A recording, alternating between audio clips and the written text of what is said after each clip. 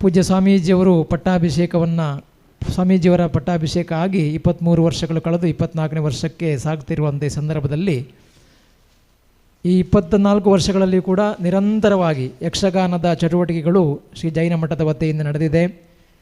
ಶ್ರೀ ಆದ್ಯ ಚಾರುಕೀರ್ತಿ ಯಕ್ಷಕಲಾ ಬಳಗ ಹೇಳುವಂತಹ ಒಂದು ಬಳಗದ ಮೂಲಕ ಈ ಕಾರ್ಯಕ್ರಮ ನಡೀತಾ ಇದೆ. ಜಿನಕಥೆಗಳನ್ನು ಆಡಿಸುವುದರ ಜೊತೆಯಲ್ಲಿ ರಾಮಾಯಣ ಮಹಾಭಾರತ ಕಥೆಗಳನ್ನು ಕೂಡ ಉಣಬಡಿಸುವಂಥ ಕಾರ್ಯಕ್ರಮ ಈ ವೇದಿಕೆಯ ಮೂಲಕ ನಡೀತಾ ಇದೆ. ಇವತ್ತು ಆ ಉದ್ಘಾಟನಾ ಕಾರ್ಯಕ್ರಮದ ಅಂಗವಾಗಿ ಯಕ್ಷೋಪಾಸನಂ ಮೂಡುಬಿದಿರೆಯ ಬೇರೆ ಬೇರೆ ಯಕ್ಷಗಾನ ಕಲಾವಿದರ ತಂಡ ಎಲ್ಲರೂ ಒಟ್ಟಿಗೆ ಸೇರಿ ಮಾಡಿಕೊಂಡಂಥ ಒಂದು ಸಂಘಟನೆ ಶ್ರೀಯುತ ಶಾಂತಾರಾಮ್ ಗುಡುವ ಅವರ ನೇತೃತ್ವದಲ್ಲಿ ಪಾರ್ಥಿಸುಬ್ಬ ವಿರಚಿತ ಶ್ರೀರಾಮ ಪಟ್ಟಾಭಿಷೇಕ ಹೇಳುವಂಥ ವ್ಯಾಖ್ಯಾನ ಈ ವೇದಿಕೆಯಲ್ಲಿ ಪ್ರಸ್ತುತಗೊಳ್ಳಲಿಕ್ಕಿದೆ. ಇವತ್ತಿನ ಈ ಪ್ರಸಂಗದಲ್ಲಿ ಭಾಗವತರಾಗಿ ನಮ್ಮ ಜೊತೆಯಲ್ಲಿ ಇಬ್ಬರು ಸಹಕರಿಸ್ತಾ ಇದ್ದಾರೆ. ಶ್ರೀಯುತ ಯರ್ಮಾಳು ವಾಸುದೇವ ಭಟ್ ಅವರು, ತಮ್ಮೆಲ್ಲರಿಗೂ ತಿಳಿದಿರುವ ಹಾಗೆ ನಮ್ಮ MCS ಬ್ಯಾಂಕಲ್ಲಿ ಅವರು ಉದ್ಯೋಗಿಯೂ ಆಗಿದ್ದಾರೆ. ಅವರು ಇವತ್ತು ಭಾಗವತಿಕೆಯನ್ನು ನಡೆಸಿಕೊಳ್ಳಲಿಕ್ಕಿದ್ದಾರೆ. ಅದೇ ರೀತಿಯಲ್ಲಿ ಆಳ್ವಾಸ್ ಕಾಲೇಜಿನಲ್ಲಿ ಆಯುರ್ವೇದ ವೈದ್ಯರಾಗಿರುವಂತಹ ಡಾಕ್ಟರ್ ಸುಬ್ರಹ್ಮಣ್ಯ ಭಟ್ ಅವರು ಕೂಡ ಭಾಗವತಿಕೆಯಲ್ಲಿ ಸಹಕರಿಸಲಿಕ್ಕಿದ್ದಾರೆ. ಚೆಂಡೆ ಮದ್ದಲೆಯಲ್ಲಿ ಎಕ್ಸಲೆಂಟ್ ಕಾಲೇಜಿನಲ್ಲಿರುವಂತಹ ಪುರುಷೋತ್ತಮ ತುಳುಪುಳೆಯವರು ನಮ್ಮ ಜೊತೆ ಸಹಕರಿಸಲಿಕ್ಕಿದ್ದಾರೆ. ಅದೇ ರೀತಿಯಲ್ಲಿ ವಿಕಾಸ್ ಕೆರೆಕಾಡವರು, ಅಭಿರಾಮ್ ಹೊಸಹಿತ್ಲು ಅವರು ಈ ಕಾರ್ಯಕ್ರಮದಲ್ಲಿ ಭಾಗವಹಿಸಲಿಕ್ಕಿದ್ದಾರೆ. ಮುಮ್ಮೇಳದಲ್ಲಿ ದಶರಥನ ಪಾತ್ರದಲ್ಲಿ ಇವತ್ತು ಕಾಣಿಸಿಕೊಳ್ಳಲಿಕ್ಕಿರುವವರು ಯಕ್ಷಗಾನದಲ್ಲಿ ಬಹಳಷ್ಟು ತಾಳಮದ್ದಲೆಗಳಲ್ಲಿ ಭಾಗವಹಿಸಿ ಅನುಭವಿಯಾಗಿರುವಂತಹ ಅಧ್ಯಾಪಕರೂ ಆಗಿರುವಂಥ ಕೆರೆಗದ್ದೆ ವೆಂಕಟರಮಣ ಭಟ್ ಅವರು. ಇನ್ನು ಮಂತರೆಯ ಪಾತ್ರದಲ್ಲಿ ಈ ಯಕ್ಷಗಾನದ ಸಂಯೋಜಕರು ಮಾತ್ರವಲ್ಲದೆ ಬಹುಶಃ ದಕ್ಷಿಣೋತ್ತರ ಜಿಲ್ಲೆಗಳ ಯಕ್ಷಗಾನ ತಾಳಮದ್ದಲೆ ಇರ್ಬೋದು, ಬಯಲಾಟ ಇರ್ಬೋದು, ಎಲ್ಲ ರಂಗಗಳ ಎಲ್ಲ ಕಲಾವಿದರ ಬಗ್ಗೆ ಒಂದು ವಿಮರ್ಶಾತ್ಮಕವಾದಂತಹ ಮಾತುಗಳನ್ನು ಆಡಬೇಕು ಹೇಳಿದರೆ ಅದಕ್ಕೆ ಯೋಗ್ಯವಾದ ವ್ಯಕ್ತಿ ಯಾರು ಕೇಳಿದರೆ ಶಾಂತಾರಾಮ ಕುಡುವರು. ಯಾಕೆಂತ ಹೇಳಿದರೆ ಅವರಿಗೆ ಪರಿಚಯ ಇಲ್ಲದ ಕಲಾವಿದರೇ ಇಲ್ಲ, ಮತ್ತು ವಿಮರ್ಶೆ ಮಾಡುವಂಥ ರೀತಿ ಕೂಡ ಹಾಗೆ ಎಲ್ಲವನ್ನು ಸಮತೂಕಗೊಳಿಸಿ ಯಾವುದು ಸರಿ ಯಾವುದು ತಪ್ಪು ಹೇಳುವಂಥ ಒಬ್ಬ ವಿಮರ್ಶಾತ್ಮಕ ವ್ಯಕ್ತಿಯೂ ಹೌದು, ಜೊತೆಯಲ್ಲಿ ಕಲಾವಿದರು ಹೌದು, ಒಬ್ಬ ಶ್ರೇಷ್ಠ ಯಕ್ಷಗಾನ ಸಂಘಟಕರು ಇವತ್ತು ಮಂತರೆಯ ಪಾತ್ರದಲ್ಲಿ ನಮ್ಮ ಜೊತೆಯಲ್ಲಿ ಕಾಣಿಸಿಕೊಳ್ಳಲಿಕ್ಕಿದ್ದಾರೆ. ಅದೇ ರೀತಿಯಲ್ಲಿ ಕೈಕೇಯಿಯ ಪಾತ್ರದಲ್ಲಿ ವೃತ್ತಿಯಲ್ಲಿ ಚಾರ್ಟರ್ಡ್ ಅಕೌಂಟೆಂಟ್ CA ಆಗಿ ಕೆಲಸ ಮಾಡ್ತಾ ಇದ್ದಾರೆ. ತಾಳಮದ್ದಲೆಯಲ್ಲಿ ಬಹಳಷ್ಟು ಕೆಲಸ ಮಾಡಿದವರು, ಈಗಲೂ ಮಾಡ್ತಾ ಇರುವವರು ಶ್ರೀಯುತ ಬಾಲಕೃಷ್ಣ ಭಟ್ ಪುತ್ತಿಗೆ ಅವರು ಸಹಕರಿಸಲಿಕ್ಕಿದ್ದಾರೆ. ಇನ್ನು ಶ್ರೀರಾಮನಾಗಿ ಕೃಷ್ಣಮೂರ್ತಿ ಮಾಯಣ್ಣವರು, ಲಕ್ಷ್ಮಣನಾಗಿ ಸುನೀಲ್ ಹೋಲಾಡುವರು, ಇವರಿಗೂ ಕೂಡ ಈ ಕಾರ್ಯಕ್ರಮದಲ್ಲಿ ಭಾಗವಹಿಸಲಿಕ್ಕಿದ್ದಾರೆ. ಇಂಥ ಒಂದು ಯಕ್ಷಗಾನ ಕಾರ್ಯಕ್ರಮ ಈ ವೇದಿಕೆಯಲ್ಲಿ ನಡೀಲಿಕ್ಕೆ ನಮ್ಮೆಲ್ಲರಿಗೂ ಸ್ಫೂರ್ತಿಯಾಗಿರುವಂಥ ಪರಮ ಪೂಜ್ಯ ಭಟ್ಟಾರಕ ಚಾರುಕೀರ್ತಿ ಪಂಡಿತಾಚಾರ್ಯವರ ಮಹಾಸ್ವಾಮೀಜಿಯವರಿಗೆ ಭಕ್ತಿಪೂರ್ವಕವಾದ ಪ್ರಣಾಮಗಳನ್ನು ಸಲ್ಲಿಸುತ್ತಾ, ಇಲ್ಲಿ ಆಗಮಿಸಿರುವಂಥ ಎಲ್ಲ ಕಲಾಭಿಮಾನಿ ಬಂಧುಗಳಿಗೆ ಶ್ರೀ ಜೈನ ಮಠದ ಪರವಾಗಿ ಹೃತ್ಪೂರ್ವಕವಾಗಿ ಸ್ವಾಗತವನ್ನು ಬಯಸ್ತಾ, ಎಲ್ಲ ಕಲಾವಿದರು, ಹಿಮ್ಮೇಳ ಹಾಗೂ ಮುಮ್ಮೇಳದ ಕಲಾವಿದರಿಗೆ ಮತ್ತೊಮ್ಮೆ ಸ್ವಾಗತವನ್ನು ಬಯಸ್ತಾ, ಈ ಶ್ರೀರಾಮ ಪಟ್ಟಾಭಿಷೇಕ ಹೇಳುವಂತಹ ಆಖ್ಯಾನವನ್ನು ನಡೆಸಿಕೊಡಬೇಕು ಎಂಬುದಾಗಿ ಕಲಾವಿದರಲ್ಲಿ ವಿನಂತಿಸಿಕೊಳ್ತಾ ಇದ್ದೇವೆ.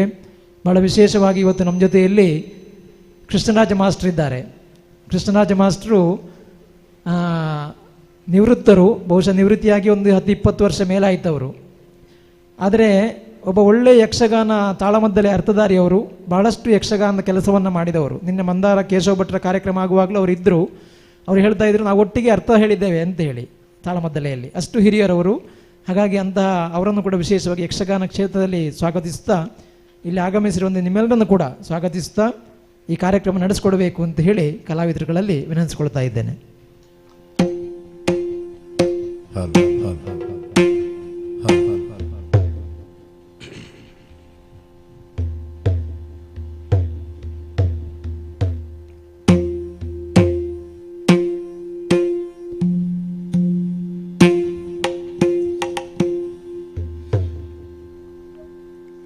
ಶ್ರೀ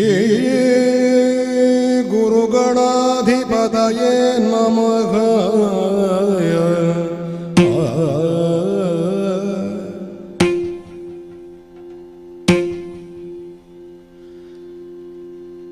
ತಾಳ ಮೃದಂಗದೋಳು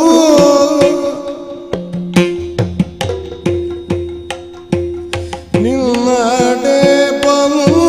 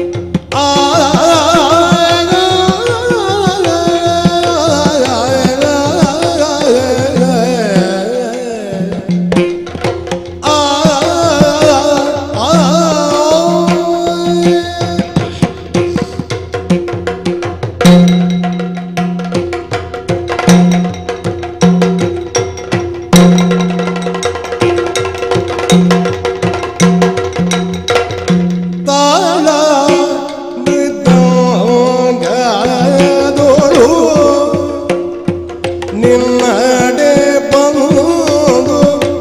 ಬಂದು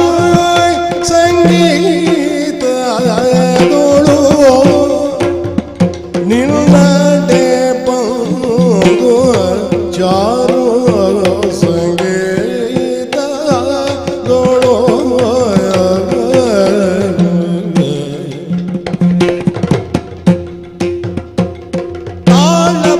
ಸಂಗೀತದೋಳು ನಿನ್ನಡೆ ಬಂದು ಚಾರು ಸಂಗೀತದೋಳು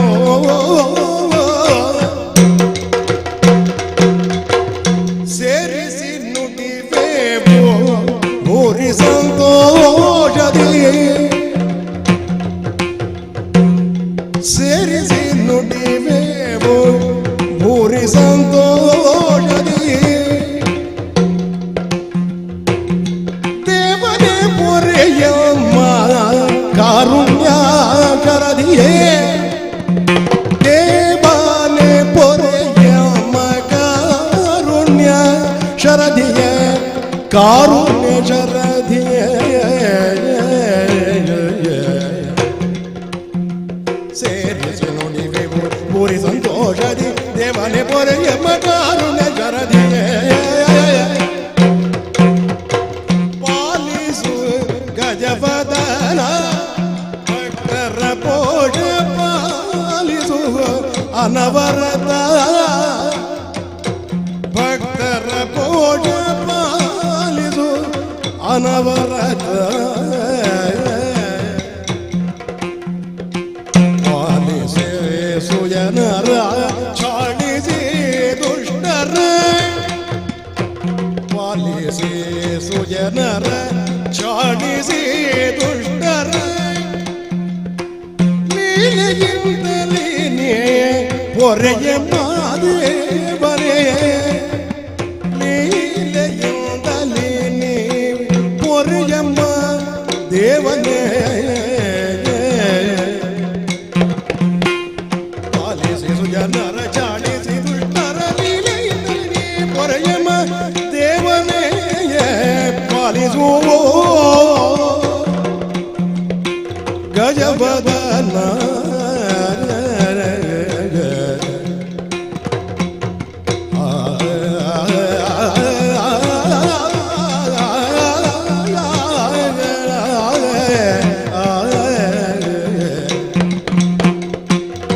ದೇವ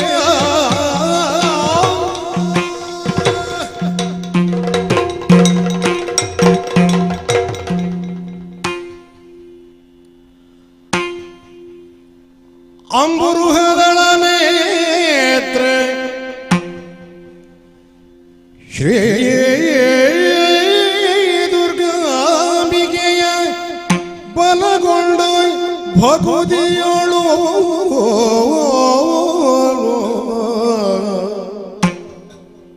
ಭಗುದಿಯೋಳು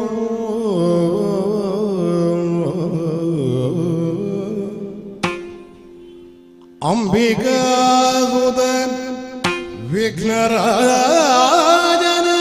ಕಿರಿದು ಸಂಸುದಿಸಿ ಅಂಬುನಿಧಿಯಾತ್ಮಜಿಗೆ ಕೈ ಮುಗಿದು ಅಂಬುಜಾಸನ ಬಾಣಿಯ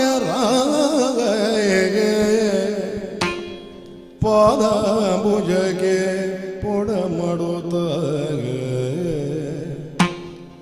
ಅಂಬುಜಾಸನ ಬಾಣಿಯರ ಪಾದಾಂಬುಜಕ್ಕೆ ಪೊಡ ಮಾಡುತ್ತ ವರ್ಣಿವೆನಿ ಕಥಾಮೃತವ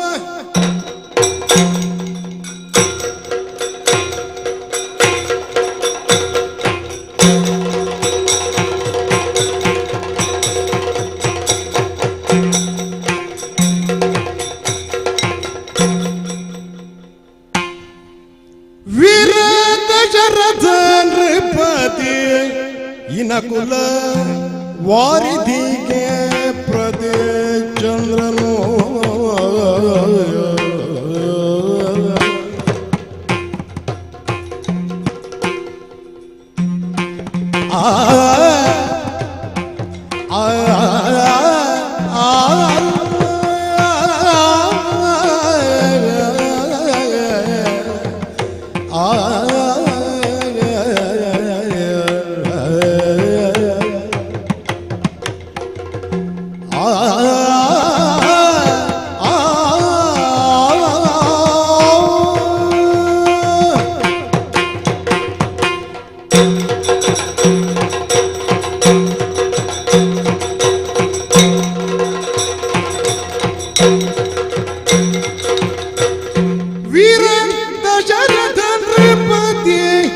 ಇನಕುಲ ವಾರಿಧಿಗೆ ಪ್ರತಿ ಚಂದ್ರನು ಇನಕುಲ ವಾರಿಧಿಗೆ ಪ್ರತಿ ಚಂದ್ರನು ಧಾರಿಣಿಯ ನಾಳ್ತಿರಲು ಕುಶಿಕ ಕುಮಾರರನು ಕರೆದೊಯ್ಯಲು ಯಜ್ಞಕ್ಕೆ ಧಾರಿಣಿಯ ನಾಳ್ತಿರಲು ಕುಶಿಕ ಕುಮಾರರನು ಕರೆದೊಯ್ಯಲು ಯಜ್ಞಕ್ಕೆ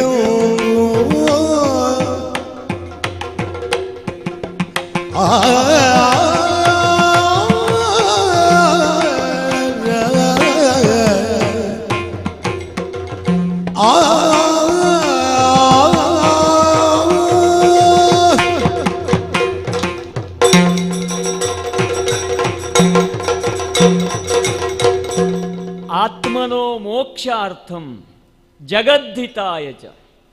ತನ್ನ ಮೋಕ್ಷವನ್ನು ಸಾಧಿಸಿಕೊಳ್ತಾ ಜಗತ್ತಿನ ಹಿತವನ್ನು ಬಯಸ್ತಾ ಬಂದಂತಹ ಕುಲ ನಮ್ಮದು. ಇನಕುಲದ ಅರಸರು ಅಂದ್ರೆ ಹಾಗೆ ಪ್ರತಿಯೊಬ್ಬರೂ ಸ್ವಾರ್ಥಿಗಳಾಗದೆ ಪ್ರಜಾರ್ಥಿಗಳಾಗಿ ಪ್ರಜೆಗಳ ಹಿತಚಿಂತನೆಯನ್ನೇ ಮಾಡ್ತಾ ಬಂದಂತಹ ವಂಶ ನಮ್ಮದು. ಒಂದೊಂದು ರಾಜರ ಅರಸರ ಹಿನ್ನೆಲೆಯನ್ನು ನೋಡಿದರೂ ಕೂಡ ಪಕ್ಷಿಯೊಂದು ಹಸಿದು ಬಂದಿದೆ ಅಂತ ಹೇಳಿ ತನ್ನ ತೊಡೆಯ ಮಾಂಸವನ್ನು ಕೊಟ್ಟಂತವರು, ಧೇನುವಿನ ಸೇವೆಯನ್ನು ಮಾಡಿ ತನ್ನ ಬದುಕನ್ನು ಹೊಸನಾಗಿಸಿಕೊಂಡವರು. ಹೀಗೆ ಒಂದೋ ಎರಡೋ ಮಾಡಿದಂತಹ ಕಾರ್ಯಗಳು ಕೂಡ ಸಾಗರೋಪಾದಿಯಲ್ಲಿ ಇದೆ. ಅಂತಹ ಇನಕುಲದ ವಂಶದವರು ನಾವು. ರಘು, ದಿಲೀಪ, ಮಾಂದಾತ, ಶಿಬಿ ಒಬ್ಬೊಬ್ಬರ ಹೆಸರಿನ ಹಿಂದೆ ಒಂದೊಂದು ರೀತಿಯಾದಂತಹ ಇತಿಹಾಸ. ಪ್ರತಿಯೊಂದೂ ಕೂಡ ಲೋಕಹಿತಕ್ಕಾಗಿ, ಎಲ್ಲಿಯೂ ಕೂಡ ಸ್ವಾರ್ಥ ಎನ್ನುವಂಥದ್ದಿಲ್ಲ. ಧರ್ಮೋ ರಕ್ಷತಿ ರಕ್ಷಿತಃ. ಯಾವ ಧರ್ಮವನ್ನ ರಕ್ಷಿಸಿದ್ರೆ ಅದು ನಮ್ಮನ್ನ ರಕ್ಷಿಸ್ತದೆಯೋ ಆ ಧರ್ಮವನ್ನು ನಿರಂತರವಾಗಿ ಅದನ್ನು ರಕ್ಷಿಸ್ತಾ ಬಂದಂಥವರು ನಮ್ಮವರು. ಯೋಚನೆ ಮಾಡ್ತಾ ಬಂದ್ರೆ ಇನಕುಲ ವಾರಿಧಿ ಚಂದ್ರರು ಒಬ್ಬರಲ್ಲ. ಈ ಇನಕುಲದೆಂಬಂತಹ ಸಮುದ್ರದಲ್ಲಿ ಅನೇಕ ಚಂದ್ರಮರು ಬಂದು ಹೋಗಿದ್ದಾರೆ. ರಾಜ ಅಂತ ಹೇಳಿದ್ರೆ ನಿಜವಾಗಿ ಚಂದ್ರ ಅಂತಲೇ ಅರ್ಥ. ಚಂದ್ರನು ಜಗತ್ತಿಗೆ ತಂಬೆಳಗನ್ನು ಕೊಟ್ರೆ ರಾಜ ಪ್ರಜಾಕೋಟಿಯನ್ನು ಚೆನ್ನಾಗಿ ನೋಡಿಕೊಂಡು ಅವರಿಗೆ ತಂಗದಿರನ್ನು ನೀಡುವ ರೀತಿಯಲ್ಲಿ ಆಳುವವನಾದ್ರಿಂದ ಅವನಿಗೂ ಚಂದ್ರರು ಅಂತಲೇ ಹೇಳುವುದು. ಇನ ಕುಲದವರಾದರೂ ಹೇಳ್ತಾ ಇರುವಂತಹದ್ದು ಚಂದ್ರರು ಅಂದರೆ ಇಲ್ಲಿ ಸೂರ್ಯರೂ ಇದ್ದಾರೆ, ಚಂದ್ರರು ಇದ್ದಾರೆ. ಸದಾಕಾಲ ಬೆಳಗುವಂಥವರು, ಜಗತ್ತಿನ ಬೆಳಕೇ ನಮ್ಮ ಉದ್ದೇಶ ಅಂಥೇಳಿ ಹೊರಟದ್ದು. 60,000 ವರ್ಷ ಆಯಿತು ನನಗೆ ಈ ಒಂದು ಸಿಂಹಾಸನದಲ್ಲಿ ಕುಳಿತು ಸಾಮ್ರಾಜ್ಯವನ್ನು ಆಳ್ತಾ ಆಳ್ತಾ ಆಳ್ತಾ ನಿತ್ಯವೂ ಗುರುಗಳಾದಂತಹ ವಸಿಷ್ಠರ ಮಂತ್ರಾಕ್ಷತೆಗೆ ತಲೆಯನ್ನ ಇಟ್ಟವನ್ನ, ಅವರ ಸ್ವಸ್ತಿ ವಾಚವನ್ನು ಕೇಳುತ್ತಾ ಕೇಳುತ್ತಾ ಸೂರ್ಯೋದಯವನ್ನು ಕಾಣುತ್ತಾ ಇದ್ದವನು. ಹೀಗೆ ಇರುವಂತಹ ಸಂದರ್ಭದಲ್ಲಿ ನಾನು ಯೌವನ ಭರಿತನಾದಾಗ ಗುರು ಹಿರಿಯರು ಪ್ರಜಾ ಸಂಪತ್ ಸಮೃದ್ಧ್ಯರ್ಥಂ ಎಂಬ ನೆಲೆಯಲ್ಲಿ ನನಗೊಂದು ಕನ್ಯೆಯನ್ನು ಗೊತ್ತು ಮಾಡಿದರು. ನಾನೂ ಒಪ್ಪಿದೆ, ಕೌಸಲ್ಯೆಯನ್ನು ಮದುವೆಯಾದೆ. ಆದರೆ ಸಂಕಲ್ಪ ಏನುಂಟೋ ಅದು ಸಿದ್ಧಿಸಲಿಲ್ಲ. ಪುತ್ರಾರ್ಥಿಯಾದಂತಹ ನನಗೆ ಮಕ್ಕಳು ಆಗಲಿಲ್ಲ. ಹಾಗಾದರೆ ಇನ್ನೇನು ಮಾಡುವುದು? ಮತ್ತು ಅವರೇ ಹಿರಿಯರೆಲ್ಲ ಕುಳಿತು ಯೋಚನೆ ಮಾಡಿ ಸುಮಿತ್ರೆಯೊಡನೆ ವಿವಾಹವನ್ನು ಏರ್ಪಡಿಸಿದರು. ಆದರೂ ಕೂಡ ವಯಸ್ಸು ಆಗ್ತಾ ಹೋಯ್ತೇ ಹೊರತು ಮಕ್ಕಳಾಗಲಿಲ್ಲ. ಕೂದಲು ನೆರೆಯಲಿಕ್ಕೆ ಶುರುವಾಯಿತು. ಹೊರಗಿನಿಂದ ನೋಡುವವರಿಗೆ ದಶರಥ ನೃಪತಿಗೆ ವಯಸ್ಸಾಯಿತು, ಆದರೆ ದಶರಥ ನೃಪತಿಯ ಮನಸ್ಸಿಗೆ ವಯಸ್ಸಾಗಲಿಲ್ಲ. ದಶರಥನ ಆಸೆ ಎನ್ನುವಂತಹದ್ದು ಈಡೇರಲಿಲ್ಲ, ಮಕ್ಕಳು ಬೇಕು ಎನ್ನುವಂತಹ ಆಸೆ. ಹಾಗಾದರೆ ಆ ಸಂದರ್ಭದಲ್ಲಿ ಕೇಕೆಯ ರಾಜ್ಯದಲ್ಲಿ ಒಬ್ಬಳಿದ್ದಾಳೆ ಎನ್ನುವಂತಹ ವಿಷಯವನ್ನು ತಿಳಿದು ಅಲ್ಲಿ ಹೋದಾಗ ಅವನಿಟ್ಟಂತಹ ಒಂದು ಷರತ್ತು, ತನ್ನ ಮಗನಿಗೆ ಸಿಂಹಾಸನ ಸಿಕ್ಕಬೇಕು. ನಮಗೆ ಮಕ್ಕಳು ಬೇಕಾದ್ದಲ್ವ, ಮಕ್ಕಳು ಆದ್ಮೇಲಲ್ವ ಸಿಂಹಾಸನ. ಒಪ್ಪಿದೆ, ಮದುವೆಯಾದೆ. ನನ್ನ ಮಡದಿ ಕೈಕೇಯಿ ಎಲ್ಲರೊಂದಿಗೆ ಸಾನುರಾಗದಿಂದ ಪರಸ್ಪರ ವಿರೋಧ ಇಲ್ಲದೇನೆ ಚೆನ್ನಾಗಿ ಬದುಕಿದ್ದ. ಕೌಸಲ್ಯೆ, ಸುಮಿತ್ರೆ, ಕೈಕೇಯಿಯರು ಯಾರೊಬ್ಬರಲ್ಲಿಯೂ ಕೂಡ ಸವತಿ ಮಾತ್ಸರ್ಯ ಎನ್ನುವಂತಹದ್ದು ಇಲ್ಲದೇನೆ ತುಂಬ ನೆಮ್ಮದಿಯಿಂದ ಬದುಕ್ತಾ ಇದ್ದಾರೆ. ಆದರೂ ಮಕ್ಕಳಾಗಲಿಲ್ವಲ್ಲ ಎನ್ನುವಂತಹ ಚಿಂತೆ. 3 ವಿವಾಹ ಆದರೂ ಮಕ್ಕಳಾಗಲಿಲ್ಲ. ಏನು ಮಾಡೋಣ ಅಂತ ಹೇಳ್ತಾ ಇರುವಾಗ ಯೋಚಿಸಿದೆ. ನಮ್ಮ ಮಂತ್ರಿ ಪರಿಷತ್ತು ಋಷಿಗಣ ಒಂದು ಸಲಹೆಯನ್ನು ನೀಡಿತು. ಪುತ್ರ ಕಾಮ ಇಷ್ಟಿ ಯಾಗದಿಂದ ಏನಾಗುವುದಿಲ್ಲ, ಆದರೆ ಶ್ರದ್ಧೆಯಿಂದ ಯಾಗವನ್ನು ಮಾಡಿದರೆ ಆಗುತ್ತದೆ ಅಂಥೇಳಿ ಪುತ್ರಕಾಮೇಷ್ಟಿ ಯಾಗವನ್ನು ಮಾಡಬೇಕು ಅಂತ ಹೇಳಿದರು. ಪುತ್ರಕಾಮೇಷ್ಟಿ ಯಾಗವನ್ನು ಮಾಡಿ ಪಾಯಸ ನಮಗೆ ಸಿಕ್ಕಿತು ದೇವರಿಂದ. ನಿಜವಾಗಿ ದೇಹ ಸೌಷ್ಠವ ಎನ್ನುವಂತಹದ್ದು ಮಾಸಿ ಹೋಗದ್ವಿದ್ರೂ ಕೂಡ ದೈವೀ ಸಂಕಲ್ಪದಿಂದ ಪಾಯಸ ಸಿಕ್ಕಿತಲ್ಲ ನಮಗೆ, ಅದನ್ನು ಮಡದಿಯರಿಗೆ ಹಂಚಿಕೊಟ್ಟೆ. ಎಲ್ಲರೂ ಹೇಳಿದರು, ದೇವರು ಕೊಟ್ಟ ಪಾಯಸವನ್ನು ಹಂಚಿಕೊಟ್ಟಲ್ಲ, ಇಲ್ಲಿ ಮಕ್ಕಳಾಗ್ತದ ಅಂತ. ಹಂಚಿಕೊಟ್ಟದ್ದು ಎಷ್ಟು ಒಳ್ಳೇದಾಯಿತು ಅಂತ ಕೇಳಿದರೆ, ಕೌಸಲ್ಯಲ್ಲಿ ಒಬ್ಬ ಮಗನನ್ನು ಪಡೆದೆ ಶ್ರೀರಾಮ, ಕೈಕೇಯಿಯಲ್ಲಿ ಇನ್ನೊಂದು ಮಗನನ್ನು ಪಡೆದೆ ಭರತ, ಸುಮಿತ್ರೆಯಲ್ಲಿ 2 ಮಕ್ಕಳನ್ನು ಪಡೆದೆ ಶತ್ರುಘ್ನ ಲಕ್ಷ್ಮಣರು. ನಿಜವಾಗಿ 4 ಜನರು ಕೂಡ ರಾಮರೇ, ಒಬ್ಬನೇ ರಾಮ ಅಲ್ಲ. ಯೋಚನೆ ಮಾಡಿದ್ರು 4 ಜನರು ರಾಮರೇ, 4 ಜನರು ಭರತರೇ, 4 ಜನರು ಲಕ್ಷ್ಮಣರೇ, 4 ಜನರು ಶತ್ರುಘ್ನರೇ. ಅಷ್ಟೊಂದು ಅನುರೂಪ್ಯ ಸಾನುರೂಪ್ಯ ಇರಬಹುದು, ರೂಪದಲ್ಲಿರಬಹುದು, ಗುಣದಲ್ಲಿರಬಹುದು. ಪ್ರತಿಯೊಂದು ಚಟುವಟಿಕೆಯಲ್ಲಿಯೂ ಒಬ್ಬರನ್ನ ಮೀರಿದಂತಹ ಗುಣ ಇನ್ನೊಬ್ಬರದು. ಹಾಗಂತ ಸ್ಪರ್ಧೆ ಇಲ್ಲ, ಅತ್ಯಂತ ಆತ್ಮೀಯತೆಯಿಂದ ಇರುವುದು. ನೋಡಿ, ಇದೇ ವಿಶೇಷತೆ ಅಂತ ಹೇಳುದು. ರಾಮನೊಡನೆ ಲಕ್ಷ್ಮಣ ಸದಾ ಕಾಲ ಇರ್ತಾನೆ. ಅವನಿಗೆ ಲಕ್ಷ್ಮಣನಿಗೆ ರಾಮ ಅಂದ್ರೆ ಆಯ್ತು, ರಾಮನೊಂದಿಗೆ ಇರು. ಶತ್ರುಘ್ನ ಭರತನೊಟ್ಟಿಗೆ ಹೇಳಿದ. ಹಾಗಾದ್ರೆ ಶತ್ರುಘ್ನ ಭರತರಿಬ್ಬರೂ ಕೂಡ, ಶತ್ರುಘ್ನ ಲಕ್ಷ್ಮಣರಿಬ್ಬರೂ ಕೂಡ ರಾಮನೊಂದಿಗೆ ಇದ್ರೆ ಒಂದು ರೀತಿಯಲ್ಲಿ ತಾರತಮ್ಯ ಆಗುತ್ತಿತ್ತೇನೋ. ಆದ್ರೆ ಹಾಗಾಗಲೇ ಇಲ್ಲ. ನಮ್ಮ ಮನೆಯಲ್ಲಿ ತಾರತಮ್ಯ ಎನ್ನುವಂತಹ ಭಾವವೇ ಇಲ್ಲ, ಎಲ್ಲರೂ ಒಂದೇ. ಹಾಲು ನೀರು ಬೆರೆತಾಗಿ ಅದನ್ನ ಭೇದ ಮಾಡಲಿಕ್ಕೆ ಆಗುವುದಿಲ್ಲ. ಹೀಗಿರುವಾಗ ಅತ್ಯಂತ ನೆಮ್ಮದಿಯಿಂದ ಇದ್ದೇನೆ. ನಿಜ ಹೇಳಿದ್ರೆ ಏನನ್ನಾದರೂ ಬಿಟ್ಟಿದ್ದೇನೆ, ಮಕ್ಕಳನ್ನ ಬಿಟ್ಟಿಡ್ಲಿಕ್ಕಾಗುವುದಿಲ್ಲ. ನನ್ನ ಬಹಿಶ್ಚರವಾದಂತಹ ಪ್ರಾಣಗಳ ಹಾಗೆ 4 ಮಕ್ಕಳು, ರಾಮ, ಲಕ್ಷ್ಮಣ, ಭರತ, ಶತ್ರುಘ್ನ. ನಮ್ಮ ಅರಮನೆಯಲ್ಲಿ ಎಂತಹ ಲವಲವಿಕೆ. ಇದನ್ನು ಕಂಡು ಸಂತೋಷದಿಂದ ಇರುವಾಗ ಜಗ್ಗನೆ ನಮ್ಮ ಆಶ್ರಮಕ್ಕೆ ಒಬ್ಬರು ಬಂದರು. ಬಂದವರು ಯಾರು? ವಿಶ್ವಾಮಿತ್ರರು. ವಿಶ್ವಾಮಿತ್ರರು ಬಂದು ನಿನ್ನ ಮಕ್ಕಳನ್ನು ಕಳಿಸಿಕೊಡಬೇಕು ಮಖ ಸಂರಕ್ಷಣೆಗೆ ಅಂತ ಹೇಳಿದರು. ಮಖದಿಂದಲೇ ಹುಟ್ಟಿದವರು ನನ್ನ ಮಕ್ಕಳು. ರಾಜನ ಕರ್ಮ ಎನ್ನುವಂಥದ್ದು ಮಖ ಸಂರಕ್ಷಣೆ, ಋಷಿಗಳ ಸಂರಕ್ಷಣೆ, ಗೋವುಗಳ ಸಂರಕ್ಷಣೆ, ಭೂಮಿಯ ಸಂರಕ್ಷಣೆ, ಆರ್ತರ ಸಂರಕ್ಷಣೆ. ಹಾಗೆ ಬಂದು ವಿಶ್ವಾಮಿತ್ರರು ಹೇಳಿದಾಗ ನಾನು ಬರ್ತೇನೆ ಅಂತ ಹೇಳಿದ್ರೆ ಅವರು ಕೇಳಲಿಲ್ಲ. ಮಕ್ಕಳನ್ನೇ ಕಳಿಸ್ಬೇಕು, ರಾಮ ಲಕ್ಷ್ಮಣರನ್ನು ನನ್ನೊಡನೆ ಕಳಿಸ್ಕೊಡು ಅಂತೇಳಿ ಹಠಕ್ಕೆ ಬಿದ್ರು. ಏನು ಮಾಡೋಣ ಚಿಂತೆಗೆ ಒಳಗಾದ. ಹೇಗೆ ಕಳಿಸಿಕೊಡುವುದು? ನನಗೆ ಈಗ ಸಿಕ್ಕಿದವರು ಮಕ್ಕಳು. ಕೊನೆಗೆ ವಸಿಷ್ಠರು ಹೇಳಿದ್ರು, ಕಳಿಸಿಕೊಡು ದಶರಥ, ಒಳ್ಳೆಯದಾಗುತ್ತದೆ. ವಿಶ್ವಾಮಿತ್ರರು ಸಾಮಾನ್ಯರಲ್ಲ, ಮೊದಲು ಕ್ಷಾತ್ರ ವೃತ್ತಿಯಲ್ಲಿದ್ದವರು, ಈಗ ಬ್ರಾಹ್ಮಣರಾಗಿದ್ದಾರೆ. ಅವರಿಗೆ ಎರಡೂ ಕೂಡ ಗೊತ್ತಿದೆ, ಶಸ್ತ್ರವೂ ಗೊತ್ತಿದೆ, ಶಾಸ್ತ್ರವೂ ಗೊತ್ತಿದೆ. ಅಂಥವರು ಗುರುಗಳಾಗಿ ನಿನ್ನ ಮಗನಿಗೆ ಸಿಗ್ತಾರೆ ಅಂತ ಹೇಳಿದ್ರೆ ಇದು ಭಾಗ್ಯ, ಇದು ಅಯೋಧ್ಯೆಯ ಭಾಗ್ಯ. ನಿಜವಾಗಿ ನೀನು ಅವರನ್ನು ಕಳಿಸಿಕೊಡು ಅಂತೇಳಿ ಸಮಾಧಾನ ಹೇಳಿದ, ಕಳಿಸಿಕೊಟ್ಟೆ. ಅಬ್ಬ, ಇದು ನಾನು ಹೇಳುದು, ನನ್ನ ಮಕ್ಕಳಿಗೆ ವಿಶ್ವಾಮಿತ್ರರಂತಹ ಗುರುಗಳು ಸಿಕ್ಕಿದ್ರು. ಕಳಿಸುವಾಗ ಮನಸ್ಸೇನೋ ಹಿಂಜರಿದಿತ್ತು, ಆದರೆ ಅವರೊಟ್ಟಿಗೆ ಹೋದ ಮೇಲೆ ನನ್ನ ಮಕ್ಕಳು ಮಾಡಿದ ಸಾಧನೆಯನ್ನು ನೋಡಿ, ಎಂತೆಂಥ ಉಪದೇಶವನ್ನು ಮಾಡಿದರು, ಮಂತ್ರದ ಉಪದೇಶವನ್ನು. ಇಲ್ಲಿದ್ರೆ ಆಗ್ತಿರ್ಲಿಲ್ಲ. ಕೊನೆಗೆ ಹೋಗಿ ಎಂತೆಂತಹ ರಕ್ಕಸರನ್ನು ಕೊಂದರು ನನ್ನ ಮಕ್ಕಳು. ಆಮೇಲೆ ಕಲ್ಲಾಗಿ ಬಿದ್ದಂತಹ ಅಹಲ್ಯೆ, ಅವಳನ್ನ ನನ್ನ ಮಗ ಅಹಲ್ಯೆ ಮತ್ತು ಗೌತಮರ ಸಂಸಾರದಲ್ಲಿ ಬಂದಂತಹ ಒಡಕನ್ನ ದೂರ ಮಾಡಿದ್ನಂತೆ, ಅವರನ್ನ ಒಂದು ಮಾಡಿದ್ನಂತೆ. ನನ್ನ ಮಗನಿಗೆ ನನ್ನ ಭಾಗ್ಯ ಅದು. ನನ್ನ ಮಕ್ಕಳು ಮಾಡಿದಂತಹ ಕೆಲಸದಿಂದ ನಾನು ಹೆಗ್ಗಳಿಕೆಯನ್ನು ಹೇಳ್ಕೊಡು. ಅಂತಹ ಮಗನನ್ನು ನನಗೆ ದೇವರು ಅನುಗ್ರಹಿಸಿದ್ನಲ್ಲ. ನನ್ನ ಮಗ ಅಂತಹ ಗೌತಮರು ಅವರ ಬದುಕನ್ನು ನೇರ್ಪುಗೊಳಿಸಿಬಿಟ್ಟ. ಆಮೇಲೆ ಮುಂದಾದದ್ದನ್ನು ನೋಡಿದ್ರೆ ರೋಮಾಂಚನ ಆಗುತ್ತದೆ. ಜನಕ ಮಹಾರಾಜ ಯಜ್ಞದಲ್ಲಿಯೇ ತನ್ನ ಬದುಕನ್ನು ಕಂಡುಕೊಂಡವನು. ಜನಕ ಕ್ಷೀರಧ್ವಜ ಜನಕ, ನೇಗಿಲೇ ಅವನ ಧ್ವಜ. ಯಜ್ಞವನ್ನ ನಿತ್ಯವೂ ಅವನ ಕೈಂಕರ್ಯ ಎಂದರೆ ಏನು? ಯಜ್ಞ ಮಾಡುವುದು. ರಾಜಋಷಿ, ರಾಜನಾಗಿದ್ರೂ ಋಷಿತುಲ್ಯವಾದ ಬದುಕನ್ನು ಬದುಕುವವನು. ಅಂತಹ ರಾಜರ್ಷಿ ನಿತ್ಯವೂ ಯಜ್ಞಕ್ಕಾಗಿ ಭೂಮಿಯನ್ನು ಉಳುವವನು. ಬೇರೆಯವ್ರ ಹತ್ರ ಉಳಿಸಬಹುದಿತ್ತು, ಅವನು ಉಳಿಸುವುದಿಲ್ಲ. ದೀಕ್ಷೆಯೇ ಹಾಗೆ, ಯಾರು ಯಜ್ಞವನ್ನು ಮಾಡ್ತಾರೋ ಅವರೇ ಭೂಮಿಯನ್ನು ಉಳಬೇಕು. ಭೂಮಿ ಹೊತ್ತು ಯಜ್ಞವೇದಿಯನ್ನು ನಿರ್ಮಾಣ ಮಾಡಬೇಕು. ಒಂದು ದಿವಸ ಅವನು ಯಜ್ಞವೇದಿಯನ್ನು ನಿರ್ಮಾಣಕ್ಕಾಗಿ ಉಳ್ತಾ ಇರಬೇಕಾದ್ರೆ ಏನೋ ವಿಶೇಷ, ಭೂಮಿಯಲ್ಲಿ ಒಂದು ಶಿಶು ಸಿಕ್ಕಿತಂತೆ. ಹಾಗಾದ್ರೆ ಸಿಕ್ಕಿದ್ದಲ್ಲಿ ಆ ವೇದಿಕೆಗಾಗಿ ನೇಗಿಲಿನಲ್ಲಿ ಉಳ್ತಾ ಇರಬೇಕಾದ್ರೆ ನೇಗಿಲಿನ ಗೆರೆಯ ನಡುವೆ ಒಂದು ಹೆಣ್ಣು ಸಿಕ್ಕಿತು. ಹಾಗಾದ್ರೆ ಆ ನೇಗಿಲಿನ ಗೆರೆಗೆ ಸೀತಾ ಅಂತ ಹೆಸರು. ಹಾಗೆ ಸಿಕ್ಕಿದವು ತರುಣಿಗೆ, ಸಿಕ್ಕಿದ ಶಿಶುವಿಗೆ ಸೀತೆ ಅಂತಲೇ ಹೆಸರಿಟ್ಟ. ಅಲ್ಲಿ ಬೆಳೆದ್ಲು.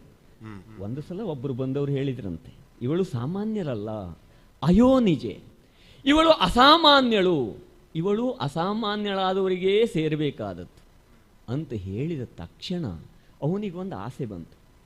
ಅವನು ಒಂದು ವಿಶೇಷವಾದಂತಹ ಧನುಸ್ಸನ್ನು ತನ್ನ ಭಕ್ತಿಯ ಪರಾಕಾಷ್ಠೆಯಿಂದ ಒಲಿಸಿಕೊಂಡು ತಂದಿರಿಸಿಕೊಂಡಿದ್ದ. ಅವನ ಪರಂಪರೆಯಿಂದ ಬಂದದ್ದು ಶಿವಧನುಸ್ಸು.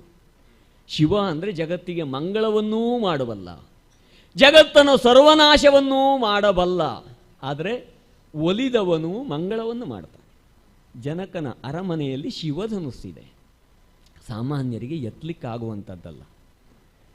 ಆ ಧನುಸ್ಸನ್ನು ಎತ್ತಿದವರಿಗೆ ತನ್ನ ಮಗಳನ್ನು ಕೊಡ್ತೇನೆ, ಜನಕನ ಒಂದು ಪ್ರತಿಜ್ಞೆ. ಆ ಪ್ರತಿಜ್ಞೆಯನ್ನು ಯಾವ ರಾಜರ ಹತ್ರ ಮೀರ್ಲಿಕ್ಕಾಗಲಿಲ್ಲ. ಬಂದವರೆಲ್ಲ ಎತ್ತಿದ್ರು, ಆಗಲಿಲ್ಲ. ಎತ್ತಲಿಕ್ಕಾಗಲೇ ಇಲ್ಲ, ಪ್ರಯತ್ನ ಮಾತ್ರ ಮಾಡಿದರು. ಎಂತೆಂತಹ ಮಹಾರಾಜರು, ಎಂತೆಂತಹ ಸಾಮರ್ಥ್ಯ ಇದ್ದವರು, ಎಂತೆಂತಹ ಅಕ್ಷೋಹಿಣಿಯನ್ನು ತಮ್ಮ ಭುಜಬಲದಿಂದ ಜಯಿಸಿದವರು. ಈ ಧನುಸ್ಸನ್ನು ಎತ್ತಲಿಕ್ಕಾಗಲಿಲ್ಲ, ಸೀತೆಯನ್ನು ಪಡೀಲಿಕ್ಕಾಗಲಿಲ್ಲ. ಅದೇ ಸಂದರ್ಭದಲ್ಲಿ ನನ್ನ ಮಕ್ಕಳನ್ನು ಕರೆದುಕೊಂಡು ವಿಶ್ವಾಮಿತ್ರರು ಹೋದರಂತೆ. ವಿಶ್ವಾಮಿತ್ರರು ಹೋದ ತಕ್ಷಣ ಸಂತೋಷ ಆಗ್ತದೆ ಈ ಘಟನೆಯನ್ನು ಹೇಳಬೇಕು ಅಂತ ಹೇಳಿದರೆ. ನನ್ನ ರಾಮ ಹೋಗಿ ಆ ಧನುಸ್ಸನ್ನು ಎತ್ತಿದ ಅಷ್ಟೇ ಅಲ್ಲ, ಶಿಂಜನಿಯನ್ನು ಕಟ್ಟುವಾಗ ಧನುರ್ಭಂಗವಾಯಿತಂತೆ. ಅರ್ಥ ಏನು? ಅಸಾಮಾನ್ಯರಾದಂತಹ ರಾಜರಿಗೂ ಎತ್ತಲಿಕ್ಕಾಗದೇ ಇರುವಂತಹ ಧನುಸ್ಸನ್ನು ನನ್ನ ಮಗ ಎತ್ತಿದ ಅಂತೇಳಿ. ಆದರೆ ಲೋಕದಲ್ಲಿ ಅವನಂತವ್ರು ಬೇರೆಯವರು ಇಲ್ಲ. ಅಂದರೆ ಸಣ್ಣ ಬಾಲಕ, ಅಂತಹ ಬಾಲಕನಲ್ಲಿ ಅಪ್ರತಿಮವಾದಂತಹ ಸಾಮರ್ಥ್ಯ ಇದೆ. ಎಲ್ಲರೂ ಉಗೆ ಉಗೆ ಅಂತ ಹೇಳಿದವರು. ಅವನ ಇನ್ನೊಂದು ಮಗಳನ್ನು ನನ್ನ ಮಗನಿಗೆ ಕೊಟ್ಟರು, ರಾಮನಿಗೆ ಲಕ್ಷ್ಮಣನಿಗೆ. ಅವನ ತಮ್ಮನ 2 ಮಕ್ಕಳನ್ನೂ ಕೂಡ ನಮ್ಮಿಬ್ಬರು ಮಕ್ಕಳಿಗೆ ಒಟ್ಟು 4 ಜನ ನಮ್ಮಲ್ಲೂ ಬೆಳೆದಿದ್ರು, ಅಲ್ಲಿಯೂ 4 ಜನ ಇದ್ರು. ಇದು ವಿಧಿ ಸಂಕಲ್ಪ ಅಲ್ವೇ?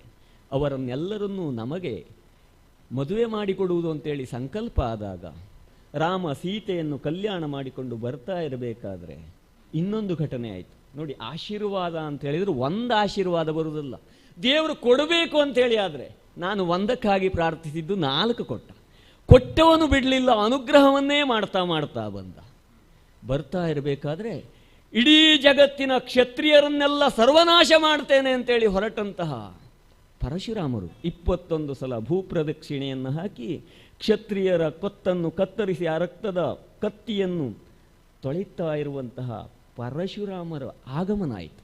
ಕೈಯಲ್ಲಿರುವಂತಹದ್ದು ಯಾವುದು? ವೈಷ್ಣವ ಧನುಸ್ಸು. ಅವರಿಗೆ ವಿಪರೀತವಾದ ಕೋಪವಂತು ರಾಮನನ್ನು ಕಂಡು. ಸುದ್ದಿ ಮೊದಲೇ ಹೊರಟಿತ್ತು ಹೊರಗೆಲ್ಲ. ರಾಮ ಶಿವಧನುಸ್ಸನ್ನು ಮುರಿದಿದ್ದಾನಂತೆ. ಕೋಪಗೊಂಡು, ಏನು ನನ್ನ ಶಿವನ ಧನುಸ್ಸನ್ನು ಮುರಿದಿಯ ನೀನು? ಪ್ರಶ್ನೆಯಲ್ಲಿಂದ.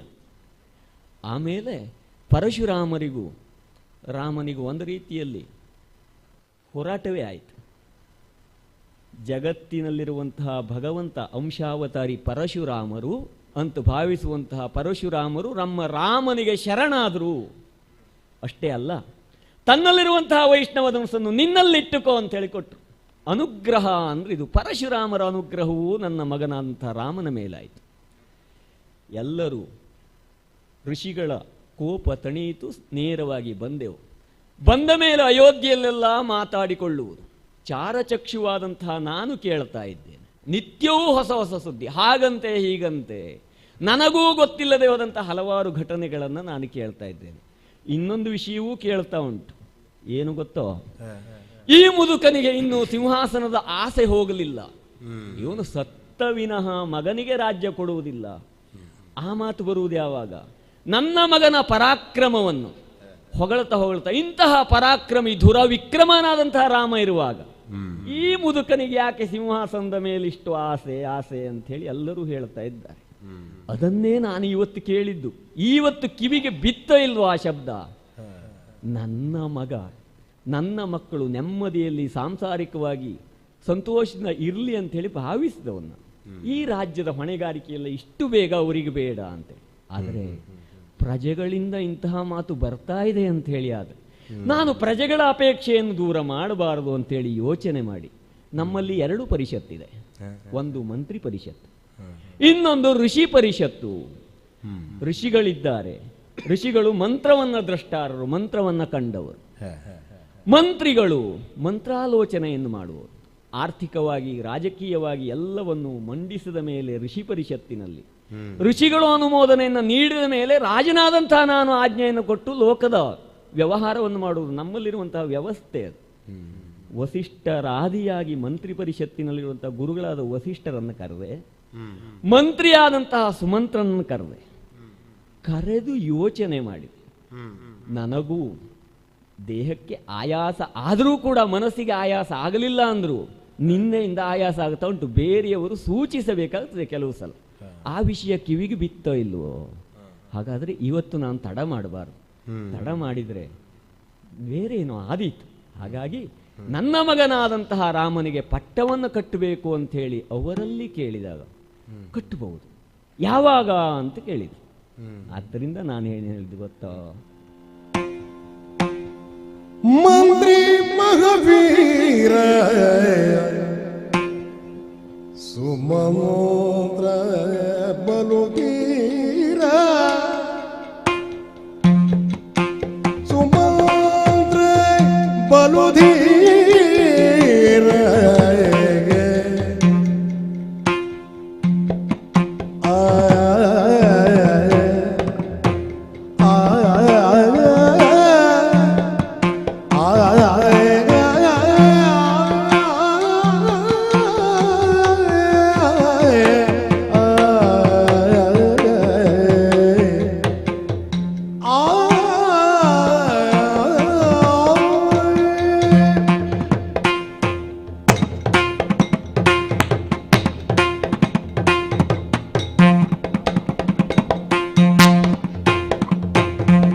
ಮಂತ್ರಿ ಮಹಾವೀರ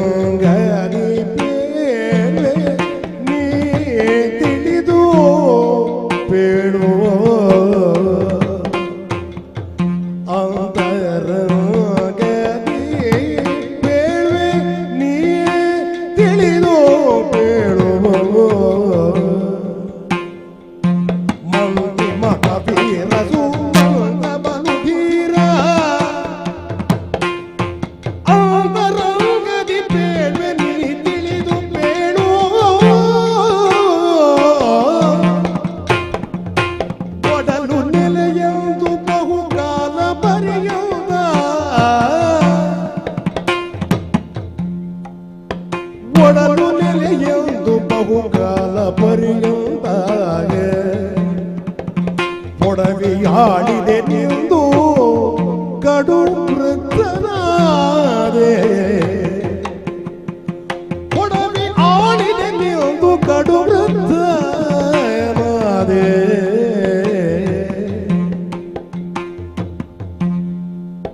ಕೊಡವಿಯನು ರಾಘವಗೆ ಕೊಡುವೆ ನಾನದಗೆ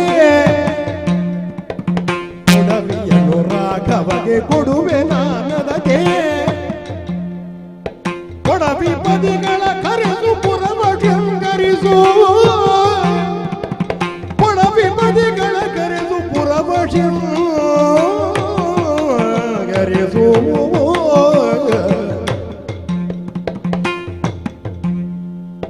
ಕೊಡವಿಯನು ರಾಘವಗೆ ಕೊಡುವೆ ನಾನದಗೆ ಕೊಡವಿ ಪದಿಗಳ ಕರೆದು ಪುರವ ಶೃಂಗರಿಸು ಮಂತ್ರಿ ಮಗವೀರ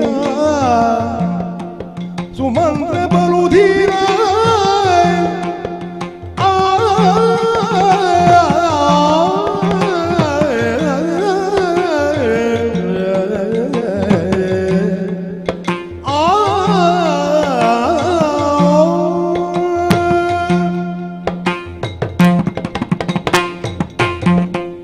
ಸಾಮಾನ್ಯರಿಂದ ಗೆಲ್ಲಲು ಅಸಾಧ್ಯವಾದಂತಹ ಪ್ರದೇಶವೇ ಅಯೋಧ್ಯೆ. ಕೋಸಲ ರಾಜ್ಯಗಳ ಸಮೂಹದಲ್ಲಿ ಅಯೋಧ್ಯೆ ಎನ್ನುವಂಥದ್ದು ಕಲಶಪ್ರಾಯವಾದದ್ದು. ಹೀಗಾಗಲಿಕ್ಕೆ ಕಾರಣ ಏನು? ದಶರಥ ನಾಮಾಂಕಿತನಾದಂತಹ ನಾನು 10 ದಿಕ್ಕುಗಳಲ್ಲೂ ರಥವನ್ನು ನಡೆಸಬಲ್ಲೆ. ಅಷ್ಟೇ ಅಲ್ಲ, 10 ರೀತಿಯಲ್ಲಿಯೂ ರಥವನ್ನು ನಡೆಸಬಲ್ಲೆ. ನಿಜ ಹೇಳಿದರೆ ನಮ್ಮ ಅಯೋಧ್ಯೆಯಲ್ಲಿ ಇದ್ದವರು ಎಲ್ಲರೂ ದಶರಥರೇ. ಯಾಕೆ ಅಂತ ಕೇಳಿದರೆ 5 ಕರ್ಮೇಂದ್ರಿಯ 5 ಜ್ಞಾನೇಂದ್ರಿಯ, ಆ 10 ಇಂದ್ರಿಯಗಳನ್ನು ತಮಗೆ ಹೇಗೆ ಬೇಕೋ ಹಾಗೆ ನಿಯಂತ್ರಿಸುವ ಸಾಮರ್ಥ್ಯ ಇದ್ದ ದಶರಥರು. ಬದುಕಿನ ರಥವನ್ನು ಹೇಗೆ ಕೊಂಡು ಹೋಗಬೇಕೋ ಆ ಸಾಮರ್ಥ್ಯ ಇದ್ದವರು ನಮ್ಮ ಅಯೋಧ್ಯೆಯವರು. ನಾನು ಭೌತಿಕ ರಥವನ್ನು ನಡೆಸಬಹುದು, ಪ್ರತಿಯೊಬ್ಬರೂ ಆ ದಿಸೆಯಲ್ಲಿ ನನ್ನನ್ನು ಅನುಸರಿಸಿದ್ದಾರೆ ಎನ್ನುವ ನೆಲೆಯಲ್ಲಿ ನನಗೆ ಹೆಮ್ಮೆ ಇದೆ. ಇಷ್ಟಕ್ಕೆ ಮಾತ್ರ ಅಲ್ಲ, ಒಂದು ರಾಜ್ಯ ವಿಶೇಷವಾಗಿ ಜನಮಾನಸದಲ್ಲಿ ನೆಲೆ ನಿಲ್ತದೆ ಅಂಥೇಳಿ ಕಾರಣ ಏನು? ರಾಜ ಒಬ್ಬನೇ ಅಲ್ಲ, ಸ್ವಾಮಿ, ಅಮಾತ್ಯ, ಸುಹೃತ್, ಕೋಶ, ರಾಷ್ಟ್ರ, ದುರ್ಗ, ಬಲ ಎನ್ನುವಂತಹ ಸಪ್ತಾಂಗಗಳು ಸರಿಯಾಗಿ ಇದ್ದಾಗ ರಾಜ ನಿಜವಾಗಿ ಪ್ರಕಾಶಿಸುತ್ತಾನೆ. ಹಾಗಾದರೆ ಆ 7 ಅಂಗಗಳನ್ನು ನಿಯಂತ್ರಣದಲ್ಲಿಟ್ಟುಕೊಳ್ಳುವಂಥದ್ದು ಯಾರು? ರಾಜನೇ. ಪ್ರತಿಯೊಂದು ಅಂಗಗಳು ಸರಿಯಾಗಿ ಇರಬೇಕು, ಇಟ್ಟುಕೊಳ್ಳಬೇಕು. ನಮ್ಮಲ್ಲಿ ಎಲ್ಲವೂ ಸರಿಯಾಗಿದೆ ಎನ್ನುವುದಕ್ಕೆ ನಾನೇ ಉದಾಹರಣೆ, ನಮ್ಮ ಅಯೋಧ್ಯೆಯೇ ಉದಾಹರಣೆ. ನಮ್ಮಲ್ಲಿರುವಂತಹ ಮಂತ್ರಿಗಳೆಂಥವರು ಪ್ರಜಾಕೋಟಿಗಳ ಸಕಲ ಆಶೋತ್ತರಗಳನ್ನು ಚಿಂತಿಸಿ ಮಂತಿಸಿ ಅದನ್ನು ಕಾರ್ಯರೂಪಕ್ಕೆ ತರುವಂಥವರು. 10 ಇಲ್ಲಿಂದ ಕೊಟ್ಟರೆ ಪ್ರಜೆಗಳಿಗೆ ತಲುಪಬೇಕಾದ್ರೂ 1 ಆಗುವುದಲ್ಲ, 10 ಕೊಟ್ಟರೆ 10 ಕೂಡ ಪ್ರಜೆಗಳಿಗೆ ಸಿಗುವಂತೆ ಮಾಡುವಂತಹ ಸಭ್ಯರು, ಚಾರಿತ್ರ್ಯವಂತರು, ಗುಣಶೀಲರು, ಶಾಸ್ತ್ರಾರ್ಥ ಕೋವಿದರು ನಮ್ಮ ಮಂತ್ರಿಗಳು. ಅವರಿಗೆ ಬೇರೆಯವರು ಹೇಳಬೇಕು ಅಂತಿಲ್ಲ, ಅವರೇ ನಮಗೆ ಚಿಂತನೆಯನ್ನು ತಂದು ಕೊಡ್ತಾರೆ.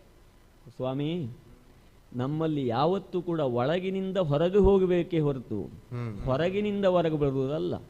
ಯಾವಾಗ ಹೊರಗಿನಿಂದ ಒಳಗೆ ಬರ್ತದೋ ವಿಷಯ ಆಗ ಎಲ್ಲ ಹಾಳಾಗಿ ಹೋಗುತ್ತದೆ.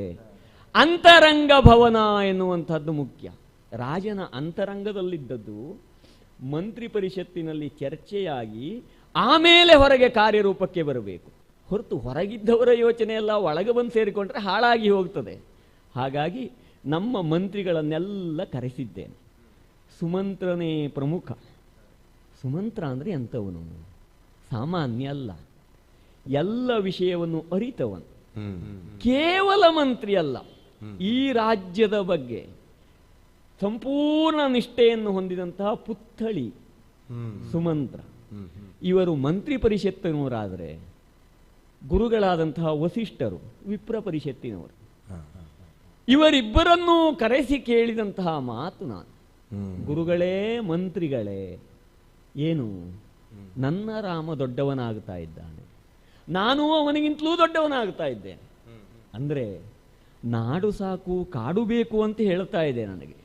ದಶರಥ, ನೀನಿಲ್ಲಿ ಮಾಡಿದ್ದೆಲ್ಲ ಆಗ್ತಾ ಬಂತು, ಕೊನೆಯ ಆಗ್ತಾ ಬಂತು, ಇನ್ನು ಮಾಡಲಿಕ್ಕೆ ಬೇರೆಯವರಿದ್ದಾರೆ. ಹಾಗಾದರೆ ಈ ಕಾಲೋಯಂ ನಿರವಧಿ ವಿಪುಲಾಚ ಪೃಥ್ವಿ. ಈ ಕಾಲ ಎನ್ನುವಂಥದ್ದು ನಿಲ್ಲುವಂಥದ್ದಲ್ಲ, ಅದಕ್ಕೆ ಕೊನೆ ಎನ್ನುವಂಥದ್ದಿಲ್ಲ. ಈ ಪೃಥ್ವಿ ಎನ್ನುವಂಥದ್ದು ಕೂಡ ವಿಶಾಲವಾದದ್ದು. ಈ ಸೂರ್ಯ ಎಲ್ಲೆಲ್ಲಿ ಪ್ರಕಾಶಿಸ್ತಾನೋ ಅಲ್ಲೆಲ್ಲ ಇರುವಂತಹ ಈ ಅಧಿಕಾರವನ್ನು ಈಗ ನನ್ನ ಹತ್ರ ಆಗುವುದಿಲ್ಲ ಮಾಡಲಿಕ್ಕೆ. ಹಾಗಾದ್ರೆ ಯಾರು ಅಂತ ಕೇಳಿದರೆ, ಸಕಲ ಗುಣಗಳಿಂದಲೂ ಭರಿತನಾದಂತಹ, ದಕ್ಷನಾದಂತಹ, ಪೂರ್ವಾಭಿಭಾಷಿಯಾದಂತಹ, ಎಲ್ಲ ಗುಣಗಳಿಂದಲೂ ಸರಿಯಾದ ಸುಸಂಸ್ಕೃತನಾದ, ಪ್ರಜಾನುರಾಗಿಯಾದವನು. ನನ್ನ ಮಗನ ಕುರಿತು ನಾನಾಗಾಗ ಕೇಳ್ತಾ ಇರ್ತಿದ್ದೆ. ಚಾರಕರ ಹತ್ರ ಆಗಾಗ ಕೇಳುದು, ನನ್ನ ಮಗನ ಕುರಿತು ಏನು ಹೇಳ್ತಾರೆ ಅಂತ. ಯಾಕೆ ಕೆಲವು ಸಲ ರಾಜನ ಮಕ್ಕಳು ದಾರಿ ತಪ್ಪುವುದುಂಟು, ನಮ್ಮ ಮಕ್ಕಳು ಹಾಗೇನಾದ್ರೂ ಉಂಟೋ ಅಂತ. ಎಲ್ಲೂ ಇಲ್ಲ. ರಾಮ ಒಬ್ಬನ ಬಗ್ಗೆಯೂ ಕೂಡ ಕೆಟ್ಟದ್ದಾಗಿ ಮಾತನಾಡಲಿಲ್ಲ. ರಾಮನ ಬಗ್ಗೆ ಹೇಗಿದೆ ಪ್ರಜೆಗಳ ಮಾತು, ಎಲ್ಲರೂ ಕೂಡ ರಾಮ ಬೇರೆ ಅಲ್ಲ, ತಮ್ಮ ಮನೆಯ ಮಗ. ರಾಮನನ್ನು ನನ್ನ ಮಗ ಅಂತ ಒಪ್ಕೊಳ್ಳುವುದು, ತಮ್ಮ ಮನೆಯ ಮಗ ಅಂತೇಳಿ ಪ್ರೀತಿಸ್ತಾ ಇದ್ದಾರೆ. ಹಾಗಾದ್ರೆ ಇಷ್ಟು ಪ್ರೀತಿ ಇರುವಾಗ ಆ ರಾಮನಿಗೆ ನಾನು ಪಟ್ಟವನ್ನು ಕಟ್ಟಬೇಕು ಅಂತೇಳಿ ಯೋಚಿಸ್ತಾ ಇದ್ದೇನೆ. ಅದಕ್ಕೆ ನಿಮ್ಮ ಒಪ್ಪಿಗೆ ಇದೆಯಾ? ಹೇಗೆ ನಿಮ್ಮ ಒಪ್ಪಿಗೆ ಇದೆ ಅಂತೇಳಿ ಆದ್ರೆ ಪಟ್ಟ ಕಟ್ಟಬೇಕು. ಯಾವಾಗ? ಸಮಯ ಇಲ್ಲ, ನಾಳೆಯೇ ಪಟ್ಟ ಆಗಬೇಕು. ನಾಳೆಯೇ ಆಗಬೇಕು. ನಾಳೆ ಆಗುವಂತಹ ಪಟ್ಟಕ್ಕೆ ಅದು ರಾಮನ ಪಟ್ಟಾಭಿಷೇಕ. ನಾಳೆಯೇ ಆಗಬೇಕು. ನನಗೆ ನಾಳೆಯೇ ಆಗಬೇಕು ಅಂತೇಳಿ ಆಸೆ ಆಗ್ತಾ ಇದೆ, ತಡಿಲಿಕ್ಕಾಗ್ತಾ ಇಲ್ಲ. ಈಗ ನಾಳೆ ಆಗುವಂತಹ ಪಟ್ಟಕ್ಕೆ ಸಕಲ ಸಂಭಾರಗಳನ್ನು ಸಂಗ್ರಹಿಸಬೇಕು. ಇದು ರಾಜಾಜ್ಞೆ. ಹಾಗೆ ಪುರದ ಅಲಂಕಾರ ಹೇಗಿರಬೇಕು? ನ ಭೂತೋ ನ ಭವಿಷ್ಯತಿ ಅಂತ ಹೇಳುವುದಿಲ್ಲ. ರಾಮನ ಕಾಲದಲ್ಲಿ ಇನ್ನೂ ಮಾಡಿಯಾನು, ನನ್ನ ಮಗ ಅವನು. ಹಿಂದೆ ಇಂತಹ ಅಲಂಕಾರ ಆಗಿರಲಿಲ್ಲ, ಹಾಗಾಗಬೇಕು. ಹಾಗಾಗಿ ಪುರದಲ್ಲಿ ಡಂಗುರವನ್ನು ಹೊಡೆಸಬೇಕು. ನಾಳೆ ರಾಮಚಂದ್ರನಿಗೆ ಪಟ್ಟ ಅಂತೇಳಿ ತಳಿರು ತೋರಣಗಳಿಂದ ಅಲಂಕರಿಸಬೇಕು. ಇಷ್ಟು ಸಾಕೋ? ಅಲ್ಲ. ಪಟ್ಟವನ್ನ ಏರುವ ಸಂದರ್ಭದಲ್ಲಿ ಸುತ್ತಲಿನ ರಾಜರೆಲ್ಲರೂ ಕೂಡ ಒಪ್ಪಿಗೆಯನ್ನು ಕೊಡಬೇಕು. ಅವರನ್ನೆಲ್ಲರನ್ನೂ ಕೂಡ ನಾವು ಕರಿಬೇಕು. ಅವರು ಬಂದು ಅಲ್ಲಿ ಕುಳಿತುಕೊಂಡ್ರು ಅಂತೇಳಿ ಆದ್ರೆ ನಮ್ಮ ವಿರುದ್ಧ ಇಲ್ಲ ಅಂತ. ಯಾರು ವಿರುದ್ಧ ಇಲ್ಲ, ರಾಮನ ವಿರುದ್ಧ ಯಾರೂ ಇಲ್ಲ. ಆದ್ರೆ ಅವರೆಲ್ಲರಿಗೂ ಕರೆಯನ್ನು ಕಳಿಸಿದ್ರೆ ವಿರುದ್ಧ ಇಲ್ಲ ಅನ್ನುವಂಥದ್ದು ಒಂದು ಬಾಂಧವ್ಯ ಇನ್ನೂ ಹೆಚ್ಚಿಗೆ ಆಗುತ್ತದೆ. ಹಾಗಾಗಿ ಇಡೀ ಪುರದಲ್ಲಿ ನಭೂತೋ ಎನ್ನುವಂತಹ ಅಲಂಕಾರ ಆಗಬೇಕು. ಪ್ರಜಾಕೋಟಿಗಳೆಲ್ಲರೂ ಕೂಡ ಸಂತೋಷದಿಂದ ಇರಬೇಕು. ನಾಳೆಗೆ ವ್ಯವಸ್ಥೆ ಆಗಬೇಕು. ಡಂಗುರ ಹೊಡಿಸಿ ನಾಮನ ಪಟ್ಟಾಭಿಷೇಕ ಯಾವಾಗ? ನಾಳೆಗೆ.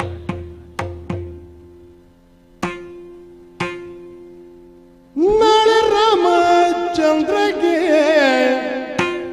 ಅಭಿಷೇಕ ಆಗುವುದೆಂದು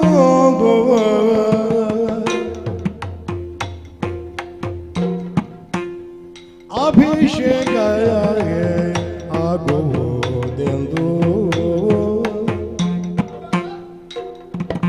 ನಾಳೆ ನಾಳೆ ನಾಳೆ ರಾಮಚಂದ್ರಗೆ ಅಭಿಷೇಕ ಆಗುವುದೆಂದು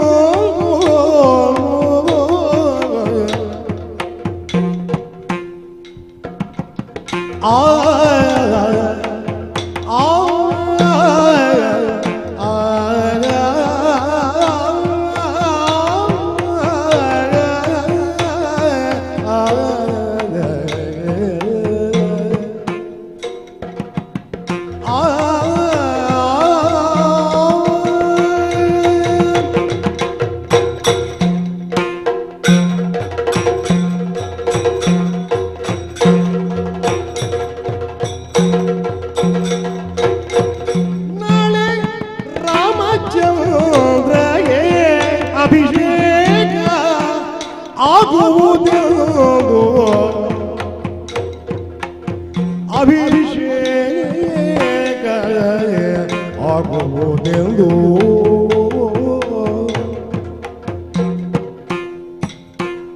ಕೇಳಿದಳು ಕೇಳಿದಳು ಮರೆಯಲ್ಲಿ ನಿಂದು ಎಲ್ಲಿ ನಿಂತು ಕೇಳಿದಳು ಮರೆಯಲ್ಲಿ ಮರೆಯಲ್ಲಿ ನಿಲ್ಲು ಕೇಳಿದಳು ಮರೆ ಮರೆಯಲ್ಲಿ ನಿಂದು ಮಂತರೆ ಹೋಗಿ ಬೆಳೆದಳು ಕೈಗೆಯುಳಿದೆಂದು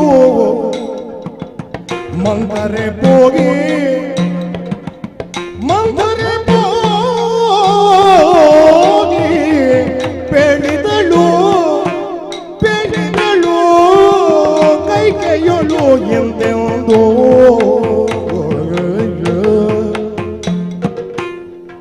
ನಾಳೆ ರಾಮಚಂದ್ರಗೆ ಅಭಿಷೇಕವಾಗುವುದೆಂದು ಕೇಳಿದಳು ಮರೆಯಲ್ಲಿ ನಿಂದು ಮಂದರೆ ಹೋಗಿ ಬೆಳೆದಳು ಕೈಗೆಯುಳಿದೆಂದು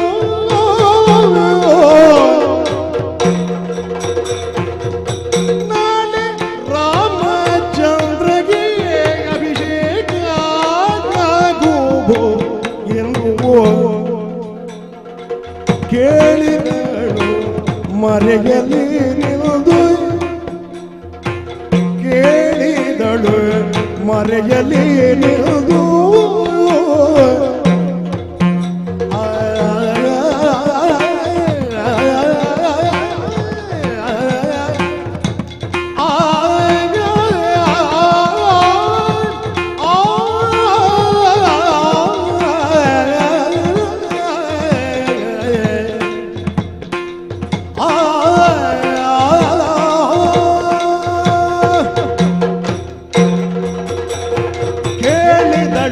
ಅಂತಾರೆ. ಅಬ್ಬಬ್ಬಬ್ಬ, ಈಗೂ ಉಂಟೆ ಹೇಗೆ? ಈ ಪ್ರಶ್ನೆ ನನಗೆ ಇವತ್ತು ಮೂಡಿದ್ದು. ಅಲ್ಲ, ಅಯೋಧ್ಯೆ ಪರಮ ಪವಿತ್ರವಾದಂತ ಸ್ಥಳ ಈಗ ಹೇಳಿ ಎಣಿಸಿದ ಇಷ್ಟರವರೆಗೆ. ಈಗ ನೋಡುವಾಗ ದೊಡ್ಡ ಒಂದು ಷಡ್ಯಂತ್ರವೇ ಇಲ್ಲಿ ನಡೆಯುತ್ತಾ ಉಂಟು. ಏನು ಸ್ವಾಮಿ, ನಾನು ದಿನಂಪ್ರತಿ ಇದೇ ರಸ್ತೆಯಲ್ಲಿ ಹೋಗುವವಳು. ನಾನು ಇಲ್ಲಿಂದ ಕೈಕಮ್ಮನ ಅಂದ್ರೆ ನಮ್ಮ ಅಮ್ಮ ಕೈಕೆ ಅಮ್ಮ ಅವಳ ಅಂತಪುರಕ್ಕೆ ಹೋಗುವ ಇದೇ ದಾರಿ ಪ್ರತಿದಿನ ಹೋಗ್ತೇನೆ. ಅಲ್ಲೊಂದು ಹಳೇ ಒಂದು ಕಟ್ಟಡ, ಅದಕ್ಕೊಂದು ಫಲಕ ಹಾಕಿದ್ದಾರೆ, ಅಂತರಂಗ ಭವನ. ಅದು ಫಲಕ ಕಾಣುದಿಲ್ಲ, ಧೂಳಿನಿಂದ ಮೆತ್ತಿ ಹೋಗಿದೆ. ನಿಜವಾಗಿ ಹೇಳ್ಬೇಕಾ, ಆ ಕಟ್ಟಡಕ್ಕೆ ಉದ್ಘಾಟನೆ ಇಷ್ಟರವರೆಗೆ ಆಗ್ಲಿಲ್ಲ ಅಂತೇಳಿ ನಾನು ಹೇಳುವುದು ಕೇಳಿದ್ದೇನೆ. ಅಂತ ಒಂದು ಕಟ್ಟಡದಲ್ಲಿ ಬರುವಾಗ ಯಾವಾಗ ನೋಡಿದ್ರು ಸದಾ ಬೀಗ ಹಾಕಿಯೇ ಇರುವಂತ ಕಟ್ಟಡ. ಈಗ ನೋಡ್ತೇನೆ ಬೀಗ ತೆರೆದಿದೆ. ಬೀಗ ತೆರೆದ್ರೆ ತೊಂದರೆ ಇಲ್ಲಪ್ಪ, ಬಾಗಿಲು ಮುಚ್ಚಿದೆ. ಇಲ್ಲಿ ನನಗೆ ಸ್ವಲ್ಪ ವಾಸನೆ ಹೊಡೆದದ್ದು. ನಾನು ಸ್ವಲ್ಪ ಸೂಕ್ಷ್ಮವಾಗಿ ನೋಡುವವಳು, ಹಾಗೆಲ್ಲ ನಾನು ಆಲೋಚನೆ ಇಲ್ಲದೆ ಮಾತನಾಡುವಳಲ್ಲ. ನೋಡ್ತೇನೆ ಅಲ್ಲಿ, ನನಗೆ ಸ್ವಲ್ಪ ಆಶ್ಚರ್ಯ ಆಯ್ತು. ನೋಡ್ತೇನೆ 3 ಬಾಗಿಲಿನೆದುರು 3 ಪಾದರಕ್ಷೆ ಉಂಟಲ್ಲಿ, 3 ಜೊತೆ ಪಾದರಕ್ಷೆ. ನೋಡ್ತೇನೆ ಯಾರ್ದು ಅಂತೇಳಿ ನೋಡುವಾಗ ಒಂದು ನಮ್ಮ ಚಕ್ರವರ್ತಿ ದಶರಥ ಮಹಾರಾಜರದು, ಇನ್ನೊಂದು ಹಳೇ ಪಾದರಕ್ಷೆ. ನಾನು ನೋಡುದು ಇಷ್ಟು ಹಳೇ ಪಾದರಕ್ಷೆ ಹಾಕೋರು ಅಯೋಧ್ಯೆಯಲ್ಲಿ ಯಾರು? ನೋಡುವಾಗ ಬೇರೆ ಅಲ್ಲ, ಹಳೇ ಮುದುಕು ಒಬ್ಬ ಇದ್ದಾನೆ ಇಲ್ಲಿ, ಮಂತ್ರಿ ಸುಮಂತ್ರನ ಪಾದರಕ್ಷೆ ಅಲ್ಲ, ಇದು ನಾನು ಎಣಿಸಿದ್ದು. ಸುಮಂತ್ರನ ಪಾದರಕ್ಷೆ ನಾನು ನೋಡಿದ್ದೇನೆ. ಮತ್ತೆ ಇನ್ನೊಂದು ಪಾದರಕ್ಷೆ ಅದು ನನಗೆ ಸರಿಯಾಗಿ ಗೊತ್ತುಂಟು. ಅದು ಸಾಧಾರಣ ಪಾದರಕ್ಷೆ ಅಲ್ಲ, ಅದು ಮರದಿಂದ ಮಾಡಿದಂಥದ್ದು. ಹಾವುಗೆ ಅಂತ ಹೇಳ್ತಾರೆ ಅದಕ್ಕೆ, ನಮ್ಮಂಥವ್ರು ಇದು ಮಾಡುವಂಥದ್ದಲ್ಲ. ಅದು ಯಾರ್ದು? ನಮ್ಮ ಕುಲಗುರುಗಳಾದಂಥ ವಸಿಷ್ಠರು. ಆಗ ನಾನು ಎಣಿಸುವುದು, ಅಲ್ಲ ಅಲ್ಲಿ ಒಳಗಿದ್ದವರು 3 ಮುದುಕರೇ. ಇರ್ಲಿ ಅಪ್ಪ, ಏನೋ ಮುದುಕರದು ಏನೋ ಒಂದು ಸಮಾಲೋಚನೆ ಮಾಡ್ತಾರಂತ ಇರ್ಲಿ. ಒಂದು ಇನ್ನೊಬ್ಬಳು ಇಲ್ಲಿ ಮುದುಕಿ ಇರ್ಲಿಲ್ವಲ್ಲ, ಇಲ್ಲಿ ಮುದುಕಿ ನಾನು ಮುದುಕಿ ಅಲ್ವಾ? ಈಗ ಮುದುಕರದ್ದೇ ಸಮಾವೇಶ ಅಂತ ಆದ್ರೆ ಮುದುಕಿಯನ್ನು ಸಹ ಒಂದು ಕರೆಯಬಹುದಿತ್ತಲ್ಲ. ಅಷ್ಟಾಗ ನನಗೊಂದು ಕುತೂಹಲ. ನೋಡಿ ಸ್ವಾಮಿ, ನನಗೆ ಸ್ವಲ್ಪ ಕುತೂಹಲ ಸ್ವಲ್ಪ ಜಾಸ್ತಿ. ನಾನು ನೋಡಿದೆ ಅದರ ಒಳಗೆ ಏನೋ ಮಾತನಾಡ್ತಾರೆ ಅಂತ ಆಯ್ತಲ್ಲ. ಮತ್ತೆ ನಂದೊಂದು ಸಿದ್ಧಾಂತ ಉಂಟು ಸ್ವಾಮಿ, ಯಾರು ಗುಪ್ತವಾಗಿ ಮಾತನಾಡ್ತಾರೋ ಅಲ್ಲಿ ಷಡ್ಯಂತ್ರ ಅಂತ ನಾನು ಎಣಿಸುವುದು. ಅದು ಷಡ್ಯಂತ್ರವೇ, ಇಲ್ಲದ್ರೆ ಗುಪ್ತ ಯಾಕೆ ಅಲ್ಲಿ ಗುಪ್ತ? ಹಾಗೆ ನೋಡ್ತೇನೆ, ನನಗೆ ಕಿವಿ ಕೇಳೋ ಸ್ವಲ್ಪ ಒಂದು ಗೋಡೆಗೆ ಕಿವಿ ಕೇಳೋ ಒಂದು ಅಭ್ಯಾಸ ಉಂಟು ಸ್ವಾಮಿ. ಕಿವಿ ಕೇಳುದಿಲ್ಲ ನನಗೆ, ಆದರೂ ನನಗೆ ಕಿವಿ ನೀವು ಜೋರು ಮಾತನಾಡಿದ್ರೆ ಕೇಳುದಿಲ್ಲ, ಎಲ್ಲ ಮಾತನಾಡಿದ್ರೆ ಸರಿಯಾಗಿ ಕೇಳ್ತಾರೆ. ಅದು ಸಹ ಹೇಗೆ, ನನಗೆ ಕಿವಿ ಕೇಳಬೇಕಂತಾದ್ರೆ ಒಂದು ಅಡ್ಡ ಗೋಡೆ ಇರಬೇಕು. ಆ ಗೋಡೆಗೆ ನಾನು ಕಿವಿ ಕೊಡ್ತೇನೋ, ನನಗೆ ಒಳಗೆ ಎಷ್ಟೇ ಅವರು ಮೆಲ್ಲ ಮಾತನಾಡಲಿ ಜೋರು ಮಾತನಾಡಲಿ ನನ್ನ ಕಿವಿಗೆ ಅಪ್ಪಳಿಸ್ತದೆ. ಇದು ನನಗೆ ದೇವರು ಕೊಟ್ಟ ವರ ಸ್ವಾಮಿ, ವಿಶೇಷ ವರ. ಅದು ಎಲ್ಲರಿಗೂ ಸಿಗುದಿಲ್ಲ ಆ ವರ. ಹಾಗೆ ನಾನು ಕಿವಿ ಕೊಡುವಾಗ ಅಲ್ಲಿ ಗುಸು ಗುಸು ಪಿಸಿ ಪಿಸು ಮಾತನಾಡ್ತಿದ್ದಾರೆ ಮೂವರು ಮುದುಕರು. ನೋಡ್ತೇನೆ, ಕೇಳ್ತೇನೆ ಎಂತದ್ದು, ನಾಳೆಯೇ ಏನು ನಾಳೆ ರಾಮಚಂದ್ರನ್ಗೆ ಪಟ್ಟಾಭಿಷೇಕ. ಹೌದಾ? ಹೌದು ಸ್ವಾಮಿ, ಎಂತ ಆಗಲಿ, ನಾನಿಲ್ವೇ ಇಲ್ಲಿ? ಮಂತರಿ ಇರುವಾಗ ರಾಮನಿಗೆ ಪಟ್ಟಾಭಿಷೇಕ ಆಗಿ ಮಂತರಿ ಬಿಡ್ತಾಳ ಸ್ವಾಮಿ? ಮಂತರಿಗೆ ಪಟ್ಟಾಭಿಷೇಕ ಅಲ್ಲ, ಮಂತರಲ್ಲಿ ಮಂತರದಷ್ಟು ನಡೆಯುತ್ತದೆ ಈಗ. ಹಾ, ಮತ್ತೆ ನಂದೊಂದು, ಅವರ ಈಗ ರಾಮನಿಗೆ ಪಟ್ಟಾಭಿಷೇಕ ಮಾಡ್ಲಿ ಅಪ್ಪ, ನಾಳೆಯೇ ಯಾಕೆ ಆಗ್ಬೇಕು? ಏನು ಒಂದು ವರ್ಷ ಬಿಟ್ಟು ಮಾಡ್ಲಿ, ಸ್ವಲ್ಪ ಆಲೋಚನೆ ಮಾಡುವ, ನಮ್ಮಂತರ ಹತ್ರ ಕೇಳಲಿ, ನಾವು ಅದಕ್ಕೆ ಸಲಹೆ ಕೊಡುವ. ಕೇಳಿ ಮಾಡ್ಬೇಕು. ಹಾ, ಮತ್ತೆ ಕೇಳಿ ಮಾಡ್ಬೇಕು. ಆವಾಗ ನನಗೆ ಸ್ವಲ್ಪ ಅಲ್ಲಿ ವಾಸನೆ ಹೊಡೀತೀನಿ, ಏನೋ ಇಲ್ಲಿ ಷಡ್ಯಂತ್ರ, ದುಷ್ಟ ಆಲೋಚನೆ ಅಂತೇಳಿ. ಹಾಗೆ ನಾವು ಕೇಳುವಾಗ ಎಲ್ಲ ಅಲ್ಲಿ ಹೇಳುದು, ನಮ್ಮ ಅರಸರು ಹೇಳುದು, ಕಡೂರದ್ದನಾದೆ. ಏನು ಇವರು ಕಡೂರದ್ದ ಇವತ್ತಾದದ್ದ? ಯಾವಾಗ ಅಂತ ಹೇಳುವುದು ಕೇಳಿದ್ದೇನೆ. ಚಕ್ರವರ್ತಿ ದಶರಥಿಗೆ 60,000 ವರ್ಷಗಳು, ಇದು ಸಾಧಾರಣ 5,000 ವರ್ಷಗಳ ಹಿಂದಿನಿಂದ ಹೇಳ್ತಾ ಇದ್ದಾರೆ. ಇವತ್ತಿಗೆ ಹೇಳುದು ಹಾಗೆ 60,000. ಯಾವಾಗ ನೋಡಿದ ಅವರು 60,000 ಮೀರುವುದಿಲ್ಲ, ಅವರು ಅಷ್ಟು ವೃದ್ಧ. ಅವರಿಗೆ ಇವತ್ತು ಗೊತ್ತದು ನಾನು ಕಡು ವೃದ್ಧನಾದೆ ಅಂತೇಳಿ. ಆ ಇಬ್ಬರು ಮುದುಕರಲ್ಲಿ ಕೇಳುವುದು. ಹಾಗಾದರೆ ನಾನು ಇದನ್ನು ನಿಲ್ಲಿಸಬೇಕು. ಸ್ವಾಮಿ ನಮಸ್ಕಾರ. ನಾನು ಯಾರು ಗೊತ್ತಾಯ್ತು ನಿಮಗೆ? ಈಗ ಏನೋ ಷಡ್ಯಂತ್ರ ಮಾಡುವವರು ಅಲ್ಲ, ಅದು ನಾನು ನೋಡ್ತೇನೆ. ಈಗ ನಾನು ಯಾರು ನಿಮಗೆ ಗೊತ್ತಾಯ್ತಾ? ಮತ್ತೆ ನಿಲ್ಲಿಸುವುದೇ? ಅದು ನಿಲ್ಲಿಸಿ, ಪಟ್ಟಾಭಿಷೇಕ ನಿಲ್ಲಿಸುವುದೇ, ಅದು ಆಗುದಿಲ್ಲ. ಅದು ತಪ್ಪಲ್ಲ. ಇಲ್ಲ, ಅದಾಗುದಿಲ್ಲ. ಈಗ ನನ್ನ ಪರಿಚಯ ಆಯ್ತು ನಿಮಗೆ? ಇಲ್ಲ, ಪರಿಚಯ ಇಲ್ಲ. ನೋಡಿ, ನಿಮಗೆ ನನ್ನ ಪರಿಚಯ ಇಲ್ಲ. ನಿನ್ನೆಯವರೆಗೆ ಓ ಮಂತರಮ್ಮ ನಮಸ್ಕಾರ ಅಂತ ಹೇಳ್ತಿದ್ದವರು ಇವತ್ತು ಒಂಥರ ಮಾಡಿ ನೋಡ್ತಾ ಇದ್ದಾರೆ. ನಿಮಗೆ ಸ್ವಲ್ಪ ಕಿವಿಗೆ ಬಿದ್ದಿದೆ, ನಾಳೆ ರಾಮನಿಗೆ ಪಟ್ಟಾಭಿಷೇಕ, ಇನ್ನು ಮಂತರೆದು ನಡೆಯುವುದಿಲ್ಲ. ನಿಮಗೆ ನಾನು ನಾಳೆ ನೋಡ್ತೇನೆ, ಪಟ್ಟಾಭಿಷೇಕ ಆದ್ರೆ ಅಲ್ಲ, ನಾಳೆ ನೋಡ್ತೇನೆ ನಿಮಗೆ. ಸ್ವಾಮಿ, ನಾನು ಇಲ್ಲಿಯವಳಲ್ಲ, ಇಂದು ಬಾರಿ ನಡೀತದೆ. ನಾನು ಕೇಕೆಯ ದೇಶದವಳಲ್ಲ. ಹಾ, ಮತ್ತೆ ನಂದು ಮೂಲ ಕೇಕೆಯ ದೇಶ. ಇಲ್ಲಿ ಬಂದು ಸೇರಿದ್ದು ನಾನು. ಹಾಗೆ ಸೇರಿದ್ದೆ ನಿನ್ನೆ ಮೊನ್ನೆ ಬಂದದಲ್ಲ, ಎಷ್ಟೋ 1000 ವರ್ಷ ಆಯ್ತು. ಮತ್ತೆ 1000 ವರ್ಷ ಆಯ್ತು ಇಲ್ಲಿ ಬಂದು. 1000 ವರ್ಷದ ಅಜ್ಜಿ. ಹಾ, ಮತ್ತೆ ನನ್ನ ಹುಟ್ಟಿಗೆ ನಾನು ಕಾಡಿನಲ್ಲಿ ಸಿಕ್ಕಿದ್ದು. ಕಾಡಿನಲ್ಲಿ ಒಮ್ಮೆ ಕೇಕೆಯ ದೇಶದ ಅರಸ ಅಶ್ವಪತಿ ಮಹಾರಾಜರು ಮೃಗಯ ಬೇಟೆಗೆ ಅಂತೇಳಿ ಕಾಡಿಗೆ ಹೋದಾಗ ಅಲ್ಲಿ ಒಂದು ಶಿಶುವಿನ ಆಕ್ರಂದನ ಕೇಳಿತಂತೆ ಅವರಿಗೆ. ಮಗು ಕೂಗ್ತಾ ಉಂಟು, ರೋಧಿಸ್ತಾ ಉಂಟು. ಅವರಿಗೆ ನೋಡುವಾಗ ಒಂದು ಸಣ್ಣ ಶಿಶು ಸ್ವಾಮಿ. ಅವರಿಗೆ ಕರುಣೆ ಹುಟ್ಟಿತು. ಆ ಶಿಶುವನ್ನು ತಂದು ಸಾಕಿದ್ರು. ಆ ಶಿಶು ನಾನಲ್ಲ, ಅದು ಅಲ್ಲ, ಈಗ ಶಿಶು ಅಲ್ಲ, ಅವರು ತರುವಾಗ ನಾನು ಶಿಶು. ಕಾಡಿನಿಂದ ಬರುವಾಗ ಮತ್ತೆ ನಾನು ಬಾಲ್ಯವನ್ನು ದಾಟಿ ಈಗ ವೃದ್ಧಾಪಕ್ಕೆ ಮುಟ್ಟಿದ್ದೇನೆ. ಹಾಗೆ ನನಗೆ ಅವರು ಮಂತಾರೆ ಅಂತೇಳಿ ಒಂದು ಹೆಸರಿಟ್ಟು ನನ್ನನ್ನು ಸಾಕಿದ್ರು. ಹಾಗೆ ನಾನು ಸಹ ಒಂದು ಪ್ರಾಯ ಪ್ರಬುದ್ಧಳಾದಾಗ ನನಗೆ ಸಹ ಒಂದು ಮದುವೆಗೆ ಮನಸ್ಸು ಮಾಡಿದ್ರು ಅಶ್ವಪತಿ ಮಹಾರಾಜರು. ಅವರು ಪ್ರಯತ್ನ ಮಾಡಿದ್ದಾರೆ. ಆದ್ರೆ ಏನು ಮಾಡುದು ಸ್ವಾಮಿ, ನನಗೆ ಮದುವೆ ಆಗೋ ಯೋಗ ಇಲ್ಲಂತೆ. ಬ್ರಹ್ಮದೇವರು ನನಗೆ ಒಂದು ವರನನ್ನೇ ಇಷ್ಟರಿಗೆ ಸೃಷ್ಟಿ ಮಾಡಲಿಲ್ಲ. ಈಗ ಗೊತ್ತಾಯ್ತು. ಅಂದ್ರೆ ನಾನೇನು ಅಷ್ಟೇನು ಸ್ಫುರದ್ರೂಪಿ ಅಲ್ಲ ಸ್ವಾಮಿ, ನಾನು ಅಷ್ಟೇನು ಚಂದ ನೋಡ್ಲಿಕ್ಕೆ ಚಂದ ಇಲ್ಲ ನಾನು. ಹಾಗೆ ಅಂತೇಳಿ ಕುರೂಪಿ ಅಂತ ಎಣಿಸ್ಬೇಡಿ ನೀವು. ಒಬ್ಬ ಹೆಣ್ಣಿಗೆ ಯಾವ್ಯಾವ ಅಂಗಗಳು ಎಲ್ಲಿರ್ಬೇಕು ಅದೆಲ್ಲ ಅಲ್ಲಲ್ಲೇ ಉಂಟು, ಆದ್ರೆ ಒಂದು ಸರಿಯಾಗಿಲ್ಲ. ಮತ್ತೆ ನಾನು ಏನು ಅಷ್ಟೇನು ಕುರೂಪಿ ಅಲ್ಲ.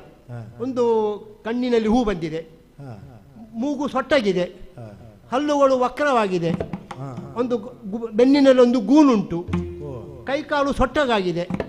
ಅಷ್ಟು ಬಿಟ್ಟರೆ ಬೇರೆ ಏನುಂಟು ನನ್ನಲ್ಲಿ ದೋಷ? ಬೇರೆಲ್ಲ ಸರಿ ಉಂಟು, ಕುರುಪಿ ಅಲ್ಲ ನಾನು. ಸುರದ್ರೂಪಿ ಅಲ್ಲ ಅಷ್ಟೇ.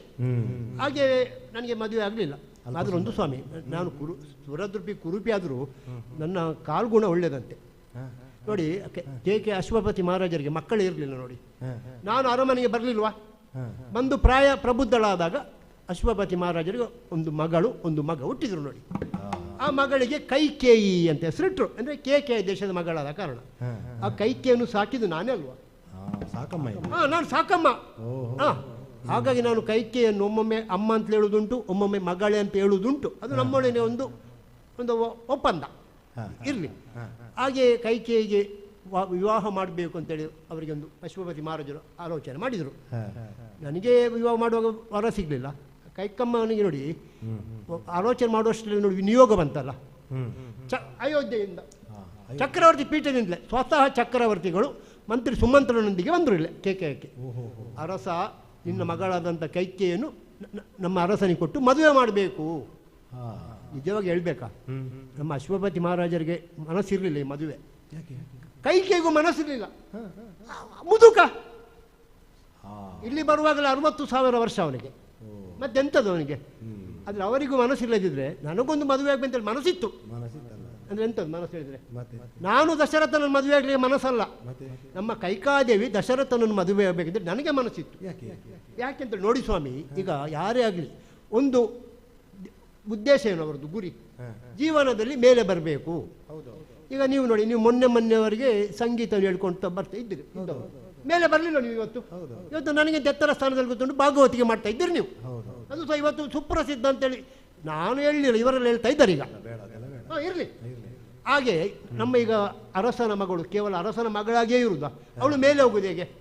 ಚಕ್ರವರ್ತಿಯ ಹೆಂಡತಿಯಾಗಬೇಕು. ಸಾಮ್ರಾಜ್ಞಿ ಆದರೆ ಅದಕ್ಕಿಂತ ದೊಡ್ಡ ಯೋಗ ಉಂಟು ಒಂದು ಹುಡುಗಿಗೆ, ಕ್ಷತ್ರಿಯ ಕುಲ ಹುಡುಗಿಗೆ. ಆಯಿತು, ನಾನು ಕೈಕೇಯಿಯನ್ನು ಒಡಂಬಡಿಸಿ ಮದುವೆಗೆ ನಾನು ಒಪ್ಪಿಸಿದ್ದು. ನಾನು ಒಪ್ಪಿಸಿದ್ದು. ಹಾಂ, ಅದಕ್ಕಾಗಿ ಮೆಚ್ಚಿದಂಥ ಅಶ್ವಪತಿ ಮಹಾರಾಜರು, ಮಂತರಮ್ಮ ಅವಳು ಚಿಕ್ಕ ಬಾಲೆ, ನೀನು ಸಹ ಹೋಗಬೇಕು, ಅವಳಿಗೆ ಸ್ವಲ್ಪ ಮಾರ್ಗದರ್ಶನವೋ ಅವಳಿಗೆ ಧೈರ್ಯವೋ ಕೊಡಲಿಕ್ಕೆ ನೀನು ಹೋಗಬೇಕು. ಈಗ ಹೇಳಿದಕ್ಕಲ್ಲ ನಾನು ಇಲ್ಲಿಗೆ ಬಂದದ್ದು, ಕಳಿಸಿದ್ದು. ಈಗ ಹೌದು ಸ್ವಾಮಿ, ಎಲ್ಲ ಹೌದು. ಈಗ ನಾನು ಇಲ್ಲಿ ನಿಮ್ಮ ಹತ್ರ ಮಾತನಾಡಿ ಕೂತ್ಕೊಂಡು ನನ್ನ ಕೆಲಸ ಆಗುದಿಲ್ಲ. ಈಗ ಅಲ್ಲಿ ಪಟ್ಟಾಭಿಷೇಕ ನಾಳೆ ಅಂತ ಹೇಳಿದಾರಲ್ಲ, ಅದನಿಗೆ ತಪ್ಪಿಸುವುದು ಬೇಡ ಸ್ವಾಮಿ.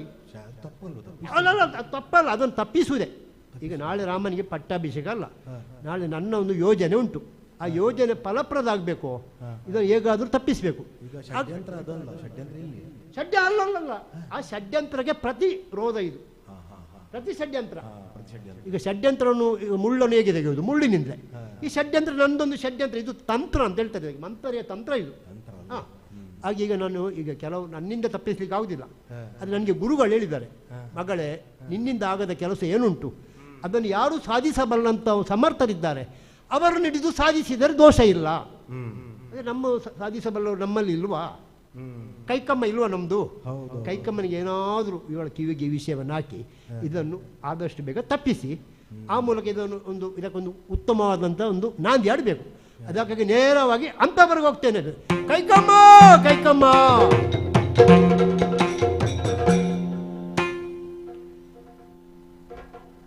ಅಮ್ಮ, ಓಡೋಡಿ ಬಂದೆ. ಬಾಲೆ ಕೇಳು. ಬಾಲೆಗೆ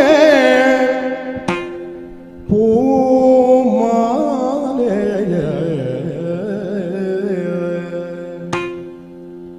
ಬಾಲೆಗೆ ಪೂಮಾಲೆ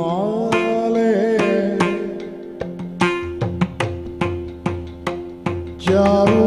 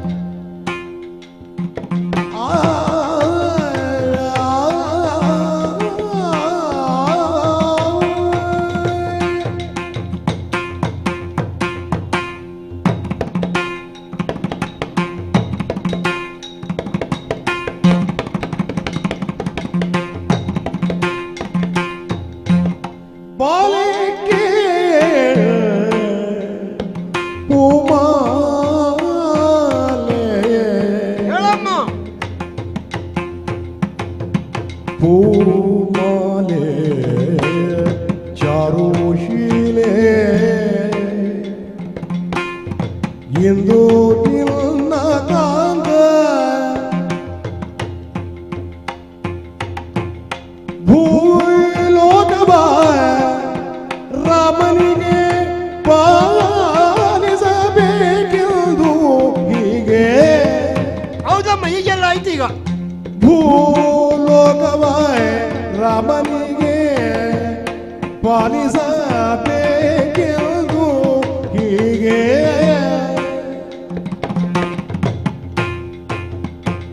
ಬಾಲೆಗೆ ಭೂಮಾಲೆ ಚಾರುಶೀಲೆ ಎಂದು ನಿನ್ನ ಕಾಂತ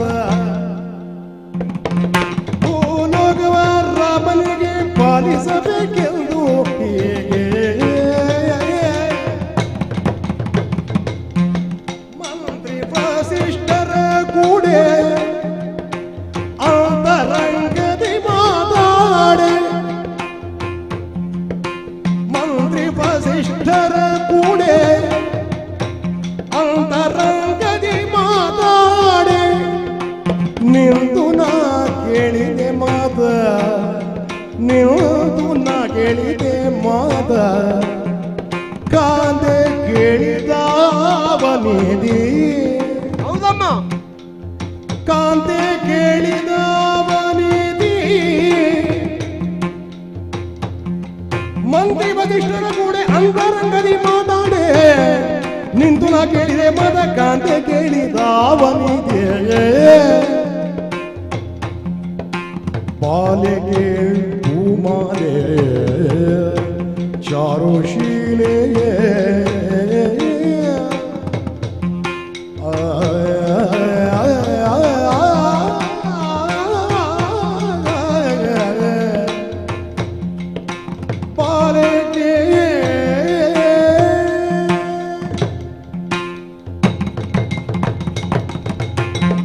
ಬಾಲೆ ಕೇಳು ಪೂಮಾಲೆ ಚಾರುಶೀಲೆ. ಮಂಥರ. ಹಾ ಹೌದಮ್ಮ ಅದೇ. ಓ ಇದೇನು ಓಡಿಕೊಂಡು ಬರ್ತಾ ಇದೆಯಾ ಅಂತಪುರದ ಒಳಗೆ? ಅಲ್ಲಿಂದ ಓಡಿದವಳು ಉಸಿರು ತೆಗೆದದೆ ಇಲ್ಲಿ ನಾನು. ಅಯ್ಯೋ, ಅಷ್ಟು ವೇಗವಾಗಿ ಬಂದಿದ್ದೇನೆ. ನೀನು ಓಡುವಾಗ ಆ. ನನಗೆ ಗಾಬರಿ ಆಗುವುದು. ಯಾಕೆ ಅಮ್ಮ? ನೀ ಎಲ್ಲಿ ಉರುಳಿ ಬೀಳ್ತೀಯೋ ಅಂತ. ಹೌದು ಹೌದು. ನೀನು ನಡ್ಕೊಂಡು ಬರುವುದೇ ಸರಿ, ಹಾ ನೀನು ಓಡಿಕೊಂಡು ಬಂದರೆ ಎಲ್ಲಿ ಉರುಳಿ ಬಿದ್ದು ನಿನ್ನದೊಂದು ಎಂತದ್ದು ಇಲ್ಲಿ ಉರುಳು ಸೇವೆ ಆಗ್ತದೋ ಅಂತ ನನಗೆ ಆದ್ರೆ ಹೆದರಿಕೆ ಆಗುವುದು. ಒಂದಮ್ಮ, ಹಾ. ನಾನು ಎಷ್ಟು ಉರುಳಿದ್ರು ಹ್ಮ್. ಸೇರುವುದಿಲ್ಲೇ. ಹಾ. ಆ ಉರುಳಿಕೆಯಲ್ಲಿ ಒಂದು ಕಲೆ ಗೊತ್ತುಂಟು ನನಗೆ. ಉರುಳುವಿಕೆಯಲ್ಲೂ ಒಂದು ಒಂದು ಕಲೆ ಉಂಟು. ಹಾ. ಎಲ್ಲೆಲ್ಲಿ ಬೀಳುದಿಲ್ಲ ನಾನು ಹೋಗಿ. ಬರುವುದು ನನ್ನ ಕಾಲ ಬಿಡ. ಕಾಲಲ್ಲೇ ಉರುಳಿ ಬೀಳುವುದು. ಯಾಕೆ ಹೇಳು? ನಾನು ನಿನ್ನನ್ನು ಕಾಲಬುಡದಲ್ಲಿದ್ದವಳನ್ನು ಒಂದೊಂದು ಸಲ ತಲೆಯ ಮೇಲೆ ಹೊತ್ತುಕೊಳ್ಳುತ್ತೇನೆ. ಹೌದು, ಅದು ಗೊತ್ತುಂಟು ನಿಮಗೆ. ಅದಕ್ಕೆ ಹೇಳಿದೆ ಅಲ್ಲ ನಾನು, ಬಾಲೆ ಕೇಳು ಪೂಮಾಲೆ. ಓಹ್, ನನ್ನನ್ನು ಪೂಮಾಲೆ ಹಾ, ಅಂತ ಕರೆದದ್ದು. ಪೂಮಾಲೆ. ಈಗ ಬಾಲೆ ಅಂತ ಹೇಳಿದ್ದೆ ಯಾಕೆ ಅಮ್ಮ? ಹ್ಮ್. ನೀನು ನನಗೆ ಒಡತಿ, ಒಂದು ಲೆಕ್ಕದಲ್ಲಿ ನೀನು ನನಗೆ ಅಮ್ಮವೇ. ಹೌದಪ್ಪ, ಸ್ಥಾನಮಾನದಲ್ಲಿ ಹೌದು. ಚಕ್ರವರ್ತಿ ಹೆಂಡತಿ ಸಾಮ್ರಾಜ್ಞಿ. ಹ್ಮ್. ಇನ್ನೊಂದು ಅರ್ಥದಲ್ಲಿ ಹೇಗೆ, ಹ್ಮ್. ನೀನಿಗೆ ನಾನು ಅಮ್ಮ, ಹಾ, ನಿನ್ನನ್ನು ಬೆಳೆಸಿದ್ದು. ಹೌದಪ್ಪ, ನನ್ನ ಬೇಕು ಬೇಡಗಳನ್ನೆಲ್ಲ ನೋಡ್ತಾ ಇದ್ದದ್ದು ನೀನೇ ಅಲ್ವಾ? ಭಾವನೆಯಲ್ಲಿ ನಾನು ನಿನಗೆ ಅಮ್ಮ, ಹಾ. ಅಧಿಕಾರದಲ್ಲಿ ಸ್ಥಾನಮಾನದಲ್ಲಿ ನೀನು ನನಗೆ ಅಮ್ಮ. ಹಾ, ಅದೌದು. ಹಾಗೆಯೇ ನಾನು ಇಲ್ಲಿ ಬರ್ಲಿಕ್ಕೆ ಕಾರಣ ಹಾಗಾಗಿ ಉಂಟಮ್ಮ. ನೀನು ನನ್ನನ್ನು ಅಮ್ಮ ಅಂತ ಕರೆಯುವುದು, ಭೂಮಾಲೆ ನಾನು ಅಂತ ನಿನ್ನನ್ನು ಅಮ್ಮ ಹೇಳಿದ್ದೆ. ಅಂತ ಕರೆಯುವುದು. ಒಮ್ಮೊಮ್ಮೆ ಅಮ್ಮ ಅಂತ ಹೇಳ್ತೇನೆ, ಒಮ್ಮೆ ಮಗಳೇ ಅಂತಲೂ ಹೇಳ್ತೇನೆ. ಹಾಗೆ ಇವತ್ತು ನೀನು ಮಗಳೇ ಅಂತ ಕರೆಯುವುದಕ್ಕೆ ಬಾಲೆ ಪ್ರಾರಂಭ ಅಂತ ಮಾಡಿ. ಕೇಳಿದ್ದು. ಬಾಲೆ ಕೇಳು ಪೂಮಾಲೆ ಅಂತ ಹೇಳಿದ್ದು ಯಾಕೆ ಅಮ್ಮ? ಇದು ಯಾವಾಗಲೂ ಪೂಮಾಲೆ ಅಂತೇಳಿ ನಿನ್ನನ್ನು ಕರೆಯುವುದು ಯಾರು? ನಿನ್ನ ಪತಿಯಾದಂತ ಇಲ್ಲಿ ಚಕ್ರವರ್ತಿಯಾದಂತ ದಶರಥ ಮಹಾರಾಜರು ಕರೆಯುವುದು. ಹೌದು, ಇದೇನು ಅವರ ಸಂಬೋಧನೆ ಮಾಡುವುದನ್ನು ನೀನು ಯಾಕೆ ಹೇಳ್ತಾ ಇದ್ದಿ? ನಾನು ಎಣಿಸಿದ ಹೇಗೆ ಇಷ್ಟರವರೆಗೆ ಮಹಾರಾಜರು ಪೂಮಾಲೆ ಅಂತ ಕೇಳಿದ್ರು ನಿನ್ನ ಮೇಲೆ ಪ್ರೀತಿಯಿಂದ ಅಂತ ನಾನು ಇಷ್ಟರವರೆಗೆ ಎಣಿಸಿದಮ್ಮ. ಅಲ್ಲ, ಆ ಎಣಿಕೆ ಇವತ್ತು ಯಾಕೆ ತಪ್ಪಿ ಹೋಯ್ತಾ? ತಪ್ಪಿ ಹೋಯ್ತು. ಈಗ ನೋಡಿ, ಒಂದು ಹೂ ಅಂತ ಹೇಳಿದರೆ ಹೂವಿನ ಮಾಲೆ ಹೆಂಗಸರಿಗೆ ಅತ್ಯಂತ ಪ್ರಿಯ.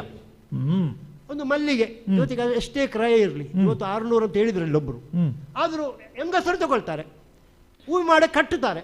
ಅಲ್ಲ, ಇನ್ನೊಂದು ಗೊತ್ತುಂಟು, ಅದಕ್ಕೆ 600 ಆಗುವುದೇ ಇವರು ತಗೊಳ್ತಾರೆ ಅಂತ. ಅದಕ್ಕೆ ಆಗುದು ಅಂದ್ರೆ ಅಷ್ಟು ಎಷ್ಟಾದ್ರೂ ತಗೊಳ್ಳುವ ಹೆಂಗಸರು ಇರ್ತಾರೆ. ಆದ್ರೆ ಅದಕ್ಕೆ ಆಯುಷ್ಯ ಎಷ್ಟಮ್ಮ? ಪೂರ್ತಿ ತಲೆಯಲ್ಲಿಟ್ಟು 4 ಸಲ ಆಚೆ ಈಚೆ ಹೋಗಿ ಬರುವಾಗ ಮತ್ತೆ ನೋಡಿದ್ರೆ ಹಗ್ಗ ಮಾತ್ರ ಇರೋದು. ಹಗ್ಗ ಮಾತ್ರ. ಇವರು ಹೋದಲ್ಲಿ ಎಲ್ಲ ಮಲ್ಲಿಗೆ ಮಲ್ಲಿಗೆ. ಅದಕ್ಕೆ ದಶರಥ ಮಹಾರಾಜ ಅದಕ್ಕೆ ನಿನ್ನನ್ನು ಪೂಮಾಲೆ ಅಂತ ಕರೆದು ನನಗೆ ಇವತ್ತು ಅರ್ಥದ ಅಲ್ಲ. ಅಂದ್ರೆ ನಿನ್ಗೆ ಸಹ ಅಷ್ಟೇ ಅವರ ಆಯುಸ್ ಹೇಳಿದ್ರೆ ಪ್ರಾಯದ ಆಯುಸ್ ಹೇಳುದಲ್ಲ, ಪ್ರೀತಿಯ ಆಯುಸ್ಸು. ಒಂದು ಪೂಮಾಲೆ ಅಂದ್ರೆ ಅಷ್ಟೇ ನಿನ್ನ ಮೇಲೆ ಇರುವಂತ ಪ್ರೀತಿ. ಆದ್ರೆ ಒಂದುಂಟೆ, ನಾ ದಿನ ದಿನ ಚಿಗುರೋ ಹೂ. ಪ್ರತಿ ದಿವಸವೂ ಹೊಸತರವಾದಂತಹ ಪ್ರೀತಿಯನ್ನು ದಶರಥ ಮಹಾಪ್ರಭುಗಳಿಗೆ ಕೊಡುವಲ್ಲಿ ನಾನು ಸಿದ್ಧಳು. ನಿತ್ಯ ಸುಮ. ಆ ನೆಲೆಯಿಂದ ಅವರು ಇದು ಆಯಿತು, ಇದನ್ನು ಹಗ್ಗ ಮಾತ್ರ ಅಂತ ಬಿಡ್ಲಿಕ್ಕೆ ಇಲ್ಲಪ್ಪ. ನಾನು ಸಹ ಎಣಿಸಿದ ಹಾಗೆ ಮಹಾರಾಜರು ಉದಾತ್ತ ಗುಣದವರು, ಕೈಕೆಯ ಮೇಲೆ ಅತ್ಯಂತ ಪ್ರೀತಿ ಉಳ್ಳವರು, ಪೂಮಾಲೆ ಕರೆದ ಒಳ್ಳೆ ಉದ್ದೇಶ ಎಲ್ಲ ಅಲ್ಲಮ್ಮ. ಓಹೋ, ಈಗ ಅಲ್ಲ ಅಂತ ನೀನು ಕಂಡುಕೊಂಡದ್ದು ಹೇಗೆ? ಇವತ್ತೊಂದು ದೊಡ್ಡ ಪ್ರಕರಣ ಆಯ್ತಲ್ಲ. ಇವತ್ತು ದೊಡ್ಡ ಪ್ರಕರಣ. ನಾನು ದಿನಂಪ್ರತಿ ಹ. ಇದೇ ದಾರಿಯಲ್ಲಿ ಬಂದು ನಿನ್ನ ಅಂತಪರಿಗೆ ಬರುವುದು ಹೌದಲ್ಲಮ್ಮ. ಹಾ. ಇವತ್ತು ಬರುವಾಗ ಸ್ವಲ್ಪ ತಡ ಆಯ್ತು ನಾನು. ಯಾಕೆ ಯಾಕೆ? ನಾನು ಬರುವ ದಾರಿಯಲ್ಲಮ್ಮ ಒಂದು ಹಳೆಯ ಕಟ್ಟಡ ಗೊತ್ತು, ನೀನು ನೋಡಿದ್ದಿ ಇರ್ಲಿಕ್ಕಿಲ್ಲ ಅದು ಬಹುಶಃ. ಆ ಕಟ್ಟಡ ಉದ್ಘಾಟನೆ ಆಗಲಿಲ್ಲ. ಓ, ಉದ್ಘಾಟನೆ ಆಗದ ಕಟ್ಟಡ ಒಂದು ಅಯೋಧ್ಯೆಯಲ್ಲಿ ಉಂಟು? ತುಂಬಾ ಉಂಟು. ತುಂಬಾ ಉಂಟು. ಅದರಲ್ಲಿ ಒಂದು ಇದು ಅಯೋಧ್ಯೆಯ ಒಡತಿ ನನಗೇ ಗೊತ್ತಿಲ್ಲ. ಅದೇ ಹೇಳಿದಲ್ಲ, ನಿನಗೆ ಗೊತ್ತಿಲ್ಲ, ನನಗೆ ಗೊತ್ತಾಗಿದೆ. ಆ ಕಟ್ಟಡ ಇವತ್ತು ಉದ್ಘಾಟನೆ ಆಯ್ತಮ್ಮ. ಓ, ಇವತ್ತು ಉದ್ಘಾಟನೆ ಇತ್ತು? ಉದ್ಘಾಟನೆ ಸಮಾರಂಭ ಅಲ್ಲ, ಮುಕ್ತವಾಗಿ ಉದ್ಘಾಟನೆ. ನೀನು ಆ ಉದ್ಘಾಟನೆಗೆ ಹೋಗಿ ಅಲ್ಲಿ ಏನೋ ಕೊಟ್ಟದ್ದನ್ನು ತಿಂದುಕೊಂಡು ಈಚೆ ಬಂದದ್ದ? ನನ್ನನ್ನು ಮುಖ್ಯ ಅತಿಥಿಯಾಗಿ ಕರೆದದ್ದು ನೆನೆಸಿದಮ್ಮ ನೀನು? ಮತ್ತೆಂತದ? ನನ್ನನ್ನು ಒಂದು ಯಾರಾದ್ರೂ ಮುಖ್ಯ ಅತಿಥಿಯಾಗಿ ಕರೆದಾರ ಈ ಅಯೋಧ್ಯೆಯಲ್ಲಿ? ಅಲ್ಲ, ಮುಖ್ಯ ಅತಿಥಿ ಅಲ್ಲದೆ ಹೋದ್ರು ಬಂದವಳನ್ನು ಹಾಗೆ ಬಿಡ್ಲಿಕ್ಕಿಲ್ಲ. ಉದ್ಘಾಟನೆ ಉಂಟು, ಒಂದು ಕುಡೀರಿ, ಒಂದು ತಿಂದು ಹೋಗಿ ಅಂತ ಕೊಡುವ ಕ್ರಮ ಉಂಟು ಇಲ್ಲಿ. ಏನಾದ್ರೂ ಕೊಡಿ ತಿನ್ನು ಅಂತ ಹೇಳಿದ್ರೆ ತಿನ್ನುವವಳ ಈ ಮಂತಾರೆ? ಯಾರಿಗೆ ಗೊತ್ತು? ನಾನು ನೀನು ಮಾತ್ರ ತಿನ್ನುವುದು. ನಿನಗೊಂದು ಆ ವೃತ ಉಂಟು, ನಾ ಕೊಟ್ರೆ ಮಾತ್ರ ತಿನ್ನೋದು ನೀನು. ನಾನು ಉದ್ಘಾಟನೆ ಹೇಳಿದಂತ ಅದು ಗುಪ್ತ ಉದ್ಘಾಟನೆ. ಅಲ್ಲೊಂದು ಹಳೇ ಕಟ್ಟಡಮ್ಮ. ಅಲ್ಲ, ಉದ್ಘಾಟನೆ ಅಂದ್ರೆ ತೆರೆದುಕೊಳ್ಳುವುದು. ಅದು ಗುಪ್ತ ಉದ್ಘಾಟನೆ ಅಂದ್ರೆ ಎಂತ? ಗುಪ್ತವಾಗಿ ತೆರೆದದ್ದು ಮಾತ್ರ ಪುನಃ ಬಾಗಿಲು ಮುಚ್ಚಿದ್ದು. ತೆರೆದದ್ದು ಎಷ್ಟು ವೇಗವೋ ಅದಕ್ಕಿಂತ ವೇಗವಾಗಿ ಮುಚ್ಚಿದೆ. ಒಂದು ಹಳೆ ಕಟ್ಟಡ, ಅದಕ್ಕೊಂದು ಫಲಕ ಸಹ ಉಂಟು. ಅದಕ್ಕೆ ಫಲಕ ಕಾಣುದಿಲ್ಲ. ಮತ್ತೆ ನಾನು ಸೂಕ್ಷ್ಮ ದೃಷ್ಟಿಯಾದಾಗ ನನಗೆ ಸ್ವಲ್ಪ ಸ್ವಲ್ಪ ಕಾಣ್ತದೆ. ಅಂತರಂಗ ಭವನ ಅಂತೇಳಿ ಬರೆದಾಗೆ ಕಾಣ್ತದೆ. ಅಂತರಂಗ ಭವನ ಅಂತ ಒಂದು ಫಲಕ, ಅದೊಂದು ಕಟ್ಟಡ. ಅದನ್ನು ತೆರೆದಿದೆ, ಹಾಗೆ ಮುಚ್ಚಿದೆ. ಯಾವಾಗಲೂ ಇದೇ ದಾರಿಯಲ್ಲಿ ಬರ್ತೇನೆ, ಯಾವಾಗ ನೋಡಿ ಅದಕ್ಕೆ ಬೀಗವೇ. ಅದು ಬೀಗ ತೆಗೆದು ಎಷ್ಟೋ ಸಹಸ್ರ ವರ್ಷ ಆಯ್ತು. ನೋಡ್ತೇನಮ್ಮ ನಾನು ಒಮ್ಮೊಮ್ಮೆ ನೋಡುವಾಗ ಅದಕ್ಕೆ ತುಕ್ಕು ಹಿಡಿದು ಹೋಗಿದೆ ಬೀಗಕ್ಕೆ. ಕಬ್ಬಿಣ ಅಲ್ಲ, ಹಾಗಾದ್ರೆ ಹೀಗಿರ್ಬಹುದೇ? ಅದು ಎಲ್ಲೋ ಬೀಗ ಬದಲಾಯಿಸಬೇಕು ಅಂತ ಇತ್ತು ಕಾಣುತ್ತೆ. ಅದಕ್ಕೆ ಆ ಬೀಗವನ್ನು ಹೊಡೆದು ತೆಗೆದು ಬೇರೆ ಬೀಗ ಹಾಕಲಿಕ್ಕೆ ನೋಡ್ತಾ ಇದ್ದೆ. ನಾನು ಹಾಗೆ ಎಣಿಸಿದ್ದು, ಬಹುಶಃ ಬೀಗ ಬದಲಾಯಿಸಿಗೆ ಏನಾದರೂ ವ್ಯವಸ್ಥೆ ಮಾಡಿದಾರೋ. ಆದರೆ ಬೀಗ ಈಗ ತೆಗೆದ ಕೂಡಲೇ ಬೀಗ ಬದಲಿಸಿದಂತಾದ್ರೆ ಇನ್ನೊಂದು ಬೀಗ ಹಾಕ್ಬೇಕಾ ಬೇಡ ಅಮ್ಮ? ಇದೀಗ ಇನ್ನೊಂದು ಬೀಗ ಹಾಕಲಿಲ್ಲ. ಒಂದು ವಿಚಿತ್ರ ನೋಡು, ಉದ್ಘಾಟನೆ, ಗುಪ್ತ ಉದ್ಘಾಟನೆ ಹೇಳುದು ಅದಕ್ಕೆ. ಬೀಗ ತೆರೆದಿದೆ, ಬಾಗಿಲು ಮುಚ್ಚಿದೆ. ಅಂದ್ರೆ ಒಳಗಿಂದ ಬಾಗಿಲು, ಒಳಗಿಂದ ಯಾರೋ ಸೇರಿದ್ದಾರೆ, 3 ಒಳಗಿದ್ದಾರೆ ಅಂತೇಳಿ ನಾನು ತರ್ಕಿಸಿದೆ. ನೀನು ಅದು ಹೇಗೆ? ನಿನಗೆ 3 ಜೊತೆ ಪಾದರಕ್ಷೆ. ನೀವು ಹೊರಗಿನಲ್ಲಿರುವಂತಹ ಪಾದರಕ್ಷೆಯನ್ನು ಗುರುತಿಸಿ ಒಳಗೆ ಎಷ್ಟು ಜನ ಇದ್ದಾರೆ ನಾನು ಕೂಲಂಕುಷವಾಗಿ ಪರೀಕ್ಷಿಸುವವಳು. ಯಾರ್ಯಾರು ಹೇಳಿದ್ರು ನಂಬುವಳಲ್ಲ ನಾನು. ಸ್ವಯಂ ನೋಡಿದೆ. 3 ಜೊತೆ ಪಾದರಕ್ಷೆ ಹೇಳುವಾಗ ಅಲ್ಲಿ 3 ಜನರೇ ಇರುವುದು. ಒಮ್ಮೊಮ್ಮೆ ಹೆಮ್ಮೆ ಆಗುವುದೇ ಅದಕ್ಕೆ. ನೀನು ಹೊರಗಿಂದ ನೋಡಿಯೇ ಒಳಗೆ ಎಷ್ಟು ಜನ ಇರಬಹುದು, ಅಥವಾ ಒಳಗೆ ನಿಂತೆ ಹೊರಗೆ ಇನ್ನೆಷ್ಟು ಜನ ಬರಬಹುದು ಎಲ್ಲ ಗ್ರಹಿಸಿದೆ. ಎಲ್ಲ ಒಳ್ಳೆ ದೊಡ್ಡ ಸಮಾರಂಭ ಮಾಡುವಾಗೆಲ್ಲ ನಿನ್ನ ತೋರಬೇಕು. ನನ್ನಂತವರನ್ನು ಕರೆದ್ರೆ ಯಾವುದೇ ಎಷ್ಟಕ್ಕೆ ಅಟ್ಟಣೆ ಮಾಡಬೇಕು ಅಂತ ಒಂದು ಅಂದಾಜು ಬೇಕು. ನಿನ್ನಂತವರಿದ್ರೆ ಒಳ್ಳೇದು. ನನ್ನನ್ನು ಹತ್ತಿರವೇ. ಹೌದಪ್ಪ, ಹೌದೌದೌದು. ಹೇಳು. ಹಾಗೆ ನೋಡುವಾಗ ಅಮ್ಮ ಅಲ್ಲಿ 3 ಮಾತನಾಡ್ತಾರೆ, ಅಲ್ಲಿ ಇದ್ದಾರಂತಾಯ್ತು. ನನಗೊಂದು ದೇವರು ಕೊಟ್ಟ ಒಂದು ವರ ಉಂಟಲ್ಲಮ್ಮ, ಗೋಡೆಗೆ ಕಿವಿ ಕೇಳುವುದು. ಅಲ್ಲ, ಗೋಡೆಗೆ ಕಿವಿ ಕೇಳುವುದು. ನಾಲ್ಕು ಕಿವಿ ಕೇಳೋದಲ್ಲ, ಗೋಡೆಯಲ್ಲಿ ಕಿವಿ ಇಡುವುದು. ಆಗ ಒಳಗೆ ಮಾತಾಡೋದು ನನಗೆ ಕೇಳುವುದು. ಇದು ದೇವರ ವರ. ನಿನಗೆ? ನನಗೆ. ನೀನು ನನ್ನ ಹತ್ರ ಹೇಳಲೇ ಇಲ್ಲ. ಅದು ಹೇಳಲಿಲ್ಲ. ಯಾಕೆ ಹೇಳಲಿಲ್ಲ? ಹೇಳಿದ್ರೆ ನನ್ನ ಮನೆಯ ಅಂತಪುರದ ಗೋಡೆಗೆ ಎಷ್ಟು ಸಲ ಬಂದಿದ್ದೀಗ ನಾನು ಆಲೋಚಿಸಬೇಕಂತ. ನಿನಗೆ ಈ ಶಕ್ತಿ ಉಂಟು ಮತ್ತೆ? ಹೇಳಲಿಲ್ಲ. ಯಾಕೆ ಹೇಳಲಿಲ್ಲ? ಹೇಳಿದ್ರೆ ಒಂದು ರಾಜಕೀಯ, ಒಂದು ನಮ್ಮ ರಾಜಕಾರಣದಲ್ಲಿ ದೊಡ್ಡ ಸಂಚಲನ ಆಗ್ತದೆ, ಕದ್ದಾಲಿಕೆ ಮಾಡ್ತಾರೆ. ಅದಕ್ಕೆ ಗುಟ್ಟಿನಲ್ಲಿ ಇಟ್ಟದ್ದು ನಾನು. ಈಗ ನನ್ನ ಹತ್ರ ಹೇಳಿದ್ದೀನಿ, ನಿನ್ನ ಹತ್ರ ಹೇಳಿದೆ. ಮತ್ತೊಂದಮ್ಮ, ಮುಂದಕ್ಕೆ ಕದ್ದಾಲಿಕೆ ಎಂಬುದು ಬರ್ಬೋದು, ಆದ್ರೆ ಪ್ರಪಂಚದಲ್ಲಿ ಪ್ರಥಮವಾಗಿ ಕದ್ದಾಲಿಕೆಗೆ ಒಂದು ಆವಿಷ್ಕಾರ ಮಾಡಿದ್ದೀವಿ ಅಂತಾರೆ. ಈಗ ಕದ್ದಾಲಿಕೆ ಮಾಡುವವರಿಗೆಲ್ಲ ಒಂದು ಸ್ಫೂರ್ತಿ, ಸ್ಫೂರ್ತಿ, ಆದರ್ಶ. ಹಾಗೆ ಆ ವರದ ಬಲದಿಂದ ನೀನು ಗೋಡೆಗೆ ಕಿವಿ ಕೊಟ್ಟೆ. ಒಳಗೆ ಮಾತಾಡೋದು ಸ್ಪಷ್ಟವಾಗಿ ಕೇಳಿತು. ಗೊತ್ತುಂಟಲ್ಲ ನನಗೆ ಸ್ವಲ್ಪ ಕಿವಿ ಸ್ವಲ್ಪ ದೂರ. ಕಿವಿ ದೂರ ಹೇಳಿದ್ರೆ ಕಿವಿ ಇಲ್ಲೇ ಇರುವುದು, ಕೇಳುವುದು ಸ್ವಲ್ಪ ದೂರ. ಹಾಗೆ ನಾನು ನಿನಗೆ ಇವರ ಉಪಯೋಗಕ್ಕೆ ಬರ್ತದೆ. ಅಲ್ಲಿ ಒಳಗೆ ಮತ್ತು ನನಗೆ ಸ್ಪಷ್ಟವಾಗಿ ಕೇಳಿತು. ಏನು ಕೇಳಿತು? ಅಮ್ಮ, ಇಲ್ಲಿ ದಶರಥ ಮಹಾರಾಜರು ಬರೋದು ಎಷ್ಟು ಸಮಯ ಆಯ್ತಮ್ಮ ಇಲ್ಲಿಗೆ, ನಿಮ್ಮ ಅಂತಪುರಕ್ಕೆ? ನಮ್ಮ ಅಂತಪುರಕ್ಕೆ ಬರ್ತಾರೆ, ಆಗಾಗ ಬರ್ತಾರೆ, 1-2 ದಿವಸ ಆಗಿರ್ಬೋದು. ಈಗ ಮೊದಲು ಇಲ್ಲೇ ಬಂದು ಬೆಳಿಗ್ಗೆಯಿಂದ ರಾತ್ರಿಯವರೆಗೆ. ಹೌದಪ್ಪ. ಈಗ ಆವಾಗ ಬಂದು ಹೋಗ್ತಾರೆ. ಅವರಲ್ಲಿ ಅಂತಪುರ ಉಂಟಲ್ವಾ? ಹೌದು, 3 ಉಂಟು. ಅವರಲ್ಲಿ ಹೇಳುದು, ನಾನು ಕಡೂರದ್ದನಾದೆ. ಅದು ಇಲ್ಲೂ ಹೇಳ್ತಾರೆ ಅಲ್ಲಿ ಇಬ್ಬರಿದ್ದಾರೆ, ಇಬ್ಬರು, ಒಬ್ಬರು ವಸಿಷ್ಠರು, ಹಾ ಹಾ ಒಬ್ಬರು ಸುಮಂತ್ರ ಹ್ಮ್ ಮಹಾಮಂತ್ರಿ. ಹ್ಮ್ ಅದು ಹೇಗೆ ತಿಳ್ಕೊಂಡದ್ದು? ಪಾದರಕ್ಷೆಯ ಆಧಾರದ ಮೇಲೆ. ಹಾ ಹಾ ಹಾ ಹಾ ನೀ ಪಾದರಕ್ಷೆ ಯಾರ್ದು ಅಂತೆಲ್ಲ ನಿಮಗೆ ಗೊತ್ತುಂಟು. ಗೊತ್ತುಂಟು. ಹಾಗೆ ಹ್ಮ್ ಅಲ್ಲಿ ಮಾತನಾಡುವಾಗ ನಾನು ಕಡುವೃದ್ಧನಾದೆ, ಹ್ಮ್ ಇನ್ನು ಮುಂದೆ ನನಗೆ ಅಯೋಧ್ಯೆಯಲ್ಲಿ ಸಿಂಹಾಸನದ ಪ್ರಜೆಗಳನ್ನು ಪೋಷಿಸಲಿಕ್ಕೆ ಕಷ್ಟ ಆಗ್ತದೆ, ಹಾಗಾಗಿ ನಾನು ಒಂದು ವ್ಯವಸ್ಥೆ ಮಾಡಬೇಕು ಗುರುಗಳೇ, ಮಹಾಮಂತ್ರಿಗಳೇ.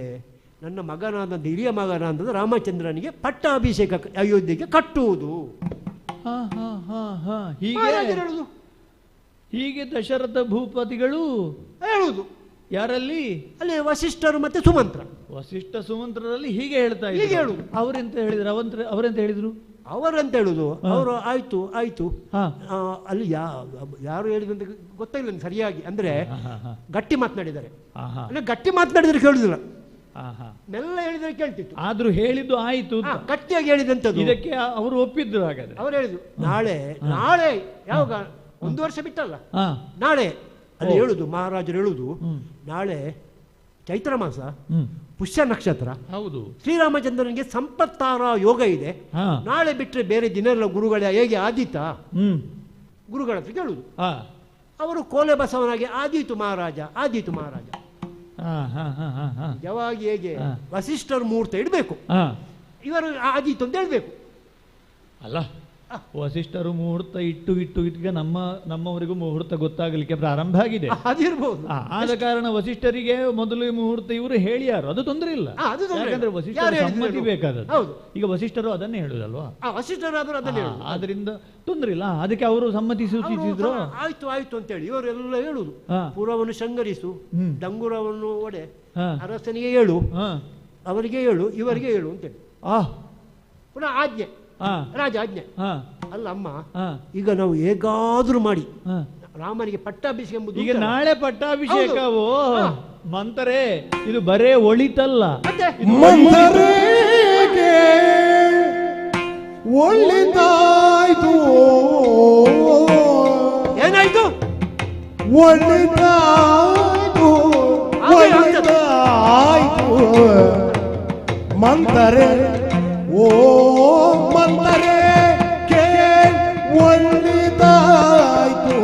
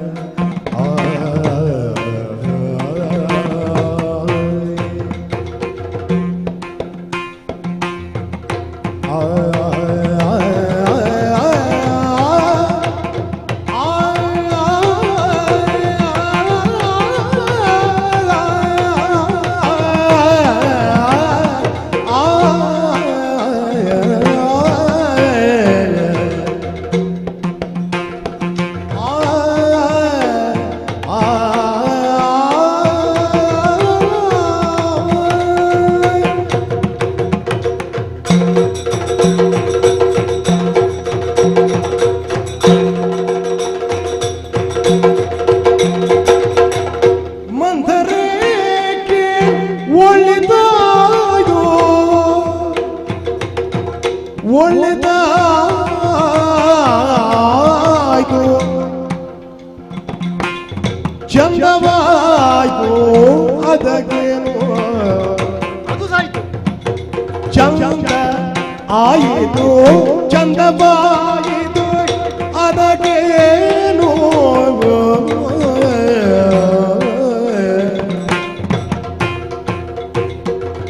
ಕಂದ ರಾಮಚಂದ್ರನ, ಕಂದ ರಾಮಚಂದ್ರನ ಆನಂದವ ನೋಡುವ ನಾಳೆ, ನಾಳೆ ಕಂದ ರಾಮಚಂದ್ರನ ಆನಂದವ ನೋಡುವ ನಾಳೆ, ಆನಂದವ ನೋಡುವ ನಾಳೆ.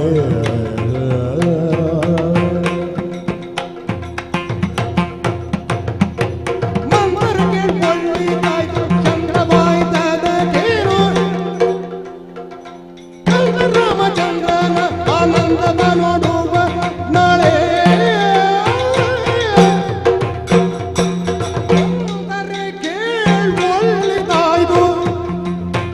ಮಂತರ ಕೇಳಿ ಒಳ್ಳಿದಾಯ್ದು ಚಂದವಾಯ್ತು ಅದಗೇರು ಚಂದವಾಯ್ತು ಅದಗೇರು ಕಂದ ರಾಮಚಂದ್ರನ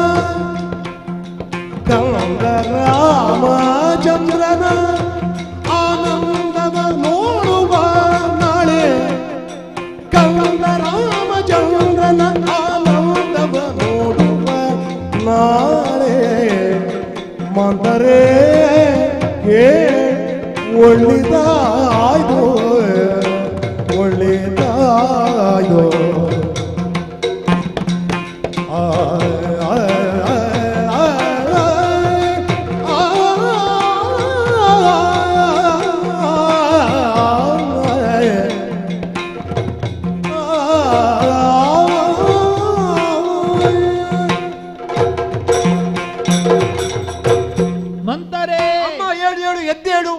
ಎದ್ದೇಳಬೇಕಾದಂತಹ ವಿಷಯ ಮತ್ತೆ ಎಂತಹ ಸಂತೋಷದ ಸಂಭ್ರಮದ ವಿಷಯವನ್ನು ಹೇಳಿದೆ ನೀನು. ಯಾವುದು ಸಂತೋಷ? ಹಾ ಹಾ ಹಾ ಹಾ ಹಾ ಇದಕ್ಕೆ ಬರೇ ಒಳಿತು ಅಂತ ಹೇಳಿದರೆ ಸಾಕಾಗ್ಲಿಕ್ಕಿಲ್ಲ, ಮತ್ತೆ ಅದನ್ನು ಒತ್ತಬೇಕು. ಒಳ್ಳಿತಾಯ್ತು, ಒಳ್ಳಿತು. ಹಾ ಏನು ಸಂಭ್ರಮದ ವಿಷಯವೇ. ಆಹಾ ನಿನ್ನ ಬಾಯಿಂದ ಕೇಳಿದೆ ನೋಡು. ಯಾವಾಗಲೂ ಅಲ್ಲಿದ್ದು ದೂರು ಇಲ್ಲಿದ್ದು ದೂರು, ಅವರು ಸರಿ ಇಲ್ಲ ಇವರು ಸರಿ ಇಲ್ಲ, ಯಾವಾಗ ನೋಡಿದ್ರು ನೀನು ಇದನ್ನೇ ಮಾತಾಡುವಳು ನೀನು. ಇವತ್ತು ಎಷ್ಟು ಒಳ್ಳೆ ಒಂದು ಮಾತು ಹೇಳಿದೆ ನೋಡು. ನೋಡು ಅಪರೂಪಕ್ಕಾದರೂ ನಿನ್ನ ಬಾಯಿಯಲ್ಲಿ ಒಂದು ಇಂತಹ ಸಕ್ಕರೆಯಲ್ಲಿ ಉಂಟು ನೋಡುವುದು ನಾನು. ಯಾಕೆ? ನಿನ್ನ ಬಾಯಿಗೆ ಹಾಕಲಿಕ್ಕೆ ಒಂದಷ್ಟು ಸಕ್ಕರೆ ತಂದು ಹಾಕಬೇಕು ನಿನ್ನ ಬಾಯಿಗೆ. ಮತ್ತೆ ಏನು ಸಿಹಿ ಉಂಟು ಅದೆಲ್ಲ ನಿನ್ನ ಬಾಯಿ ಒಳಗೆ ಇಡಬೇಕು ಅಂತ ಅನಿಸ್ತಾ ಉಂಟು. ಇದು ಒಳ್ಳೆ ವಿಷಯವಾ? ಮತ್ತೆ ಇದಕ್ಕಿಂತಹ ಒಳ್ಳೆಯ ವಿಷಯ ಬೇರೆ ಉಂಟೆ. ರಾಮಚಂದ್ರನಿಗೆ ನಾಳೆ ಪಟ್ಟ. ಆಹಾ ಎಷ್ಟು ಸಮಯದಿಂದ ಕಾಯ್ತಾ ಇದ್ದೆವು ನಾವು. ಕೇಳಬೇಕು ಈ ವಿಷಯ ಕೇಳಬೇಕು. ದಶರಥ ಪ್ರಭುಗಳು ಒಂದು ಸಲ ಹೇಳಲಿ ಇದನ್ನು. ನಾನು ಮಾತ್ರ ಅಲ್ಲ, ಅಯೋಧ್ಯೆಯೇ ಕಿವಿಯಾಗು ಈ ಮಾತನ್ನು ಕಾಯ್ತಾ ಇತ್ತು. ರಾಮಚಂದ್ರನಿಗೆ ಪಟ್ಟ. ಆಹಾ ಇವತ್ತಾದ್ರೂ ಹೇಳಿದ್ರಲ್ವ. ನೀನೇ ಕೇಳಿದ್ದಲ್ವ ಅದನ್ನು? ಮತ್ತೆ ನಾನೇ ಕೇಳಿದ್ದು. ಕದ್ದಾಲಿಕೆ ಅದು ಎಂತದ್ದು ಆಗ್ಲಿ, ಯಾವ ಆಲಿಕೆಯೂ ಆಗ್ಲಿ ಒಳ್ಳೆದಾಯ್ತು. ವಿಷಯ ಸತ್ಯ. ವಿಷಯ ನನಗೆ ಗೊತ್ತಾಯ್ತದಲ್ವ ನಿನ್ನ ಮೂಲಕವಾಗಿ. ಮತ್ತೆ ಉಳಿದವರಿಗೆಲ್ಲ ಗೊತ್ತಾಗುವುದಕ್ಕಿಂತ ಮೊದಲು ನನಗೆ ಗೊತ್ತಾಯಿತು ಅಂತ ಸಂತೋಷ ನನಗೆ. ಅದಕ್ಕೆ ಕಾರಣಳಾದವಳು ಯಾರು ಕೇಳಿದರೆ ನೀನು. ನಿನ್ನನ್ನು ಹೀಗೆ ಬಿಡಬಾರ್ದು ಇವತ್ತು. ನಿಮಗೆ ಅಮ್ಮ ನಿಮಗೆ ಪಿತ್ತ ನೆತ್ತಿಗೆ ಎಷ್ಟು ದಿವಸ ಆಯ್ತಮ್ಮ? ಪಿತ್ತ ಬಿಡು, ಇನ್ನು ವಾತ ಪಿತ್ತ ಕಫತ್ರ ಈ ತ್ರಿದೋಷಗಳು ಇನ್ನು ನನ್ನನ್ನು ಬಾಧಿಸುವುದಿಲ್ಲ. ಅಂದ್ರೆ ಸಂತೋಷಾಧಿಕ್ಯವೇ ಇದು, ಸಂತೋಷಾಧಿಕ್ಯ. ಇದಕ್ಕೆ ಇನ್ನು ಯಾವ ರೋಗದ ಆಲೋಚನೆಯೂ ಬೇಡ ನಿನಗೆ ಉಂಟಲ್ಲೋ. ಈಗ ನೀನು ಇಷ್ಟು ಸಂಭ್ರಮದ ಸಂತೋಷದ ಸುದ್ದಿ ಹೇಳಿದ್ದಕ್ಕೆ ಏನಾದ್ರೂ ಕೊಡಬೇಕು ಅಂತ ಅನಿಸುತ್ತೆ. ಏನು ಕುತ್ತಿಗೆಗೆ ಕೈ ಹಾಕುದು? ನೋಡಿ ಈ ಹಾರ ಉಂಟಲ್ಲ, ಇದು ನಮ್ಮ ಅಲ್ಲಿದ್ದು ಕೇಕೆಯ ದೇಶದ್ದು. ಅಲ್ಲಿ ನನಗೆ ಬಹಳ ಪ್ರೀತಿಯಿಂದ ತವರು ಮನೆಯ ಉಡುಗೊರೆಯಾಗಿ ಕೊಟ್ಟದ್ದು. ಯಾರಿಗೂ ಕೊಡ್ಲಿಲ್ಲ ಇಷ್ಟೊತ್ತು, ಅಥವಾ ತೋರಿಸ್ಲೂ ಇಲ್ಲ. ಇನ್ನೊಬ್ಬರಿಗೆ ಇದು ಹೇಗುಂಟು ನೋಡು ಅಂತಲೂ ತೆಗೆದುಕೊಡ್ಲಿಲ್ಲ ನಾನು. ಆ ಕೊರಳಲ್ಲಿ ಅದನ್ನು ಬಚ್ಚಿಟ್ಟುಕೊಂಡಿದ್ದೆ. ಇವತ್ತು ನಿನಗೆ ಕೊಡ್ತೇನೆ.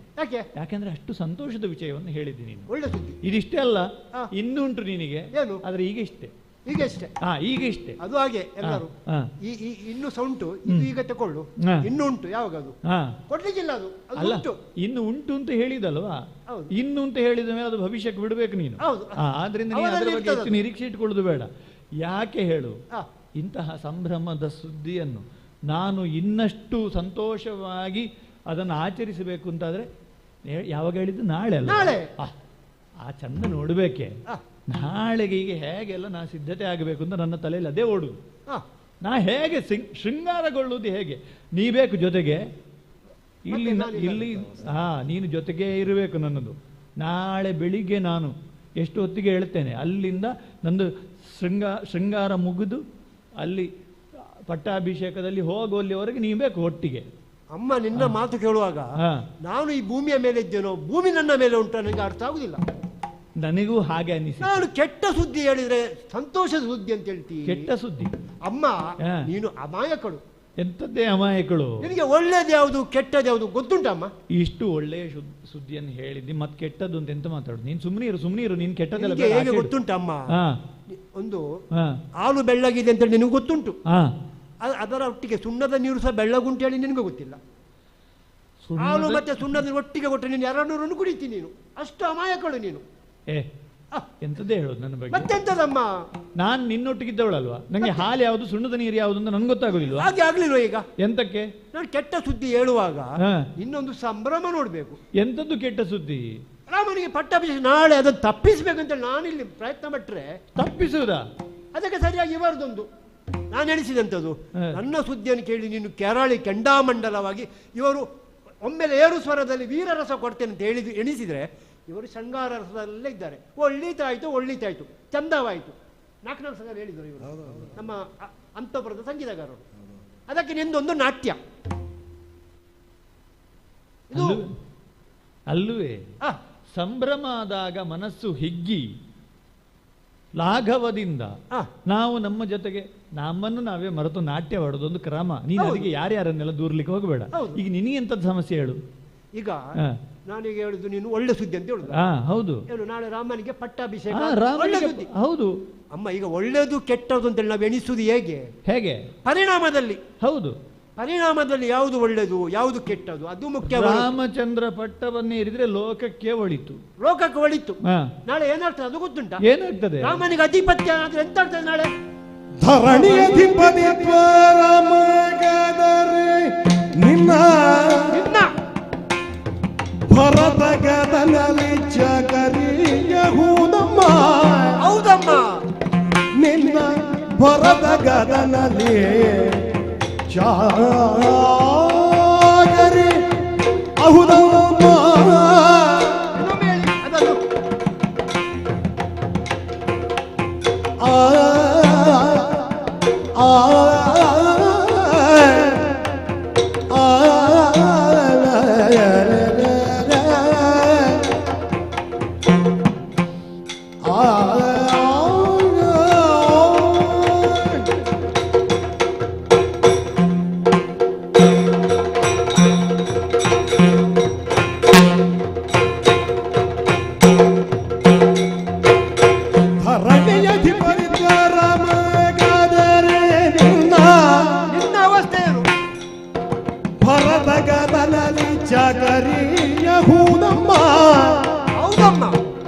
ನಿನ್ನ ಭರದ ಗದನಲ್ಲಿ ಚಾಗರಿಯಹುದಮ್ಮ.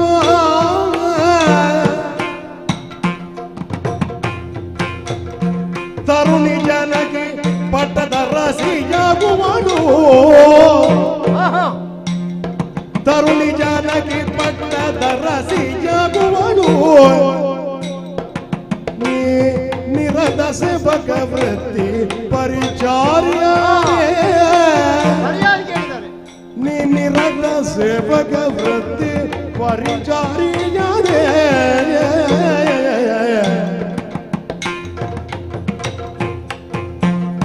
ತರುಣಿ ಜಾನಕಿ ಪಟ್ಟದ ರಸಿಯಾಗುವಳು.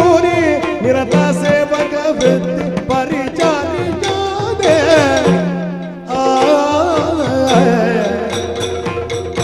ಧರಣಿಯಧಿಪತಿತ್ವರಮಗಾದರೆ ನಿನ್ನ ಭರದ ಗದನಲ್ಲಿ ಚಕರಿಯಹುದಮ್ಮ. ಅಮ್ಮ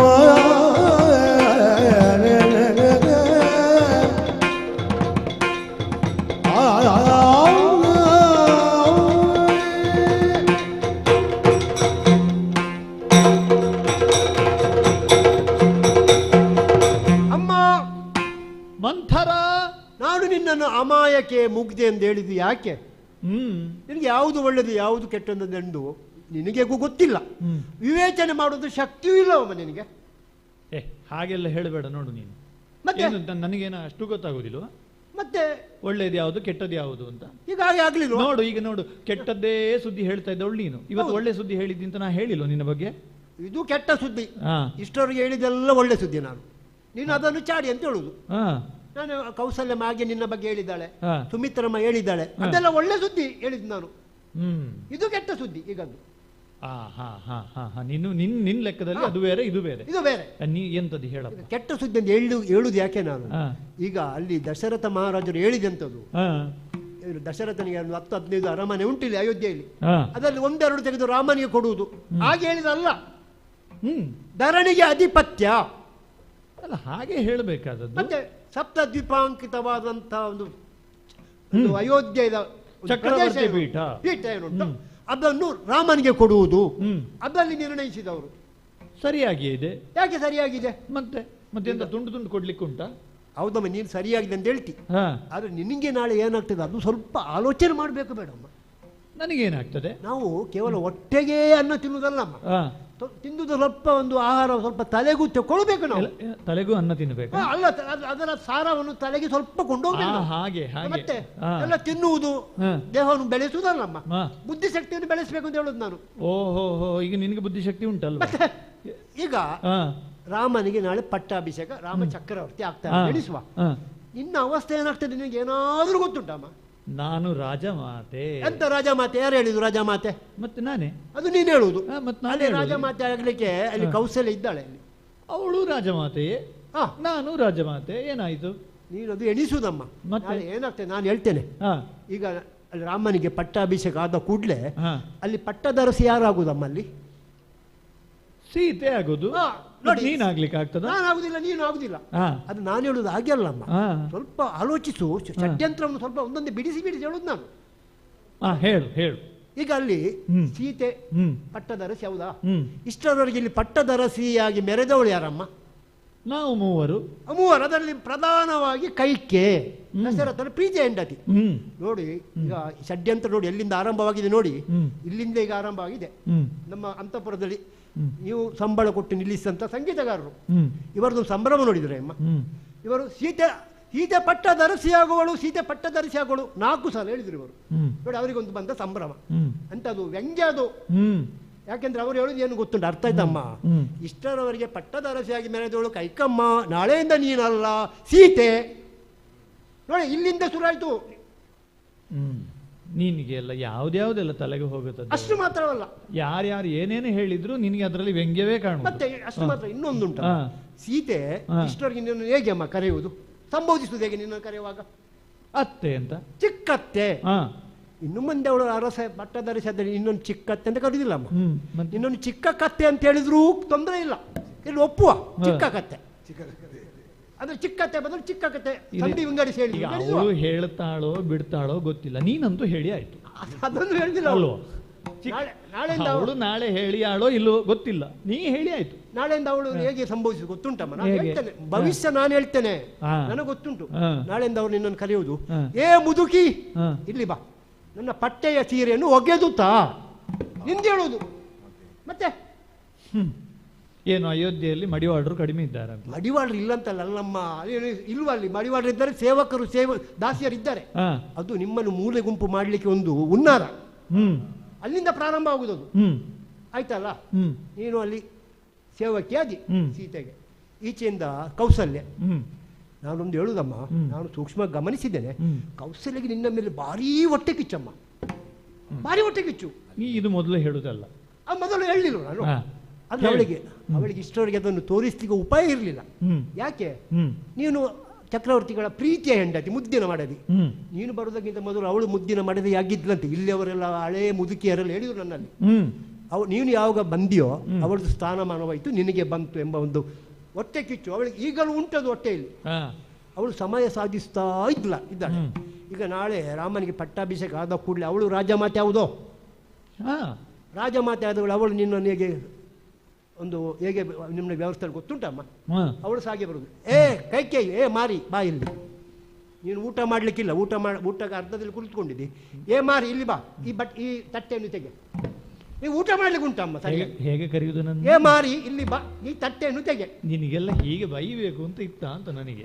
ಸರಿ, ಕೈ ನಿನಗೆ ನೇರ ಬೈಲಿಕ್ಕೆ ಆಗುದಿಲ್ಲ ಅಂತೇಳಿ ಸೀತೆ ಹೀಗೆ ಹೇಳ್ತಾಳೆ, ಕೌಸಲ್ಯ ಹೀಗೆ ಹೇಳ್ತಾಳೆ ಅಂತೇಳಿ ಅವರ ಹೆಸರು ಹೇಳ್ಕೊಂಡು ನನಗೆ ಬೈ. ಹಾಗೆಲ್ಲ ಈಗ ಭವಿಷ್ಯ ಹೇಳುವವರು ಏನಾದ್ರು ಕೆಟ್ಟದ್ದು ಹೇಳಿದ್ರೆ ನಾವು ಭವಿಷ್ಯ ಹೇಳುವವರ ಮೇಲೆ ಅಪವಾದ ಹಾಕುದಮ್ಮ. ಈಗ ನೀ ಭವಿಷ್ಯ ಮತ್ತೆ ನಾಳೆ ಆಗುವುದು, ಭವಿಷ್ಯ ಹೇಳಲಿಕ್ಕೂ ಪ್ರಾರಂಭ ಮಾಡಿದ್ದೆ. ಹೌದು, ಹಾಗೆ ಎಷ್ಟಾಗುವಾಗ ನೀವು ನಿರತ ಸೇವಕಿಯಾಗಿ ನೀವು ನೋಡಿ. ಇವರಾಗ ಅದನ್ನು ಒಂದೇ ಸಲ ಹೇಳ್ತಾರೆ ನೋಡಿ, ಇವರು ಎಷ್ಟು ಬುದ್ಧಿವಂತರು ನೋಡಿ.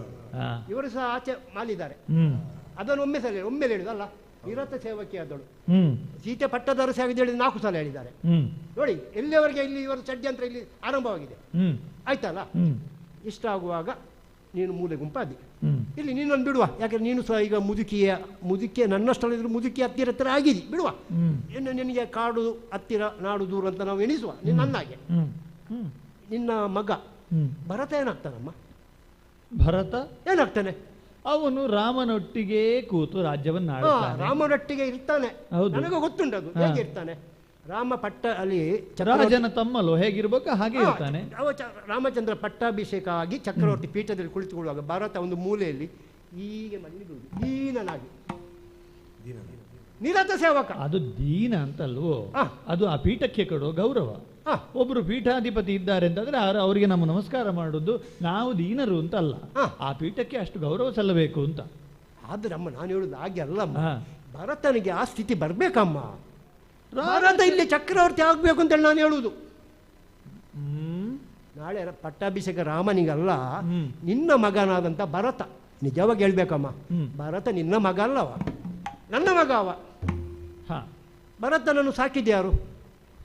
ಸಾಕಿದ್ದು ನೀನು. ಮತ್ತೆ ಹ್ಮ್. ಅವ ನಿನ್ನ ಕಂಕುಳಲ್ಲಿ ಎಷ್ಟು ಹೊತ್ತು ಕುಳಿತುಕೊಂಡಿದ್ದಾನೆ, ಹ್ಮ್. ಅದರ 100 ಪಟ್ಟು ಹೆಚ್ಚು ನನ್ನೊಟ್ಟು ಬೆಳೆದವ ಅವ. ಹ್ಮ್ ನೀನೆಲ್ಲಿ ಅವನನ್ನು ಸಾಕಿದಿ? ಹ್ಮ್ ನನ್ನ ಮಗ ಅವ. ಹ್ಮ್ ಆ ಭರತವೇ ನಾಳೆ ಈ ಪಟ್ಟಕ್ಕೆ ಏರಬೇಕು, ಹ್ಮ್. ಇಲ್ಲಿ ಚಕ್ರವರ್ತಿ ಆಗಬೇಕು ಅಂತೇಳಿ ನನ್ನ ಒಂದು ಯೋಜನೆ ಇದ್ದರೆ ನೀನು ಒಳ್ಳಿತಾಯಿತು, ಚಂದವಾಯಿತು. ಏನು ಅಷ್ಟತಾಳ ಏಕತಾಳ ಎಲ್ಲ ತಾಳದಲ್ಲಿ ನಾಟ್ಯ ಆಯ್ತು ನಿಂದು. ಹ್ಮ್. ಇನ್ಯಾವುದು ಬಾಕಿ ಉಂಟು? ಹ್ಮ್. ಇನ್ನೊಂದು ತಾಳ ಉಂಟು. ಯಾವುದು? ಎಂತದ್ದು ಮಾತಾಡುದೇ ನೀನು? ಮಾತಾಡ್ತೀಯೋ ನೀನು ಹೀಗೆ ಅಮ್ಮ, ನನಗೆ ಗೊತ್ತಾಯ್ತು. ಹ್ಮ್ ನೀವು ಈಗ ನಾನು ಆಡಿದಕ್ಕೆಲ್ಲ ಹೇಳುದು, ಹ್ಮ್. ಆಡಿದಕ್ಕೆ ಹೀಗೆ ಹೇಳುದು ಎಲ್ಲರೂ. ಆಡಿಕೊಂಡರೆ ಮುನ್ನ ಇದಕ್ಕೆಲ್ಲ ಹೇಳುದು ನೀವು. ಆಡಿಕೊಂಡರೆ ಮುನ್ನ ಹೇಗೆ ಹೇಳ್ತಾರೆ ಅದಕ್ಕೆ? ಚಾಡಿ ಎಂಬರು ಎಲ್ಲ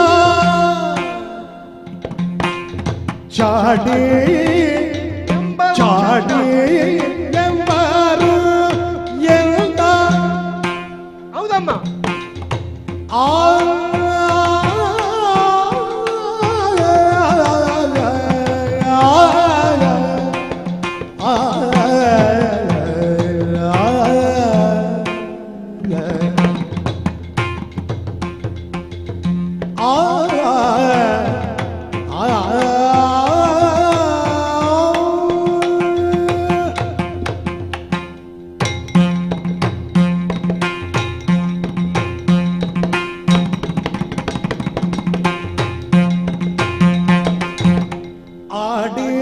ಆಡಿಕೊಂಡರೆ ಮುನ್ನ ಚಾಡಿ ಎಂಬರು ಎನ್ನ.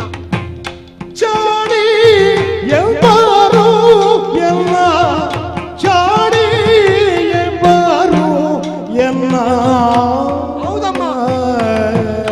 ಚಾಡಿ ಚಾಡಿ ಚಾಡಿ ಎಂಬರು ಎಲ್ಲ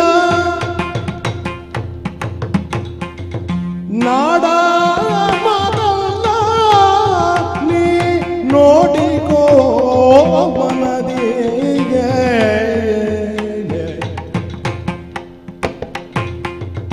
ನಾಡ ಮಾತಲ್ಲ ನೀ ನೋಡಿಕೋ ಮನದಿಗೆ.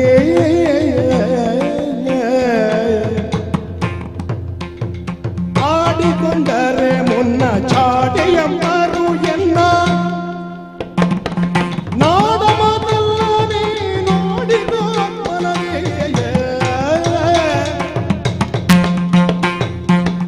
ಆಡಿಕೊಂಡರೆ ಮುನ್ನ ಚಾಡಿ ಎಂಬರು ಎನ್ನ ಚಾಡಿ ಎಂಬರು ಎನ್ನ ನಾಡಮಾದಲ್ಲ ನಾಡಮಾದಲ್ಲ ನೀ ನೋಡಿಕೋ ಮನದಿ ನೀ ನೋಡಿಕೋ ಮನದಿ. ನಾಡಮಾದಲ್ಲ ನೀ ನೋಡಿಕೋ ಮನದಿ ಆಡಿಕೊಂಬರೆ ಮುನ್ನ ಚಾಡಿ ಎಂಬರು ಎನ್ನ.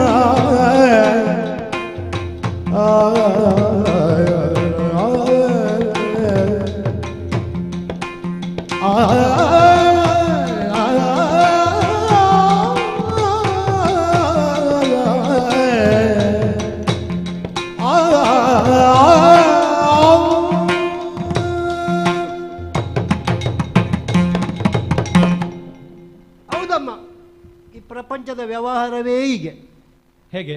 ಸತ್ಯವನ್ನು ಹೇಳಿದರೆ ಚಾಡಿ ಮಾತನ್ನು ಹೇಳುವುದು. ಅದೇ ನಾನು ಇಷ್ಟೆಲ್ಲ ಹೇಳಿದಕ್ಕಲ್ಲ ನೀನು ಚಾಡಿ ಮಾತು ಅಂತ ಹೇಳಿದ್ದು. ಮತ್ತೆ ನಾನು ಹೇಳಿದರೆ ಏನಾದರೂ ಸುಳ್ಳುಂಟಮ್ಮ? ನೀ ಹೇಳಿದ್ರಲ್ಲಿ ಸುಳ್ಳಲ್ಲ, ಸತ್ಯ ಯಾವುದುಂಟು ಅಂತ ತೋರಿಸು. ಎಲ್ಲ ಸತ್ಯವೇ. ನಿನಗೆ ಇಷ್ಟು ಹೇಳಿದ್ರು ನಿನಗೆ ಅರ್ಥವಾಗುದಿಲ್ಲಮ್ಮ.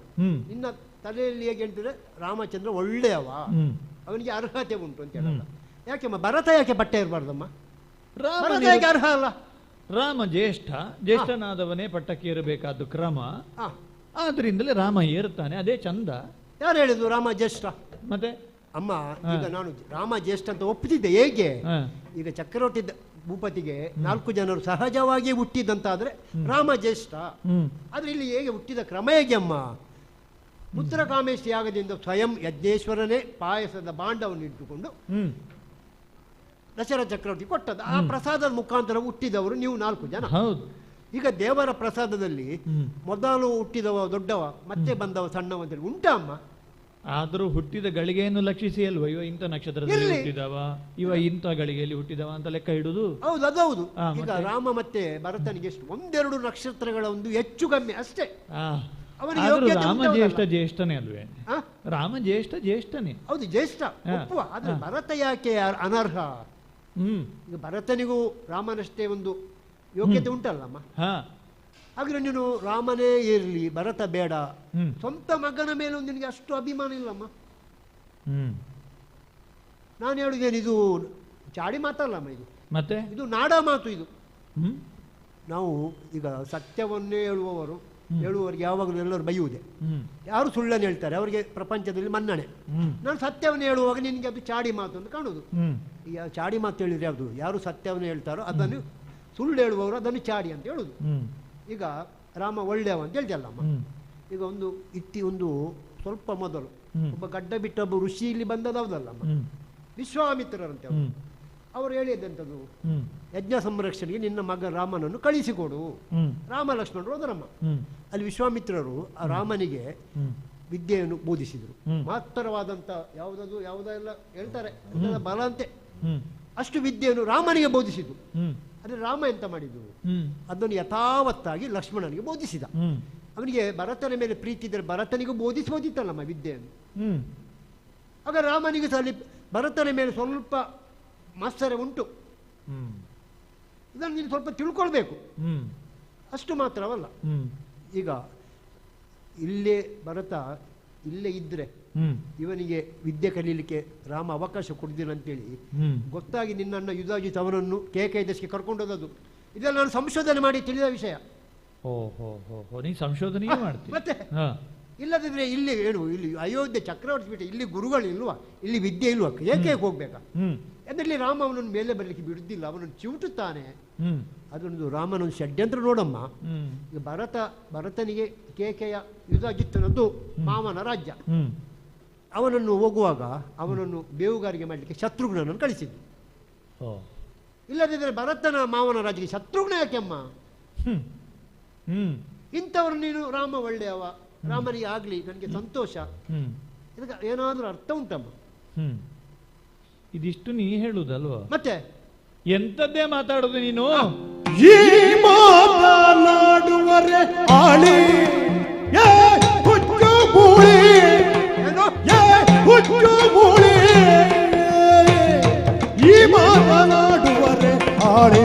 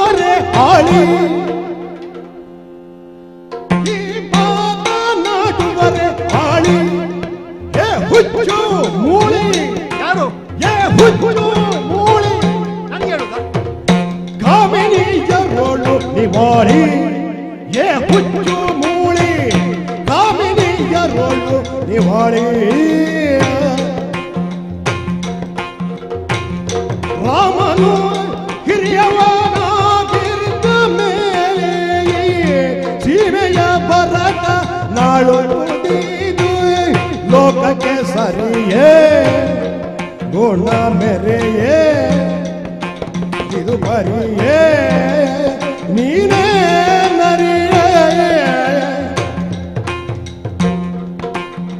ರಾಮನು ಹಿರಿಯವನಾಗಿದ್ದ ಮೇಲೆ ಸೀಮೆಯ ಬರದ ನಾಳು ಮುಗಿದು ಲೋಕಕ್ಕೆ ಸರಿಯೇ ಗುಣ ಮೆರೆಯೇ ಇದು ಬರಿಯೇ ನೀನೇ ನರಿಯೇ ಈ ಮಾತನಾಡುವರೆ ಆಳಿ ಹುಚ್ಚು ಮೂಳಿ ಹುಚ್ಚು ಮೂಳಿ ಯಾರು ಯಾರು ಕಾಮಿನಿಯರೊಳು ನಿವಾಳಿ ಹುಚ್ಚು ಮೂಳಿ ನನಗೆ ಹೇಳುದ ಕಾಮಿನಿಯರೊಳು ನಿವಾಳಿ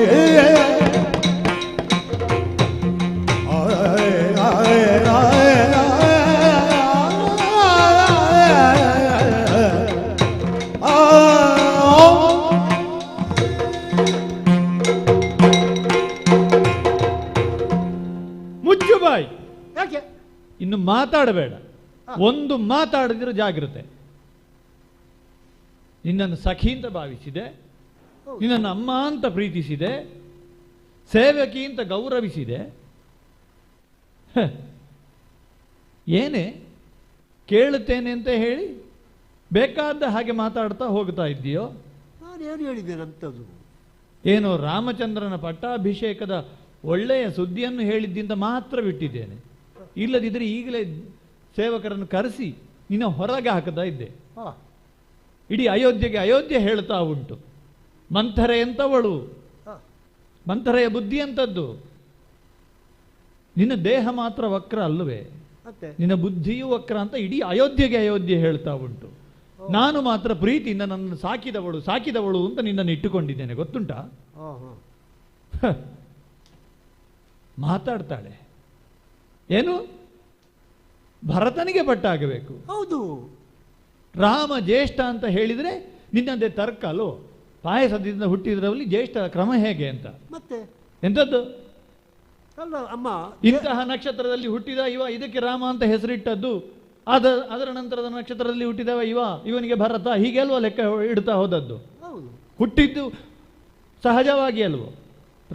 ಪ್ರಸಾದವು ನಮ್ಮಲ್ಲಿರುವಂತಹ ದೋಷ ನಿವಾರಣೆಗೋ ಅಥವಾ ಪುತ್ರ ಪ್ರಾಪ್ತಿಗೆ ನಮಗಿದ್ದಂತಹ ಪ್ರತಿಬಂಧಕದ ನಿವಾರಣೆಗೋ ಒದಗಿದ್ದೇ ಹೊರತು ನಾವೇನು ಪಾಯಸದಿಂದಲೇ ಹುಟ್ಟಿದ್ದಲ್ಲ, ಹುಟ್ಟಿದ್ದ ಅಮ್ಮನ ಹೊಟ್ಟೆಯಿಂದಲೇ. ಅರ್ಥ ಮಾಡಿಕೊಳ್ಳು. ಆದ್ದರಿಂದಲೇ ರಾಮನೇ ಜ್ಯೇಷ್ಠ, ಅವನಿಗೇ ಸಲ್ಲಬೇಕಾದದ್ದು. ಗುಣಗಳಿಂದಲೂ ಅವ ಹಿರಿಯನಿದ್ದಾನೆ. ಇಂತಹ ಶ್ರೇಷ್ಠತೆಯನ್ನು ರಾಮನಲ್ಲಿ ಭರತನೂ ಒಪ್ಪಿದ್ದಾನೆ. ಹೌದು, ಏನೇನೋ ಮಾತಾಡುತ್ತಾ ಇದ್ದಿ.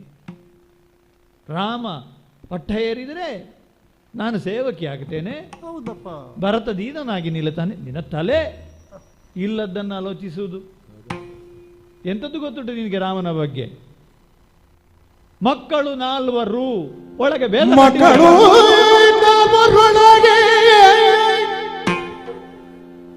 ಮಕ್ಕಳು 4 ತಮ್ಮಳು ಭೇದ ಇಕ್ಕಿ ನಡೆವರೆ ಹೀಗೆ, ತಮ್ಮಳು ಭೇದ ಇಕ್ಕಿ ನಡೆವರೆ ಹೀಗೆ. ಆ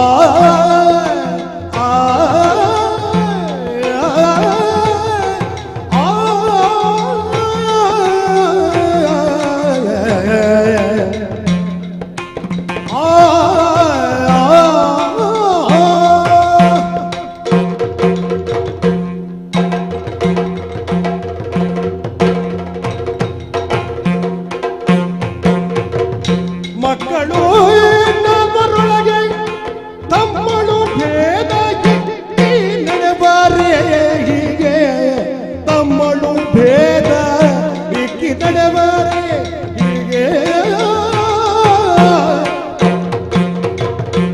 ಕೆಲದ ಬರಿದ ಕೇಳಿದರೆಯೂ ನಿಲ್ಲ,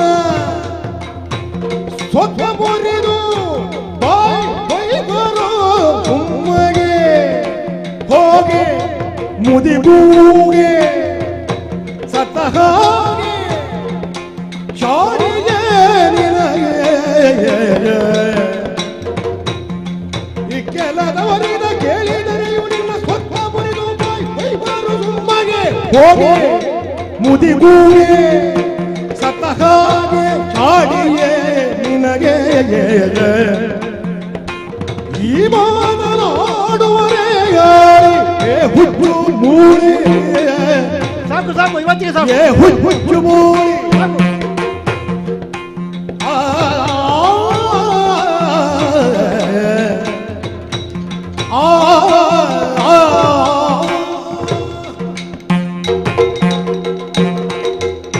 ಅಯೋಧ್ಯೆಯಲ್ಲಿ 3 ರಾಣಿಯರಿಗೆ 4 ಮಕ್ಕಳು. ಯಾರ ಮಕ್ಕಳು ಯಾರು ಅಂತ ಕೇಳಿದರೆ ನಮ್ಮ ಒಳಗೆ ಕೇವಲ ಹೇಳುವುದಕ್ಕಾಗಿ ಮಾತ್ರ ಕೌಸಲ್ಯ ಮಗ ರಾಮ, ಸುಮಿತ್ರೆಗೆ ಲಕ್ಷ್ಮಣ ಶತ್ರುಘ್ನರು, ಕೈಕೇಯಿಗೆ ಭರತ ಅಂತ ಹೇಳುವುದಕ್ಕೆ. ರಾಮ ಅತ್ತಾಗ ಕೌಸಲ್ಯಗಿಂತ ಬೇಗ ಓಡಿ ಹೋಗಿ ಅವನನ್ನು ಎತ್ತಿಕೊಳ್ತಾ ಇದ್ದವಳು ನಾನು ಗೊತ್ತೇನೆ. ಹೌದಪ್ಪ, ಅರ್ಥ ಮಾಡಿಕೊಳ್ಳೆ. ಒಂದು ಸಂಸಾರದಲ್ಲಿ ನಾವು ಒಗ್ಗಟ್ಟಾಗಿ ಭೇದ ಇಲ್ಲದೆ ಎಷ್ಟು ಹೇಳ್ತಾರೆ ಪ್ರಪಂಚದಲ್ಲಿ. ಇದ್ರೆ ದಶರಥನ ರಾಣಿ ಅಂತ ಇರಬೇಕು ಅಂತ. ರಾಣಿಯರು ಹೇಗಿದ್ದಾರೆ ನೋಡಿ ಒಬ್ರೊಬ್ರು ಅಂತ. ಇಲ್ಲದನ್ನು ಆಗಾಗ ಹೇಳುವುದಕ್ಕೆ ನೀನು ತೊಡಗಿದ್ರು ನಿನ್ನನ್ನು ನಿವಾರಿಸ್ತಾ ಇದ್ದದ್ದು ಅದಕ್ಕೆ. ಇಂಥದನ್ನೆಲ್ಲ ತರಬೇಡ, ನಮ್ಮಲ್ಲಿ ಭೇದ ಇಲ್ಲ. ಅದು ಮಕ್ಕಳ ಬಗ್ಗೆ ಆಗುವಾಗ 4ರೊಳಗೂ ಭೇದವನ್ನು ಎಣಿಸಿದವರೇ ಅಲ್ಲ. ರಾಮ ಪಟ್ಟ ಇರಲಿ, ಉಳಿದವರು ಹೇಗೆ ಇರ್ತಾರೆ ಅಂತ ಹೇಳುವುದನ್ನು ನಾವು ಚೆನ್ನಾಗಿ ಬಲ್ಲಿ. ಯಾರಿಗೆ ಹೇಗೆ ಗೌರವವನ್ನು ಕೊಡಬೇಕು, ರಾಜಮಾತೆಯಾಗಿ ರಾಮ ನಾಳೆ ಹೇಗೆ ನನ್ನನ್ನು ಕಾಣುತ್ತಾನೆ, ಎಲ್ಲವೂ ಚೆನ್ನಾಗಿ ಸ್ಪಷ್ಟ ಉಂಟು ನನಗೆ. ಒಟ್ಟಾರೆ ಮಾತಾಡೋದು, ಇಲ್ಲದನ್ನೆಲ್ಲ ಕಲ್ಪಿಸಿಕೊಳ್ಳೋದು, ನಿನಗೆ ರಾತ್ರಿ ನಿದ್ರೆ ಬೀಳುವುದಿಲ್ಲ. ಇದೇ ಕೆಲಸ. ಯಾರ ಮನೆ ಹಾಳು ಮಾಡುವುದು ಹೇಗೆ, ಯಾರಿಗೆ ಎಂಥದ್ದು ಹೇಳುವುದು, ಇದೇ ಕೆಲಸ ನಿನಗೆ ಆಗಿ ಹೋಗಿದೆ. ಆದ್ದರಿಂದಲೇ ಹೀಗೆ ಮಾತಾಡುತ್ತಿ. ಇಲ್ಲಿ ಯಾರು ಕೇಳಲಿಲ್ಲ. ಕೇಳುತ್ತಾ ಇದ್ರೆ ನಿನ್ನನ್ನು ಕರ್ಕೊಂಡೋಗಿ ಹೊರಗೆ ಹೋಗಿ ನಿನ್ನ ಬೆನ್ನಿನ ಗೂನುಂಟಲ್ಲ ಅದನ್ನು ತೆಗೆದು ಮೊದಲು ನಿನ್ನನ್ನು ಸರಿ ಮಾಡ್ತಾ ಇದ್ರು. ಅಷ್ಟು ದೊಡ್ಡ ತಪ್ಪು ಎಂಥದ್ದು ತಪ್ಪಿಲ್ಲ. ಈ ರೀತಿಯ ಮಾತುಗಳನ್ನಾಡುತ್ತಾ ಇದ್ದಿ. ಅಂತಃಪುರದೊಳಗೆ ನಮ್ಮಿಬ್ಬರ ನಡುವೆ ನಡೆದ್ರಿಂದ ತೊಂದರೆ ಇಲ್ಲ. ನೋಡು, ಇನ್ನು ಮುಂದೆ ಇಂತಹ ಮಾತುಗಳನ್ನು ಇಲ್ಲಿ ಆಡಬಾರದು. ಹೋಗುವವರೆಗೆ ನಿನ್ನನ್ನು ಇಲ್ಲಿಂದ ಕಳಿಸ್ತಾ ಇದ್ದೇನೆ. ನಾಳೆ ಪಟ್ಟಾಭಿಷೇಕ ಮುಗಿಯುವವರೆಗೆ ನೀ ಬರಬಾರ್ದು ನನ್ನ ಎದುರು. ಮತ್ತೆ ದೂಡದೆ ಗೂಬೆ ಕಾಗೆ ಎಲ್ಲ ಬೇಡದ ವಿಷಯಗಳೇ ನಿನ್ನ ತಲೆಗೆ ಬರುವುದು. ಹೋಗುವವರೆಗೆ ಎಲ್ಲ ನೀನೇ. ಸೊಕ್ಕಿದ ಚಕ್ಕುಲಿಸಿಯ ಹೋಗು ನಾಯೆ, ಚಕ್ಕುಲಿಸಿ ಹೋಗು ನಾಯೆ, ಸುಮ್ಮನೆ ಏನನು ನಿನ್ನ ಮೇಲೆ ಇಟ್ಟದ್ದು ಹೆಚ್ಚಾಯಿತು. ಹಾಗೆ ಹೊಕ್ಕಳು ಹೃದಯವ ಮಾಯ ರಕ್ಕಸಿ ಕದಡಿದಳು ಕೈಕೆಯಂತ ಕರಣಮವು.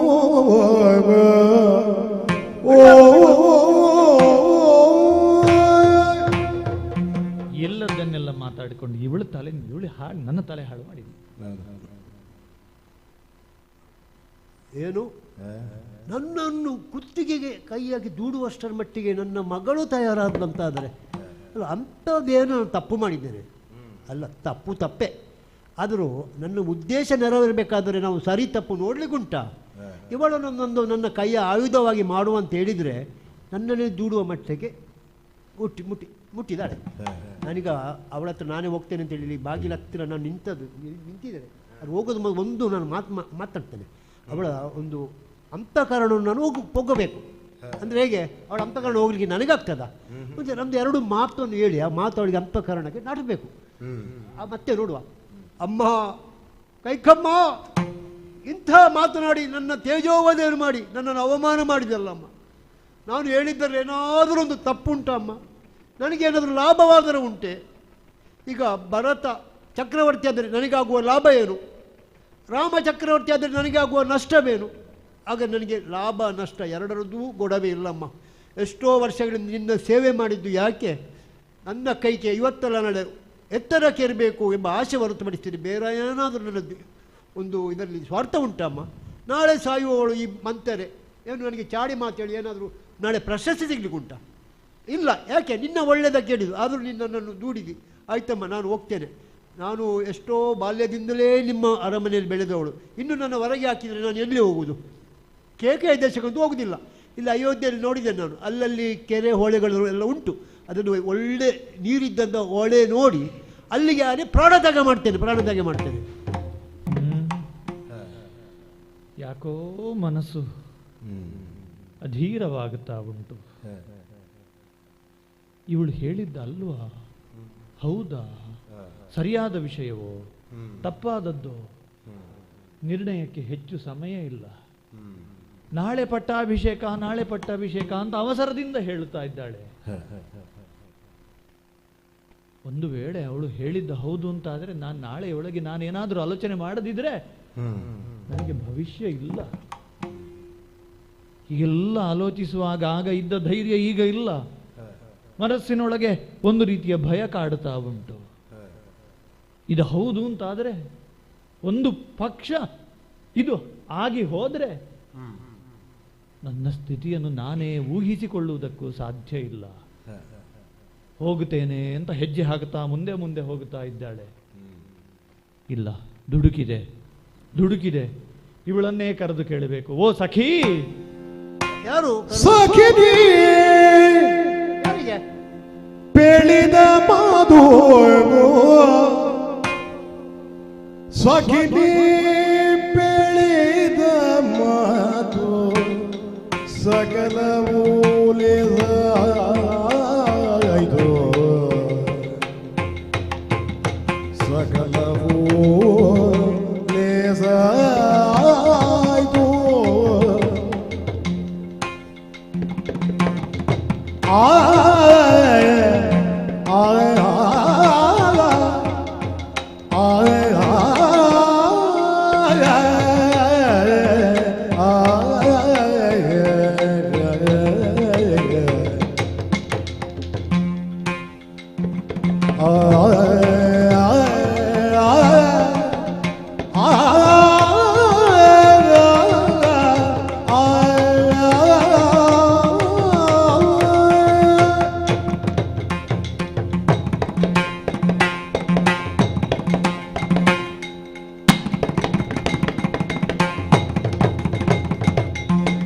ಸಖಿನಿ ಬೆಳೆದ ಮಾದು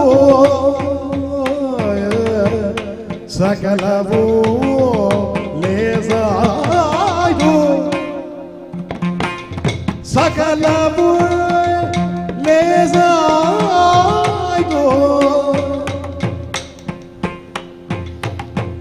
ಯುಗುದಿ ಏನೇದಾಗಿಲ್ಲು, ಯುಗುದಿ ಏನೇದಾಗಿಲ್ಲು, ಎನ್ನಳು ಕಂಡು ನಾನು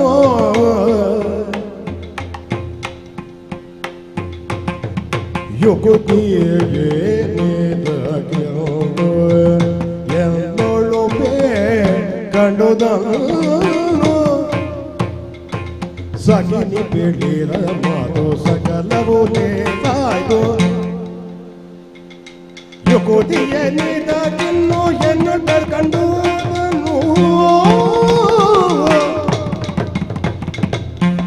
ಸಖಿನಿ ಬೆಳೆದ ಮಾತು ಸಕಲವೂ ಲೇಸಾಯ್ತು, ಸಕಲವೂ ಲೇಸಾಯ್ತು.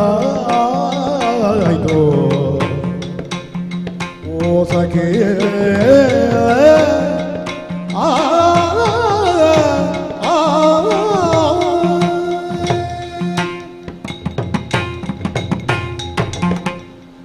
ಸಖಿ ಮಂಥರ. ಯಾರು ಕರೆಯುವುದು? ನಾನೇ ನಿನ್ನನ್ನೇ ನಾನೇ ಕರೆಯುವುದು. ಬಾರೆ, ಹೀಗೆ ಬಾರೆ. ಅಮ್ಮ, ನಾಯಿ ಮನೆಯೊಳಗೆ ಬರ್ಬೋದಮ್ಮ? ನಾಯಿ, ಕಾಗೆ ಮನೆಯೊಳಗೆ, ಗೂಬೆ ಮನೆಯೊಳಗೆ ಕರೆಯುತ್ತಿಯಲ್ವ ಮನೇನು? ಸರಿಯಾ ಇದು? ಹೌದೇ, ನಿನ್ನನ್ನು ಕಾಗೆ ಅಂತ ಕರೆದೆ. ನಾಯಿ ಕಾಗೆಗೆ ಒಂದಿಷ್ಟು ಆಹಾರ ಸಿಕ್ಕಿದ್ರೆ ತನ್ನೆಲ್ಲವರನ್ನೂ ಕರೆದು ತನ್ನ ಬಳಗಕ್ಕೆಲ್ಲ ಹಂಚಿ ತಿನ್ನುವ ಅಭ್ಯಾಸ ಉಂಟು. ನಮಗಿಲ್ಲ ನೋಡು ಮನುಷ್ಯರಿಗೆ. ಕಾಗೆಯಲ್ಲೂ ಒಳ್ಳೇದಿದೆ ಅಂತ ಕಾಗೆ ನಾನು. ಗೂಬೆ ಅದ್ಯಾಕೆ ಅಮ್ಮ? ಉಳಿದವರೆಲ್ಲರೂ ನಿದ್ರಿಸುವಾಗ ರಾತ್ರಿಯೂ ಎಚ್ಚರದಿಂದ ಇರ್ತದೆ ನೋಡು. ನಾವು ಶ್ರೀಮಂತಿಗೆಯ ಸುಪ್ಪತ್ತಿಗೆಯ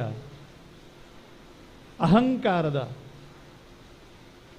ಒಟ್ಟಾರೆಯಾಗಿ ಹೇಳಿದ್ರೆ ನಮ್ಮ ದರ್ಪದಲ್ಲಿ ನಿದ್ರಿಸಿದ್ದೇವೆ ನಾವು. ನೀ ಎಚ್ಚರದಿಂದ ಎಚ್ಚರಿಸ್ತಾ ಇದ್ದಿ ನೀನು. ಆ ರೀತಿಯಲ್ಲಿ ನಾನು ಗೂಬೆ ನಾಯಿ ಅಂತ ಕರೆದೆ. ಹೌದು, ಕರಿಬಾರ್ದಿತ್ತು ನಾನು. ಅಲ್ಲ, ಇನ್ನು 4 ಸಲ ಕರೆ ಅಮ್ಮ. 4 ಸಲ ಕರೆದರೂ ನಾಯಿಗೆ ನಾಯಿ ಅಂತ ಹೇಳಿ ತುಚ್ಛವಾಗಿ ಅಲ್ಲವೇ? ಮತ್ತೆ ನಾಯಿಗೆ ಇರುವಂತಹ ತನ್ನ ಒಡೆಯನ ಮೇಲಿರುವಂತಹ ಪ್ರೀತಿ ಎಂತಹದ್ದು, ಪ್ರಾಮಾಣಿಕತೆ, ಕಳಕಳಿ ಎಂತಹದ್ದು. ಆ ಮಟ್ಟಿಗೆ ನಾಯಿಯ ಗುಣವನ್ನಾದರೂ ಮೆಚ್ಚಲೇಬೇಕು ನೋಡು. ನಿನ್ನಲ್ಲಿ ಅಂತ ಗುಣಗಳೆಲ್ಲ ಇದೆ. ಒಂದು ಸಲಕ್ಕೆ ದುಡುಕಿ ಹೇಗೇಗೋ ಕರೆದು ಬಿಟ್ಟೆ ನಿನ್ನನ್ನು. ಎಷ್ಟು ಬೈದಿಯಮ್ಮ ನನಗೆ. ಬೈದು ಕಳಿಸಿದೆ. ಈಗ ನೋಡಿದ್ರೆ ನೀ ಹೇಳಿದ್ದು ಹೌದು ಅಂತ ಅನ್ನಿಸ್ತಾ ಉಂಟು. ಎಷ್ಟು ಒಳ್ಳೆ ಹೆಂಗಸು ನಾನು, ಈ ರೀತಿ ಬೈಯುವುದು. ಬಿಡೆ, ನಾನು ನಿನ್ಗೆ ಬೈಯುವುದು ಹೊಸ್ತೋ, ನೀ ಕೇಳುದು ಹೊಸ್ತೋ? ಹೌದು, ಯಾವಾಗ್ಲೂ ಒಂದೊಂದು ಸಲ ಸಿಟ್ಟಾಗಾದಾಗ ಬೈತೇನೆ. ಯಾರಾದ್ರೂ ಬೈದ್ರೆ ನನಗೆ ಬೇಸರ ಇಲ್ಲಮ್ಮ. ಈಗ ನನಗೆ ಕೆಲವರು ನನ್ನ ಕಿವಿಗೆ ಬಿದ್ದಿದೆ, ಕೆಲವರು ಹೇಳುವುದಂತೆ ನನ್ನ ಮೇಲೆ ಅಪಪ್ರಚಾರ. ಮಂತರ ಎದುರು ಬಂದರೆ ಅಪಶಕುನ. ನಾನು ಮೊದಲೆಂತ ಎಣಿಸಿದ್ದು, ನಾನು ಬರುವಾಗ ಎಲ್ಲ ರಾಜ ಬೀದಿಯಲ್ಲಿ ಎಲ್ಲರೂ ಪಕ್ಕಕ್ಕೆ ಸರಿಯುವುದು. ನಾನು ಎಣಿಸಿದ್ದು ನಿನಗೆ ಭಾರಿ ಮರ್ಯಾದೆ ಉಂಟು ಇಲ್ಲಿ ಅಯೋಧ್ಯೆಯಲ್ಲಿ. ನೋಡುವಾಗ ಮತ್ತೆಲ್ಲ ಗೊತ್ತದು ಮರ್ಯಾದೆ ಅಲ್ಲ, ಮಂತರ ಎದುರು ಬಂದರೆ ಅಪಶಕುನ ಅಂತೆ. ಬಿಡೆ, ಹಾಗಾದ್ರೂ ನಿನಗೊಂದು ದಾರಿ ಸಿಗ್ತಾ ಇತ್ತು. ಕೆಲವರು ಇವರಂತವ್ರು ಹೇಳುವುದು, ಚಿಕ್ಕ ಮಕ್ಕಳು ಎಲ್ಲರೂ ಹಠ ಮಾಡಿದ್ರೆ ನಿನ್ನನ್ನು ಮಂತರಿಗೆ ಕೊಡ್ತೇನೆ. ಆವಾಗ ಮಗು ಆಟ ನಿಲ್ಲಿಸಿ ನೋಡಿ, ಮಗುವಿನಲ್ಲಿ ಸಹ ಮಂತರೆಯ ಬಗ್ಗೆ ದುರಭಿಪ್ರಾಯವನ್ನು ಮೂಡಿಸುವ ಒಂದು ವರ್ಗ ಇಲ್ಲಿ ಹುಟ್ಟಿದೆ ಅಮ್ಮ. ಎಷ್ಟು ಒಳ್ಳೆ ಹೆಂಗಸು ನಾನು. ಹೊರಗಿಂದ ಕಾಣುವ ಒರಟಾದ ಗಂಧದ ಕೊರಡಿನ ಒಳಗೆ ಸುಗಂಧ ಉಂಟು ಅಂತ ಎಷ್ಟು ಮಂದಿಗೆ ಗೊತ್ತುಂಟು? ನಿನ್ಗೆ ಗೊತ್ತಾಗ್ತದೆ ಅಲ್ವೇ? ಗೊತ್ತಾಗ್ತದ? ನೀ ಹೇಳಿದ ಮಾತು ಲೇಸಾಯಿತು. ಲೇಸಾಯ್ತು, ಸರಿಯಾಗಿಯೇ ಹೇಳಿದ್ದಿ ನೀನು. ಈಗ ಅರ್ಥ ಆಗ್ತಾ ಉಂಟು. ಒಂದು ವೇಳೆ ನಾಳೆಯ ಮುಹೂರ್ತದಲ್ಲಿ ರಾಮಚಂದ್ರನಿಗೆ ಪಟ್ಟಾಭಿಷೇಕ ಆದರೆ ಮತ್ತೆ ಅವಸ್ಥೆ. ನೀ ಹೇಳಿದ್ದೆಲ್ಲ ದುರ್ಗತಿಗಳು ನಮಗೆ ಸಾಧ್ಯ. ಹೌದಾ? ಸಾಧ್ಯತೆಗಳು ಉಂಟು. ನಿನ್ಗೆ ಮಾತ್ರ ಅಲ್ಲಮ್ಮ, ನನಗೆ ಸಹ ದುರ್ಗತಿಯೇ. ಇಷ್ಟರವರೆಗೆ ನಾನು ಹೇಗೆ ಇದ್ದದಿಲ್ಲಿ? ಕೈಕೇಯಿಯ ದಾಸಿ ಮಂತಾರೆ. ಇನ್ನು ನಾಳೆ ರಾಮನಿಗೆ ಪಟ್ಟಾಭಿಷೇಕ ಆದ್ರೆ ಕೌಸಲ್ಯ ದಾಸಿ, ಕೈಕೇಯ ದಾಸಿ ಮಂತಾರೆ. ಎಷ್ಟು ಕೆಳಗೋಯ್ತು ನೋಡಿ ನನ್ನ ಸ್ಥಾನಮಾನ. ಮತ್ತೆ ದಾಸಿಯ ದಾಸಿ ಅದೇ ನಾನು. ನಿನ್ನದ್ದು ಕೆಳಗೆ ಬಿತ್ತು, ನಾನು ಕೆಳಗೆ ಬಿತ್ತು, ಇಬ್ಬರು ಹೋದೆವು. ಮತ್ತೆ ದಾಸಿ ಹೇಳಿದ್ಮೇಲೆ ದಾಸಿ, ಅವ್ರ ದಾಸಿ ದಾಸಿಯಿಂದ ಲೆಕ್ಕ ಇಲ್ಲ ಬಿಡು. ಹೌದು, ನಾನು ದಾಸಿ ಆಗ್ತೇನಲ್ವ? ಹೌದು. ಈಗ ಏನು ಮಾಡುದು ಹೇಳು? ಮಾಡುವುದು ನೀ ಹೇಳಿದೆ, ನನ್ನ ತಲೆಗೆ ಹುಳ ಬಿಟ್ಟೆ. ಆದ್ರೆ ಈಗ ಮಾಡುದೇ ಚಿಂತೆ ಮಾತ್ರ ನಮ್ಗಾಗಿಲ್ಲ. ಭರತನಿಗೆ ಪಟ್ಟಾಭಿಷೇಕ ಮಾಡುದು ಅದು ಎಲ್ಲ ಮುಗೀತಲ್ಲ. ಹೌದು, ಆಲೋಚನೆ ಮಾಡುದು. ಭರತನಿಗೆ ನಾ ಪಟ್ಟ ಕೇಳಲಿಕ್ಕೆ ಹೋದ್ರೆ ಈಗ ಕೊಡ್ಲಿಕ್ಕೆ ಅವರು ಕಾದು ಕೂತ್ಕೊಂಡಿದ್ದಾರೆ. ಎಂತದ್ದು ಹೇಳುದೇ ನೀನು? ನಾಳೆ ರಾಮಚಂದ್ರನಿಗೆ ಪಟ್ಟಾಭಿಷೇಕ ಅಂತ ವಸಿಷ್ಠರ ಸಮ್ಮುಖದಲ್ಲಿ ನಿರ್ಧಾರ ಆಗಿದೆ ಅಂತ ನೀ ಹೇಳ್ತಿ. ಅದನ್ನು ತಪ್ಪಿಸುವುದು ಹೇಗೆ? ಅದನ್ನು ತಪ್ಪಿಸುವುದಕ್ಕೆ ನಮ್ಮಲ್ಲಿ ಕೇಳುದು ನಾನು. ನೀನು ನನಗೆ ಆಗ ಅಷ್ಟೆಲ್ಲ ಬೈದೆ ಅಲ್ಲ ಅಮ್ಮ. ನಿನಗೆ ನಿಜವಾಗಿ ನಿನಗೆ ಹೇಳ್ಬೇಕು, ಪ್ರಾಮಾಣಿಕವಾಗಿ ನಿನಗೆ ಭರತ ಪಟ್ಟಕ್ಕೆ ಇರ್ಬೇಕು ಮನಸ್ಸುಂಟು. ಮತ್ತೆ ಇಲ್ಲದೆ ಮನಸ್ಸಿದ್ರೆ ಉಪಾಯ ನನ್ನಲ್ಲಿಲ್ವಾ? ನಿನ್ನಲ್ಲಿ ಉಪಾಯ ಉಂಟು. ಎಂತೆಂತ ಉಪಾಯ ನನ್ನಲ್ಲಿ ಉಂಟು. ಇದೊಂದು ಎಂತದು? ಎಂತದ್ದು ಬೇಗ ಹೇಳು, ಬೇಗ ಹೇಳೆ. ಈಗ ಹಿಂದೆ ಹೋಗ್ಬೇಕು, ಹಿಂದೆ ಹಿಂದೆ ಮೆಚ್ಚಿ ನಿನಗೆ ಅನರೇಂದ್ರ ಕೊಟ್ಟ ಮಾತರಣ. ಹಿಂದೆ ಇಂದು ಕೇಳು, ಕೊಟ್ಟ ಮೇಲೆ ಮುಂದೆ ಕೇಳು ಕಾರಬಾಳೆ. 7 ವರ್ಷ ರಾಮ ಅರಣ್ಯದೋಳು ಇರಬೇಕು. ಈ 7 ವರ್ಷ ರಾಮ ಅರಣ್ಯದೋಳು ಇರಬೇಕು. ತಾರುಣ್ಯ ಎಲ್ಲ ಪುತ್ರ ಭರತ ಗೈಯಬೇಕು. ಹೌದು, ತಾರುಣ್ಯನೆಲ್ಲ ಪುತ್ರ ಭರತ ಗೈಯಬೇಕು. ಈ 7 ವರ್ಷ ರಾಮ ಅರಣ್ಯದೋಳಿರಬೇಕು. ತಾರುಣ್ಯ ಎಲ್ಲ ಪುತ್ರ ಭರತ ಗೀಯಬೇಕು. ಓ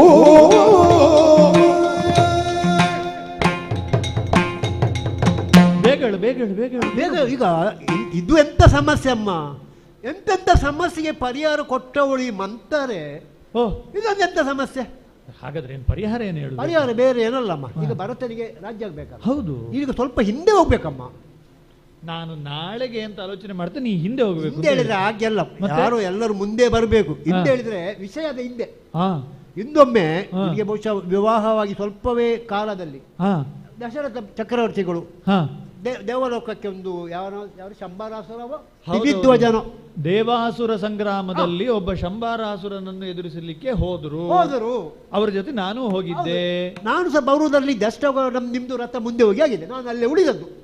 ಇಲ್ಲ, ನಾನು ರಥದಲ್ಲಿ ನಾನಿರುದಿಲ್ವಮ್ಮ ನಿನ್ನೊಟ್ಟಿಗೆ. ಹಾಗೆ ಅಲ್ಲಿ ಹೋಗುವಾಗ ಅಲ್ಲಿ ಏನೋ ಒಂದು ಪ್ರಕರಣ ಆಯ್ತಂತೆ. ರಕ್ಕಸರ ಮಾಯೆಯೋ ಎಂಥದೋ ಆಗಿ ಅಲ್ಲಿ ದಶರಥ ಚಕ್ರವರ್ತಿ ಕೆಲವರು ಹೇಳ್ತಾರೆ ರಥದ ಕೀಲಿ ಮುರಿದಾಗ ನೀನು ನಿನ್ನ ಕಿರುಬೆರಳನ್ನು ರಥದ ಚಕ್ರಕ್ಕೆ ಕೊಟ್ಟಿ, ಕೆಲವರು ಹೇಳುದು. ಇನ್ನು ಕೆಲವರು ಹೇಳುದು ಹಾಗೆಲ್ಲ ದಶರಥ ಮೂರ್ಛಿತನಾದದ್ದು ರಕ್ಕಸರ ಮಾಯೆಗೆ, ಆಗ ಶೈತ್ಯೋಪಚಾರ ಮಾಡಿದ್ದು ಕೈಕೆ. ಅದು ಏನಂತೇಳಿ ನೀನೇ ಹೇಳ್ಬೇಕಮ್ಮ, ನನಗೆ ಅದೆಲ್ಲ ಅರ್ಥ ಆಗುದಿಲ್ಲ. ಆ ಕಥೆ ನಾನು ನಿಂಗೆ ಹೇಳಿದ್ದೇನೆ. ಹೌದು, ನಾನೇ ಹೇಳಿಯಲ್ಲೋ ನಿನಗೆ ಗೊತ್ತಾದದ್ದು ಸ್ಪಷ್ಟವಾಗಿಲ್ಲ. ಯಾಕಂದ್ರೆ ನೀನು ಹೇಳಿದ್ದು ನೋಡಿ, ಅವರು ಬೇರೆ ಹೇಳಿದ್ದು. ದೇವಾಸುರ ಸಂಗ್ರಾಮದಲ್ಲಿ ಕೈಕೇಯಿ ದಶರಥ ನೃಪತಿಗಳಿಗೆ ಅಪಾಯ ಕಾಲದಲ್ಲಿ ಒದಗಿದ್ದಾರೆ, ಅಷ್ಟು ಸಾಕು. ಅಲ್ಲಿಗೆ ನಿಲ್ಲಿಲ್ಲ ವಿಷಯ. ನೀವು ಒದಗಿದ ಕೊಳ್ಳಿ ವಿಷಯ ನಿಂತಿತ ಅಲ್ಲ, ಅದೇ ಹೇಳುದು. ಈಗ ಆ ಕತೆ ಈಗ ಯಾಕೆ? ಆ ಕತೆ ಈಗ ಬೇಕಾದದ್ದು. ಹೌದಾ? ನೀನು ಒಮ್ಮೊಮ್ಮೆ ನೀನು ತಪ್ಪು ಮಾಡಿದ್ರು ಒಳ್ಳೆ ತಪ್ಪು ಮಾಡ್ತೀಯಮ್ಮ. ಈಗ ನಾನು ತಪ್ಪು ಮಾಡಿದ್ರೆ ಒಳ್ಳೆ ತಪ್ಪಲ್ಲ. ಅಲ್ಲ, ಅದು ತಪ್ಪದು, ಸರಿಯಾದ ತಪ್ಪದು. ತಪ್ಪಿನಲ್ಲಿ ಎರಡು ಉಂಟು, ತಪ್ಪು ಸರಿಯಾದ ತಪ್ಪು. ಸರಿಯಾದ ತಪ್ಪು ಬೇರೆ, ತಪ್ಪಾದ ತಪ್ಪು ಬೇರೆ. ಅವಾಗ ಅರಸರು ನಿನ್ಗೆ ಮೆಚ್ಚಿದ್ರಂತೆ. ಈಗ ಅದರಲ್ಲಿ ಸರಿ ಯಾವುದು ತಪ್ಪು ಯಾವುದು? ಅದೇ ಈಗ ನೀನು ವರದ ವಿಷಯ ಹೇಳುದು ನಾನು ಆವಾಗದ್ದು. ಓಹೋ, ಆ ಕಾಲದ್ದು ನಿನ್ಗೆ ನೆನಪು ಮಾಡುದು. ಅರಸರು ನನಗೆ ಎರಡು ಅದರ ಬಗ್ಗೆ ಸಂಪೂರ್ಣ ನಿನ್ಗೆ ಮರೆವಾಗಿದೆ. ನಾನೀಗ ನೆನಪು ಮಾಡುದು. ಆವಾಗ ಅಲ್ಲಿ ಚಕ್ರವರ್ತಿಗಳು ಮೆಚ್ಚಿ, ಕೈಕಾದೇವಿ ನನ್ನ ಪ್ರಾಣವನ್ನು ಉಳಿಸಿದೆ, ನೀನು ಪ್ರಾಣ ಉಳಿಸುವುದು ನನ್ನದಲ್ಲ, ಇಡೀ ಅಯೋಧ್ಯೆಯ ಚಕ್ರವರ್ತಿಯನ್ನು ಪ್ರಾಣವನ್ನು ಉಳಿಸಿದ್ದಿ, ಈಗೋ ನಿನಗೆ 2 ವಾರ. ಹೌದು, ಹೇಳಿದ್ರು, ನಾ ಹೇಳಿದೆ, ನೀವೇ ನನಗೆ ವರ. ಅದೆಂತದಕ್ಕೆ ಈಗ ನೀನು ಅದೇ ದೊಡ್ಡ ಭಾಷಣ ಮಾಡಿದಂತೆ, ನನಗೆ ನೀನೇ ವರ, ನನಗೆ ವರ ಯಾಕೆ, ನೀವಿರುವಾಗ ಬೇರೆ ವರ ಬೇಕಾ? ಬೇಡ, ನೀವು ಇಟ್ಕೊಳ್ಳಿ ಅಂತ ಹೇಳಿದೆ. ಇಟ್ಟು ಅದೇ ನೀನೀಗ ಮಾಡಿದ ಒಳ್ಳೆ ಕೆಲಸ, ತಪ್ಪಾದರೂ ಒಳ್ಳೆ ಕೆಲಸ ಅದು. ಆವಾಗ ಕೇಳದಿದ್ದು ತಪ್ಪು, ಅವರಲ್ಲೇ ನ್ಯಾಸವಾಗಿಯೇ ಇಟ್ಟಿದ್ದಲ್ಲ. ನೀ ಸರಿಯಾದ ತಪ್ಪು ಅಂತ ಹೇಳಿದ್ದು ಹಾಗೆ. ಆವಾಗ ಕೇಳಬೇಕಿತ್ತು, ಕೇಳಲಿಲ್ಲ, ಅದು ತಪ್ಪು. ಹಾಗೆಂದುಕೊಂಡು ಕೇಳದೆ ನ್ಯಾಸವಾಗಿ ಇಟ್ಟದು, ನಿಕ್ಷೇಪವಾಗಿರಿಸಿದ್ದೆ. ಎಲ್ಲಿಯಾದ್ರೆ ನನಗೆ ವರವೇ ಬೇಡ, ನೀನೇ ವರ ಅಂತ ಹಠ ಮಾಡಿದ್ರೆ ನೀನಿವತ್ತು ನಿನ್ನ ವರ ಹೋಯ್ತು. ಈಗ ಆ 2 ವರ ಉಂಟು, 2 ವರ ನಿನ್ನಲ್ಲಿ ಉಂಟೀಗ. ಅದನ್ನ ಇಟ್ಕೊಂಡು ಈಗ ಎಂತದ್ದು ಮಾಡುದು? ಆ ವರ ಈಗ ನಮಗೆ ಉಪಕಾರಕ್ಕೆ ಬೀಳ್ತದಮ್ಮ. ಆ ವರ ತಕೊಳ್ಳಿಲ್ಲಲ್ಲ. ಇಲ್ಲ, ನನಗೆ ವರದ ವಿಷಯವೇ ಮರೆತೋಗಿದೆ. ತಗೊಳ್ಳೋದಲ್ಲಿ ಅದಕ್ಕೆ ಹೇಳುದು, ಇಂಥ ಪ್ರಾಯದ ಮುದುಕಿಯರು ಯಾವಾಗಲೂ ಬೇಕು. ಮುದುಕಿ ಅಂತ ನೋಡಿ. ಹೌದು, ಕೆಲವರು ಹೇಳುದು ಪ್ರಾಯ ಆದ ಮೇಲೆ ಮರೆವು ಅಂತ. ಪ್ರಾಯದವರಿಗೆ ನೆನಪಿದ್ದಷ್ಟು ನಮಗೆ ನೆನಪಿಲ್ಲ.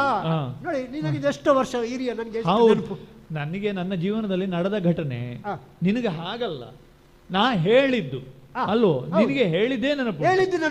ಸರಿ ಸರಿ, ನಿನಗೆ ಅನುಭವಿಸಿದ ನೆನಪಿಲ್ಲ, ಹೇಳಿದ ನನಗೆ ನೆನಪು ನೋಡ. ಸರಿ ಸರಿ. ಈಗ 2 ವಾರ ಈಗ ತಗೊಳ್ಳುದಮ್ಮ. ಈಗ ತಗೊಳ್ಳುದು ಆ ವರ ತಗೊಂಡು ನ್ಯಾಸವಾಗಿದ್ದದಲ್ಲ, ಅದಕ್ಕೆ ಒಂದು ವಾರಕ್ಕೆ ಜೀವ ಕೊಡುವ. ಈಗ ಆ ವರ ತಗೊಂಡು ಈಗ ಎಂತ ಮಾಡುದು? ಅದೇ ಈಗ ನಮ್ಗೆ ಬೇಕಾದ್ದು. ಈಗ ನೀನು ಒಳ್ಳೆ ಕೆಲಸ ಹೇಳಿದ, ಅದೇ ಹೇಳಿದ್ ನಾನು.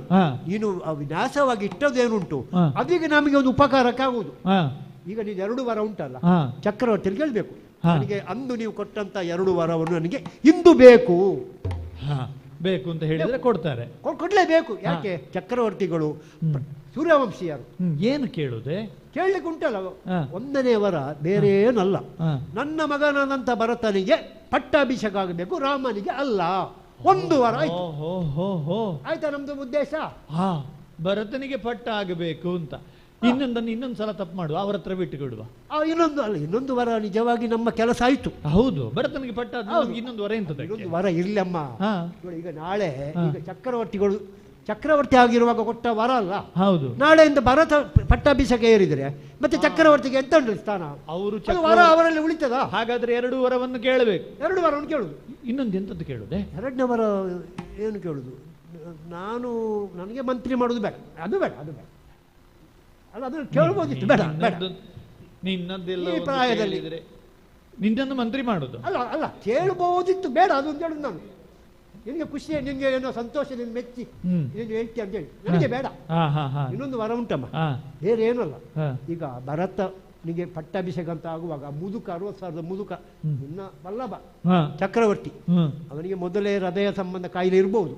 ಅಷ್ಟು ಕೇಳುವಾಗ ಒಂದು ಅರ್ಧ ಹೃದಯ ಸ್ತಂಭನಾದ ಹಾಗೆ ಅಲ್ಲಿ ಬೀಳ್ತಾರೆ ಮೂರ್ಛಿತನಾಗಿ. ಈಗ 2ನೇ ವರ ಕೇಳೋಕೆ ಸ್ವಲ್ಪ ಜಾಗ್ರತೆಯಲ್ಲಿ ಕೇಳಬೇಕಮ್ಮ. ಅಂದ್ರೆ ಸ್ವಲ್ಪ ಕಠಿಣವಾದ ಎರಡನೆಯವರ ಬಹಳ ಗಹನವಾದದ್ದು. ಗಹನವಾದವರ ಏನು ಈಗ ಮೊದಲ ವಾರದಲ್ಲಿ ನಮ್ದು ಕಾರ್ಯ ಈಡೇರಿತು. ಈಗ ಎರಡನೇ ವಾರ ಅದಕ್ಕಿಂತಲೂ ಮುಖ್ಯ. ನೀನು ಕೇಳ್ಬೇಕೆಂತ ಗೊತ್ತು, ಎರಡನೇ ವಾರ ಬೇರೆಯವನಲ್ಲ, ಪತಿದೇವ ರಾಮ 7 ವರ್ಷ ಕಾಡಿಗೆ ಹೋಗ್ಬೇಕು. ಹಾಗೆ ಹೇಳ್ಬೇಕು ನೀನು, 7 ವರ್ಷ ಅಂತಲೇ ಹೇಳ್ಬೇಕು. 7 ಅಂದ್ರೆ 14. 14 ತಪ್ಪು ಹೇಳ್ಬಾರ್ದಮ್ಮ. 14 ಹೇಳಕೂಡದು.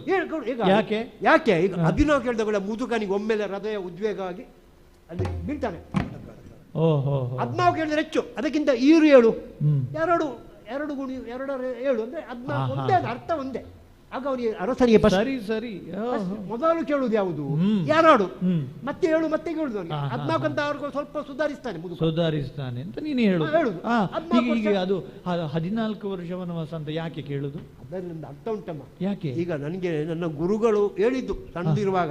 ನಿನಗೂ ಗುರುಗಳು? ಮತ್ತೆ ನಾನು ಗುರುಗಳಿಲ್ಲದ ಇಷ್ಟು ವಿದ್ಯೆ ನಾನು ಹೇಗೆ ಕಲಿಯುವುದು?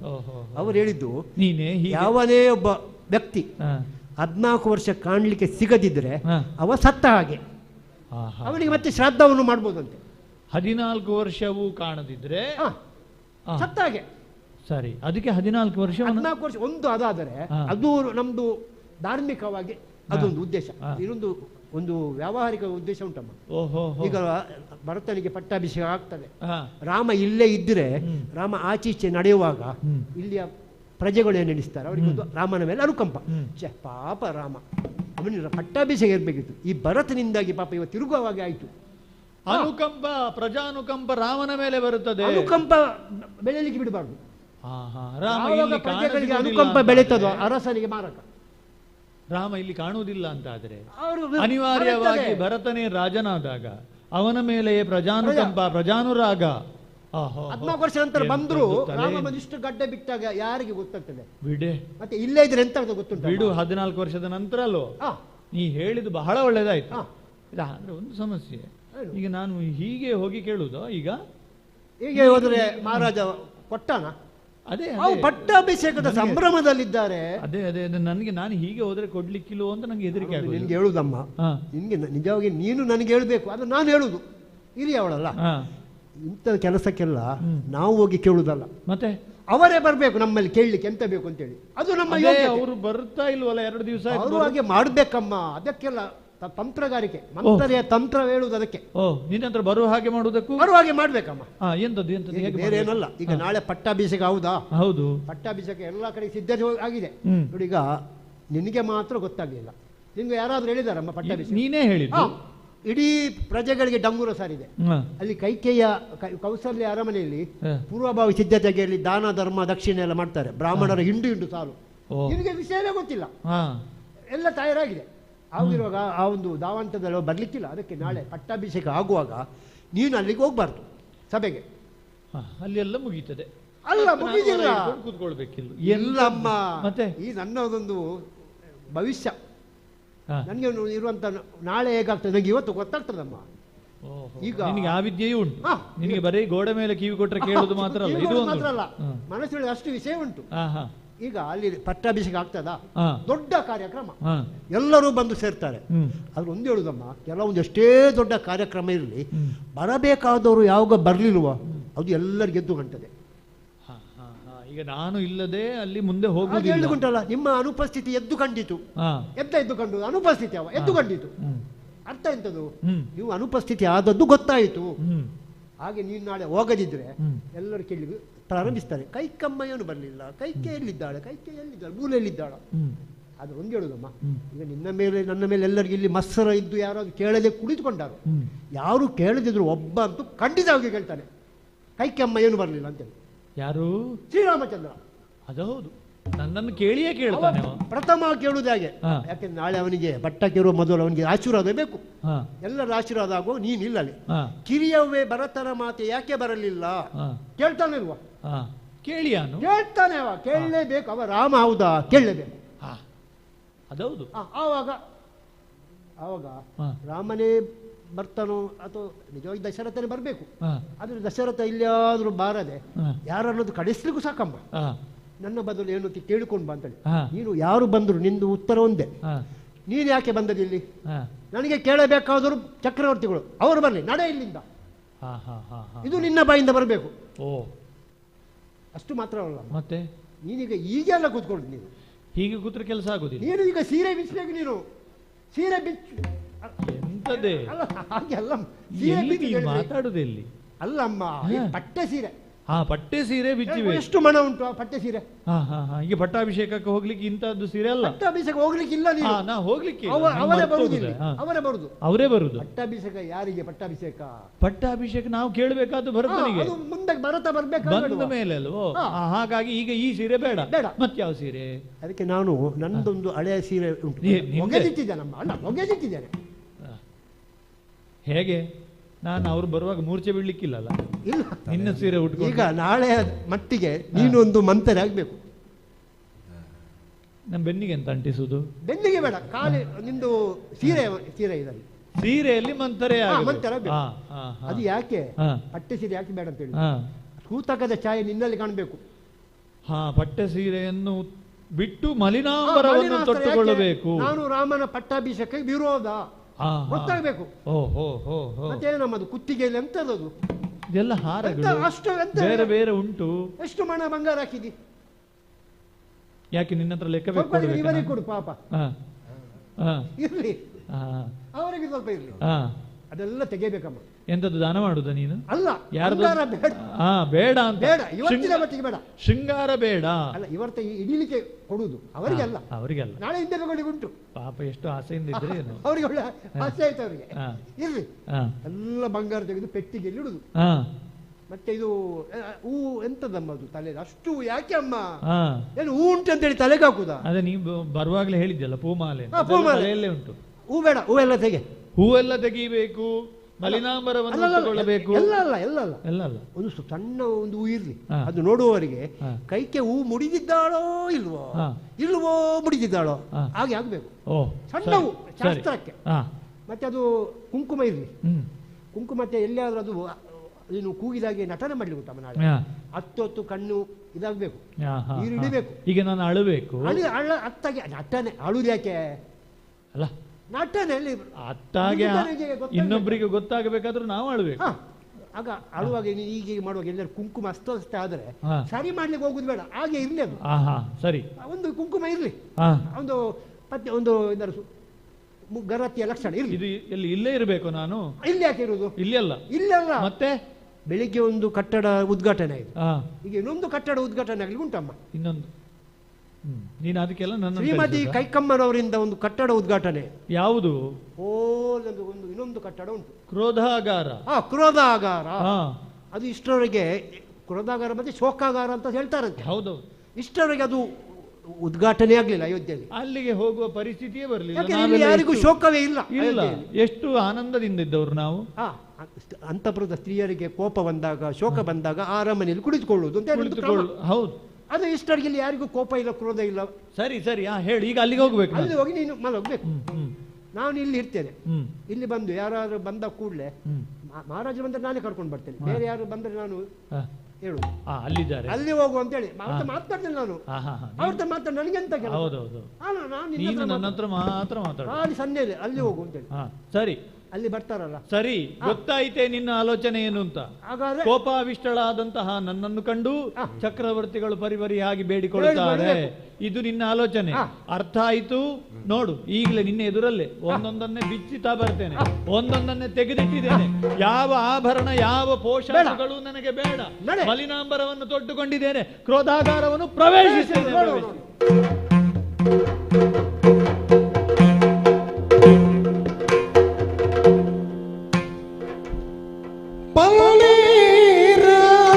ರಾಮನಿಗೆ ಪಂಕಜ ಜಯರೆದೋ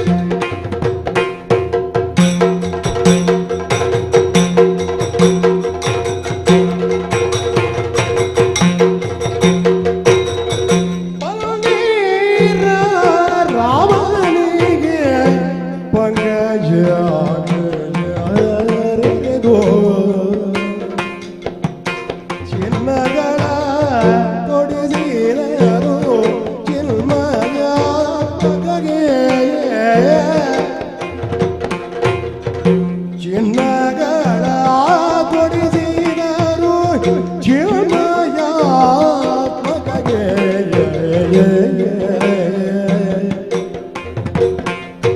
ಪನ್ನೀರ ರಾಮನಿಗೆ ಪಂಕಜಾಕ್ಷೆಯರೆರೆದು ಚಿನ್ನಗಳ ತೊಡಿಸಿದರು ಚಿನ್ಮಯಾತ್ಮಕಗೆ ಅಗರು ಚಂದನ ಗಂಧ ಕಸ್ತೂರಿ ಲೇಪನವಾಯಿ ಅಗರು ಚಂದನ ಗಂಧ ಕಸ್ತೂರಿ ಲೇಪನವದ ಸೊಗಸಾಗಿ ರಚಿಸಿದರು ಶೃಂಗಾರ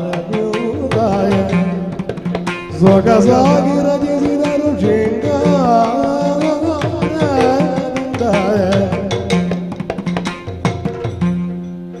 ಸಿಂಹಾಸನವಗೇರು ಶ್ರೀರಾಮನೆಂದು ಸಿಂಹಾಸನವಗೆ ಶ್ರೀರಾಮನೆಂದು ಬ್ರಾಹ್ಮಣರು ಬರಸಿದರು ಬಹಳ ಬಗೆಯಿಂದ ಪನ್ನೀರ ರಾಮನಿಗೆ ಪಂಕಜಾಕ್ಷೆಯರೆರೆದು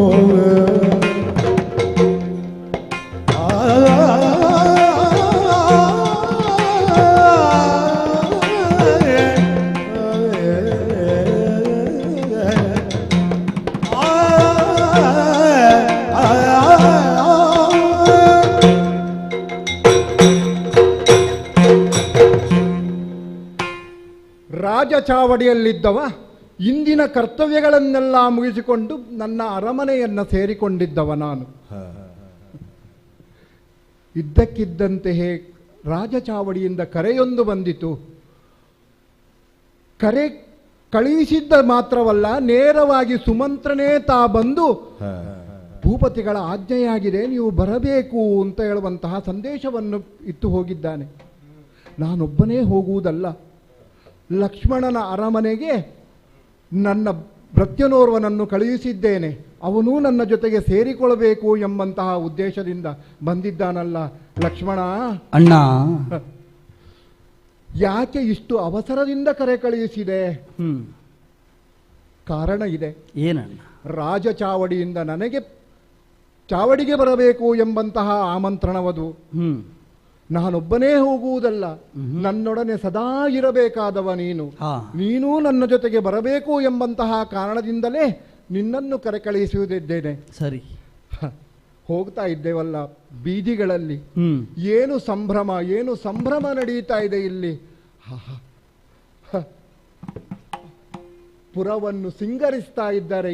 ಯಾವ ರೀತಿಯಿಂದ ನೋಡಿದ್ರೆ ತಳಿರು ತೋರಣಗಳನ್ನೆಲ್ಲ ಕಟ್ತಾ ಇದ್ದಾರೆ, ಆಡ್ತಾ ಇದ್ದಾರೆ. ಅಷ್ಟ ದಿಕ್ಕುಗಳಿಂದ ಚಿತ್ರಕರು ಬಂದಿದ್ದಾರೆ ಅಂತ ಹೇಳುವಂತಹ. ಅಷ್ಟು ಮಾತ್ರವಲ್ಲ, ಮತ್ತೆ ಬೇರೆ ಬೇರೆ ಕಡೆಯಿಂದ ಮಣ್ಣಿನೊಡ್ಡರು ಬಂದಿದ್ದಾರೆ.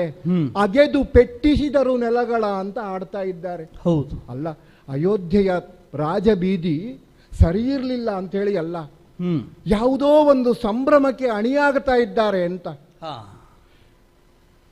ಅತ್ಯಂತ ಶಿಸ್ತುಬದ್ಧವಾಗಿ ವಸ್ತ್ರವನ್ನು ತೊಟ್ಟುಕೊಂಡು ಕುಳಿತಿದ್ದರೂ ಸಹ ಎದುರುಗಡೆಯಲ್ಲಿ ಛಾಯಾಗ್ರಾಹಕನೋರ್ವ ಬಂದ ತಕ್ಷಣದಲ್ಲೇ ನಾವೊಮ್ಮೆ ನಮ್ಮ ವಸ್ತ್ರಗಳನ್ನೆಲ್ಲ ಸರಿ ಮಾಡುವುದಿಲ್ಲವೋ, ಹಾಗಾಗಿ ಎಲ್ಲವೂ ಸರಿಯಾಗಿದ್ದಂತಹ ಅಯೋಧ್ಯೆ ಯಾವುದೋ ಒಂದು ಸಂಭ್ರಮಕ್ಕೆ ಪುನಃ ಎಲ್ಲಿಯಾದ್ರೂ ಏನಾದರೂ ಕೊರತೆ ಉಂಟು ಅಂತೇಳಿ ಹುಡುಕಿ ಹುಡುಕಿ ಸರಿ ಮಾಡ್ತಾ ಇದ್ದಾರೆ. ಆಡ್ತಾ ಇದ್ದಾರಲ್ಲ ಜನಗಳು. 1100 ಮಂದಿ ಬೇರೆ ಬೇರೆ ಕಡೆಗಿಂದ ಚಿನ್ನದ ಕೆಲಸಗಾರರು ಬಂದಿದ್ದಾರೆ ಪುರವನ್ನು ಸಿಂಗರಿಸುವುದಕ್ಕೆ ಅಂತ. ಎಲ್ಲಿಯೋ ಯಾವುದೋ ಸಂದರ್ಭದಲ್ಲಿ ಉಪಯೋಗ ಮಾಡಿಕೊಂಡು ಈಗ ಬೇಡ ಅಂತ ಒಳ ಮನೆಯನ್ನು ಸೇರಿಕೊಂಡಿದ್ದಂತಹ ದ್ವಾರಗಳನ್ನೆಲ್ಲ ತಂದು ಅಲ್ಲಲ್ಲಿ ನಿಲ್ಲಿಸ್ತಾ ಇದ್ದಾರೆ. ಸಾವಿರ ಸಂಖ್ಯೆಯಲ್ಲಿ ದ್ವಾರಗಳು ಅಂತ ಆಡ್ತಾ ಇದ್ದಾರೆ. ಕೆಲವರೆಲ್ಲ ಮನೆ ಒಳಗಿಂದ ಹೊರಪ್ರವೇಶ ಮಾಡ್ತಾ ಇದ್ದಾರೆ, ಸಿದ್ಧತೆ ಆದವರು. ಇನ್ನೂ ಕೆಲವರು ಸಿದ್ಧತೆ ಆಗುವುದಕ್ಕೆ ಒಳಗಿಂದ ಹೊರಗಿಂದ ಒಳಪ್ರವೇಶ ಮಾಡ್ತಾ ಇದ್ದಾರೆ. ಅಷ್ಟು ಮಾತ್ರವಲ್ಲ, ಮತ್ತೆ ನಾನಾ ದೇಶಗಳ ಅರಸು ಬಲ್ಲಾಳರಿಗೆಲ್ಲ ಈ ಸಂಭ್ರಮದಲ್ಲಿ ಭಾಗವಹಿಸಬೇಕು ಎಂಬಂತಹ ರೀತಿಯ ರಾಜ್ಯರಿಂದ ಕರೆ ಹೋಗಿದೆ ಅಂತ ಹೇಳುವಂತದ್ದನ್ನು ಆಡ್ತಾ ಇದ್ದಾರೆ. ಅವಸರದಲ್ಲಿ ಆದ ಕಾರ್ಯ ಯಾರು ತಪ್ಪಕೂಡದು ಎನ್ನುವಂತ ಪ್ರಭುವಿನ ಆದೇಶ, ಕಳಕಳಿ. ಆ ಹಿನ್ನೆಲೆಯಲ್ಲಿ ಯೋಚನೆ ಮಾಡ್ತಾ ಇದ್ರೆ ತಮ್ಮಟೆ, ತಾಳ, ಡಮರು, ಮೃದಂಗ ಇತ್ಯಾದಿ ವಾದ್ಯಗಳನ್ನ ಸಾರುವುದರ ಮೂಲಕ ಯಾವುದೋ ಒಂದು ಸಂಭ್ರಮ ನಡೆಯಬೇಕು ಎಂಬಂತಹ ಉದ್ದೇಶವದು ಡಂಗುರದ ಮೂಲಕ ಸಾರ್ತಾ ಇದ್ದಾರೆ ಪಟ್ಟಾಭಿಷೇಕ ಎಂಬುದಾಗಿ. ನಾಡಿನ ಸಾಂಸ್ಕೃತಿಕತೆ ಏನುಂಟು ಅದನ್ನು ಲೋಕಮುಖಕ್ಕೆ ತೋರಿಸುವುದಕ್ಕೆ ಬೇಕಾಗಿಯೇ ಸಕಲ ಸಿದ್ಧತೆಯು ಆ ಕಡೆಯಲ್ಲೇ ನಡೆಯುತ್ತಾ ಉಂಟು. ಹೌದಲ್ಲ? ಇದನ್ನೆಲ್ಲ ಅವಲೋಕಿಸ್ತಾ ಇರುವಾಗ ಏನನ್ನಿಸುವುದು ಗೊತ್ತಾ ತಮ್ಮ ನನಗೆ? ಏನಣ್ಣ ಹೇಳುತ್ತಾರೆ, ಅಯೋಧ್ಯೆಯದು 8 ಯೋಜನ ಅಗಲ 13 ಯೋಜನ ಉದ್ದವುಳ್ಳಂತಹ ನಗರ ಅಂತ. ಇಷ್ಟು ಜನರ ಸಂಭ್ರಮಕ್ಕೆ ಈ ವಿಸ್ತಾರ ಕಡಿಮೆ ಆಯ್ತೇನೋ ಅನ್ನಿಸುವುದು ನನಗೆ. ಖಂಡಿತ. ಈ ಸಂಭ್ರಮವನ್ನೆಲ್ಲ ನೋಡ್ತಾ ನೋಡ್ತಾ ಬಂದು ಸೇರಿದ್ದು ರಾಜಚಾವಡಿಯನ್ನು. ಕುಲಗುರುಗಳಾದ ವಸಿಷ್ಠರಿದ್ದಾರೆ, ಬೇರೆ ಬೇರೆ ಬ್ರಾಹ್ಮಣ ವರ್ಗದವರೆಲ್ಲ ಇಲ್ಲಿ ಸೇರಿದ್ದಾರೆ. ಅವರ ಮುಖವನ್ನೆಲ್ಲ ನೋಡ್ತಾ ಇದ್ರೆ ಅವರು ಸೂಚನೆ ಕೊಟ್ಟಿದ್ದಾರೆ, ಆ ಆಸನವನ್ನು ನೀನು ಸ್ವೀಕರಿಸಬೇಕು, ಆ ಆಸನದಲ್ಲಿ ಉಪವಿಷ್ಟನಾಗಬೇಕು ಎಂಬಂತಹ ರೀತಿಯಲ್ಲಿ. ಮಂತ್ರಿ ಪರಿಷತ್ತು ಮತ್ತು ರಾಜ್ಯದ ಧರ್ಮ ಪರಿಷತ್ತು ಎಲ್ಲವೂ ಸೇರಿಕೊಂಡು ತೀರ್ಮಾನವಾಗಿದೆ, ರಾಮನಿಗೆ ಪಟ್ಟಾಭಿಷೇಕ. ಸಂಭ್ರಮ ಪಡಬೇಕು ಅಲ್ಲ? ಸಂಭ್ರಮ ಪಡಬೇಕು, ಹೌದು. ಆದರೆ ಇದು ಬೇಕೋ ನನಗೆ ನಿರ್ಣಯ ಮಾಡುವವ ನಾನಲ್ಲ. ಹಾಗಾಗಿ ಅವರ ನಿರ್ಣಯಕ್ಕೆ ತಲೆಯೊಡ್ಡಿ ಆ ಆಸನದಲ್ಲಿ ಕುಳಿತುಕೊಂಡಿದ್ದೇನೆ. ಇದೇ ಬೇಕು ಎನ್ನುವುದನ್ನು ನಿರ್ದೇಶನ ಮಾಡಿದವರು, ಇಲ್ಲೇ ಕುಳಿತುಕೊಳ್ಳಬೇಕು ರಾಮ ಎನ್ನುವ ಹಾಗೆ ಸೂಚಿಸಿದವರು ಎದುರಿದ್ದಂತಹ ಗುರುಗಳಾದಂತಹ ವಸಿಷ್ಠರು. ಹಾಗಾಗಿ ಇದು ನಿನಗೆ ದೀಕ್ಷೆ, ನಾಳೆ ನಿನಗೆ ಪಟ್ಟಾಭಿಷೇಕ, ಇವತ್ತು ರಾತ್ರಿ ಪಟ್ಟಾಭಿಷೇಕದ ಪೂರ್ವ ಸಿದ್ಧತೆಯಲ್ಲಿ ನಿನ್ನನ್ನು ನೀನು ತೊಡಗಿಸಿಕೊಳ್ಳಬೇಕು ಅಂತೇಳಿ ವಸಿಷ್ಠರಾಡಿದ್ದು.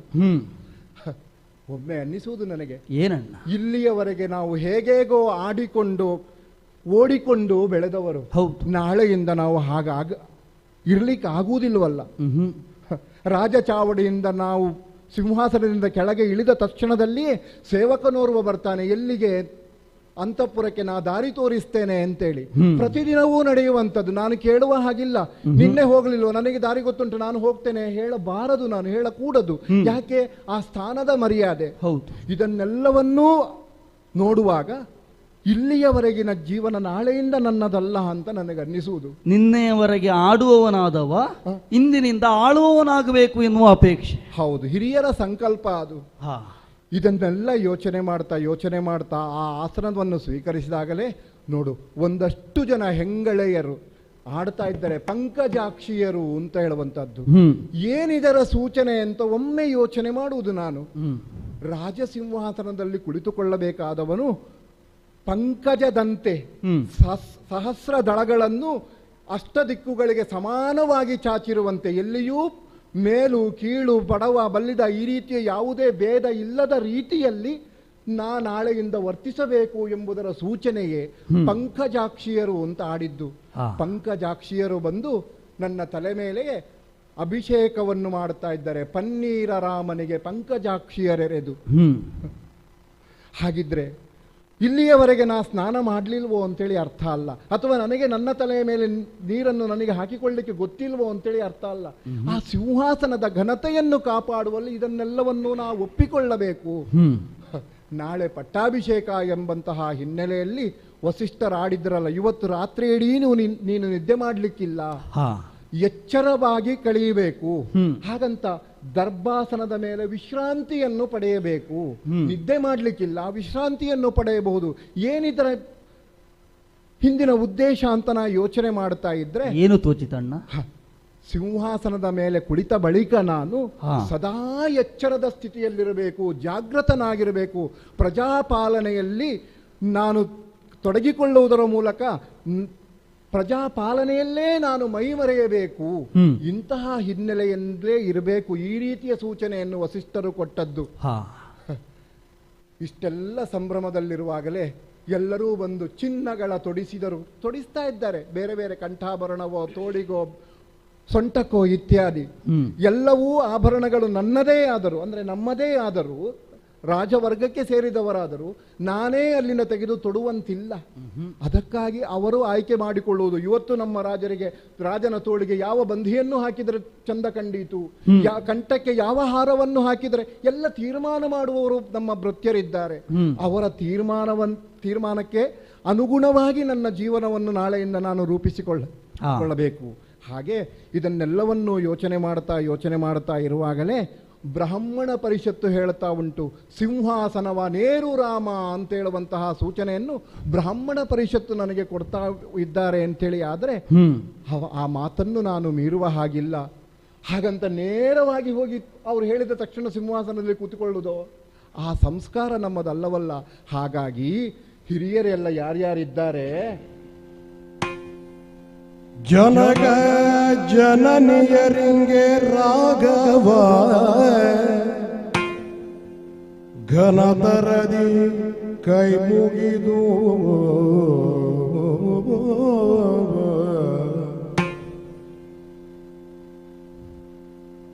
ಘನತರದಿ ಕೈ ಮುಗಿದು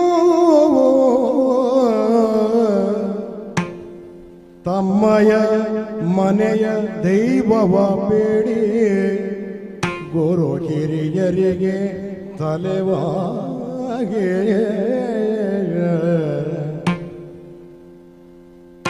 ನೆನೆಸಿ ಪೊಡಮಟ್ಟನು ನೆನೆಸಿ ಪೊಡಮಟ್ಟನು ಸುಮಿತ್ರೆಗೆ ಜನನಿ ಕೈಗೆ ಕಾಣದಿರೆ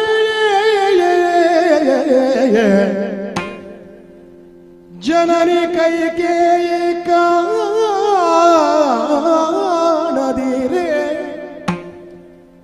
ಲಕ್ಷ್ಮಣನ ಕಾಣುದ ತಂದೆ ದಶರಥ ರಾಯಗಿಂತೆಂದ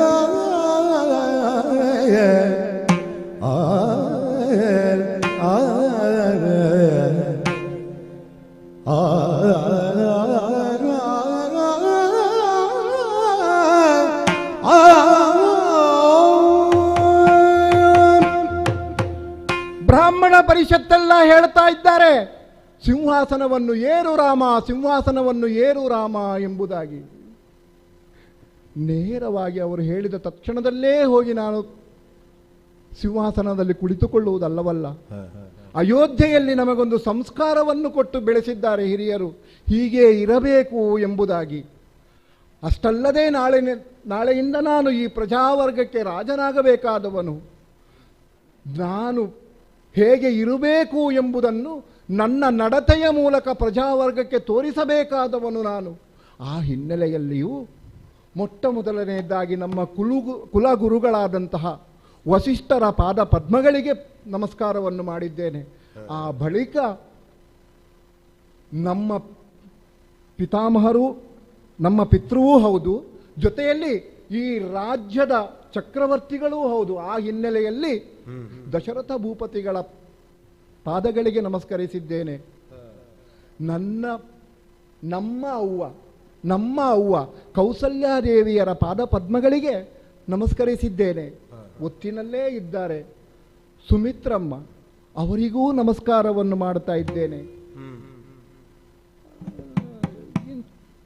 ಅಲ್ಲ, ಯಾವಾಗಲೂ ಇವರೀರುವರಿಗಿಂತಲೂ ಹೆಚ್ಚು ಸಂಭ್ರಮದಿಂದ ಎಲ್ಲ ನಮ್ಮ ಕಲಾಪಗಳಲ್ಲಿ ತೊಡಗಿಸಿಕೊಳ್ಳುತ್ತಾ ಇದ್ದವರು ನಮ್ಮ ಅಮ್ಮನಾದಂತಹ ಕೈಕಾದೇವಿಯವರು. ಅವರಿಗೂ ನಮಸ್ಕಾರ ಮಾಡಬೇಕು. ಎಲ್ಲಿಯೋ ಸಭೆಯಲ್ಲಿ ಇದ್ದಾರೋ ಇಲ್ಲ, ಎಲ್ಲಿಯೂ ಕಾಣ್ತಾ ಇಲ್ಲ. ಯಾಕೆ ಯಾರನ್ನು ಕೇಳುವುದು? ಕೇಳಬೇಕು, ತಂದೆಯವರನ್ನೇ ಕೇಳಬೇಕು. ಜನಕ ಕಿರು ಜನನೀಯಗ ವನಜ ಮುಖಿ ಕೈಗೆ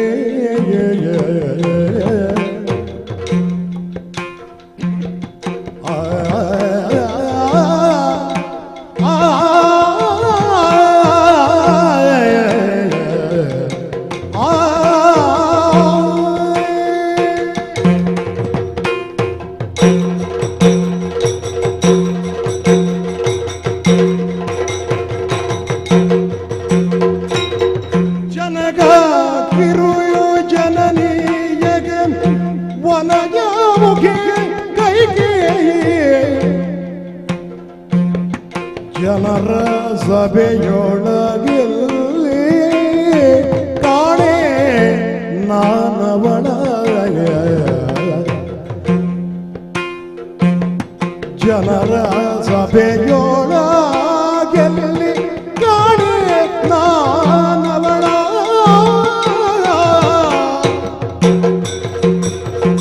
ಏಕೆ ಭರತನ ಮಾತೆ ಈ ಕಡೆಗೆ ಬರಲಿಲ್ಲ ಏಕೆ ಭರತನ ಮಾತೆ ಈ ಕಡೆಗೆ ಬರಲಿಲ್ಲ ನೀ ಕರೆದು ತಾರನುಜ ಲಕ್ಷ್ಮಣನೇ ವೀರ ನೀ ಕರೆದು ತಾರನುಜ ಲಕ್ಷ್ಮಣನೇ ವೀರ ಜನಕ ಕಿರುಜನನೆಯ ವನಜ ಮುಗಿ ಕೈಗೆ ಜನರ ಸಭೆಯೊಳಗೆ ಜನರ ಸಭೆಯೊಳಗೆ ಕಾಣೆ ನಾನವಳ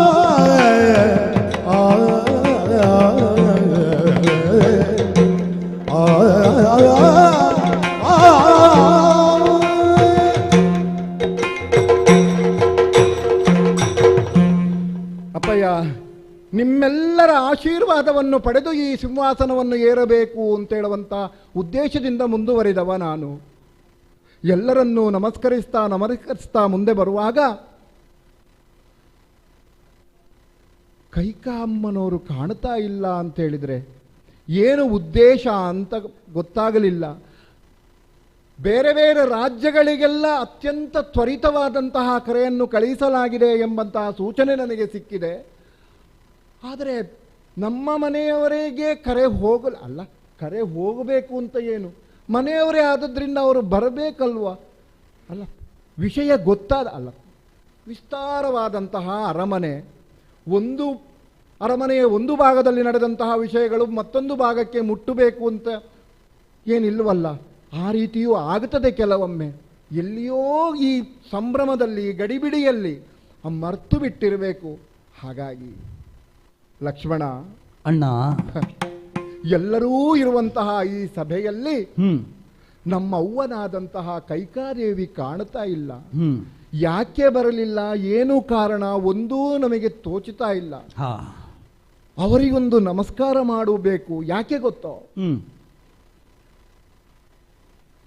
ಅಯೋಧ್ಯೆಯಲ್ಲಿ ದಶರಥ ಭೂಪತಿಗಳ 3 ಜನ ರಾಣಿಯರಿಗೆ 4 ಜನ ಮಕ್ಕಳು, 2 ತೊಟ್ಟಿಲಲ್ಲಿ ಬೆಳೆದವರು ಅಂತ ಎಲ್ಲ ಆಡ್ತಾ ಇರುವವರು.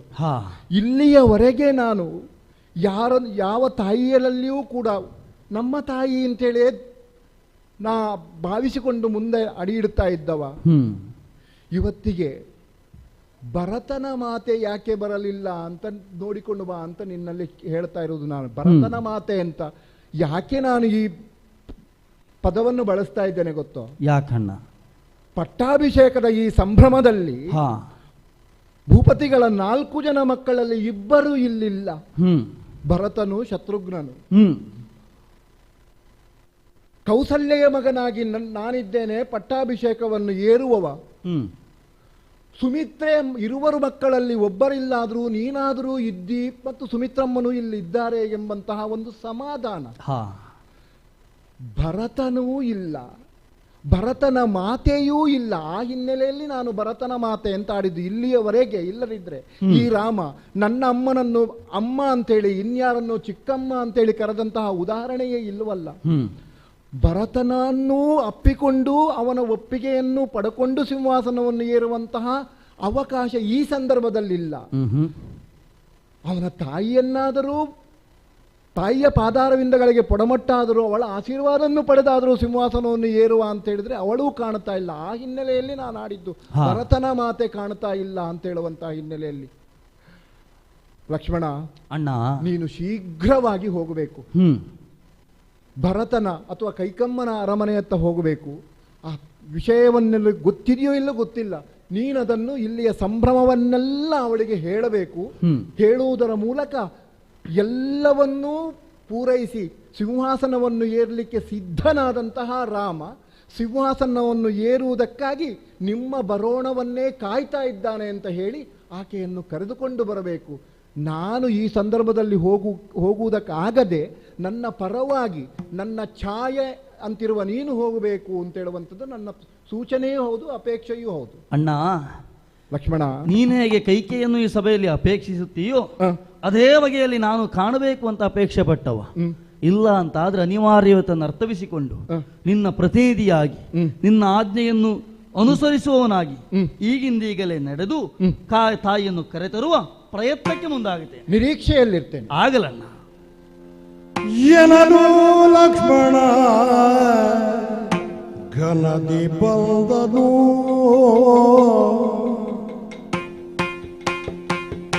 ಜನನಿಯಾಗಿಯ ಕೈಕೆಯಲ್ಲಿಗೆ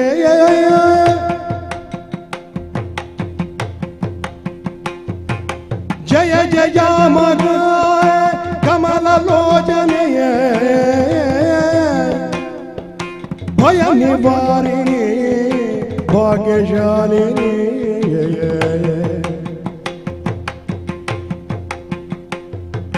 ಚಿಂತೆ ಏಕವ ನಿನ್ನ ಮನಸ್ಸಿಗೆ, ಚಿಂತೆ ಏಕವ ನಿನ್ನ ಮನಸ್ಸಿಗೆ, ಸಂತಸದಿಂದ ಅಣ್ಣ ರಾಮಗೆ, ಸಂತಸದಿಂದ ಅಣ್ಣ ರಾಮಗೆ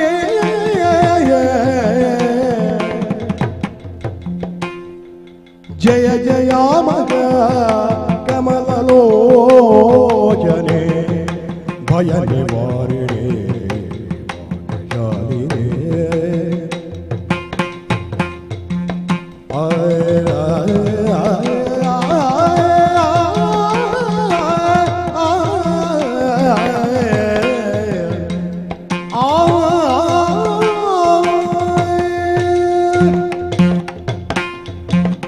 ಅಮ್ಮ ಜಯ ಜಯ ಮಹ ಕಮಲಲೋಚನೆ. ನಿಮ್ಮನ್ನು ಕಂಡಾಗ ಕಮಲಲೋಚನೆ ಅಂತ ಕರಿಬೇಕು ಅಂತ ಮನಸ್ಸಾಗುವುದು ನನಗೆ. ಯಾಕೆ? ಯಾವುದೋ ಒಂದು ದಿಕ್ಕಿನಿಂದ ಸೂರ್ಯ ಉದಯಿಸಿ ಬರುವ ಕಾಲಕ್ಕೆ ಅವನನ್ನು ಕಂಡು ಕಮಲ ಅರಳುತ್ತದೆ. ಅರಳಿದ ಕಮಲ ಕೇವಲ ಒಂದು ದಿಕ್ಕಿನಿಂದ ಬಂದ ರಶ್ಮಿಯಿಂದ ನಾನು ಅರಳಿದೆ ಎನ್ನುವ ಕಾರಣಕ್ಕೆ ಬೇಕಾಗಿ ಆ ದಿಕ್ಕಿನತ್ತ ಮಾತ್ರ ತನ್ನ ಎಸಳುಗಳನ್ನು ಹರಳಿಕೊಳ್ಳುವುದಿಲ್ಲ, ಎಲ್ಲ ದಿಕ್ಕಿಗೂ ಸರಿಯಾಗಿ ಕಾಣಿಸಿಕೊಳ್ಳುತ್ತದೆ. ನಿಮ್ಮ ದೃಷ್ಟಿಯೂ ಹಾಗೆ.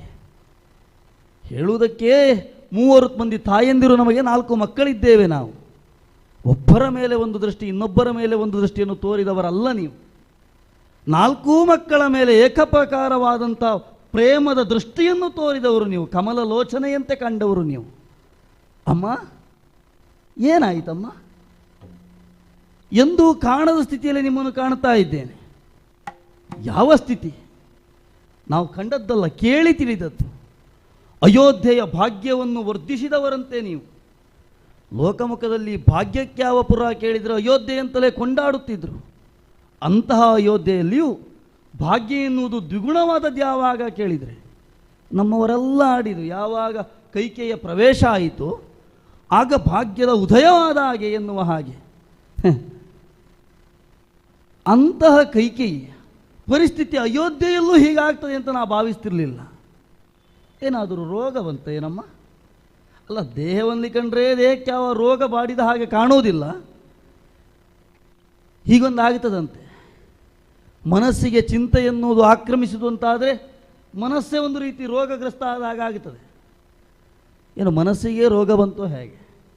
ಅದಲ್ಲ ಅಂತಾದರೆ ಆಗುತ್ತಿರುವಂಥ ಸನ್ನಿವೇಶ ಏನು, ಇಂದಿನ ದಿನ ಎಂತಹದ್ದು ಎನ್ನುವ ಹಾಗೆ ನಾವು ಗ್ರಹಿಸಿದೆವು ಅಂತಾದರೆ, ಪಡವಿಪತಿಯಾದಂತಹ ದಶರಥ ಭೂಪತಿ ಅಯೋಧ್ಯೆಯನ್ನು ಹಸ್ತಾಂತರ ಮಾಡುತ್ತಾ ಇದ್ದಾರೆ.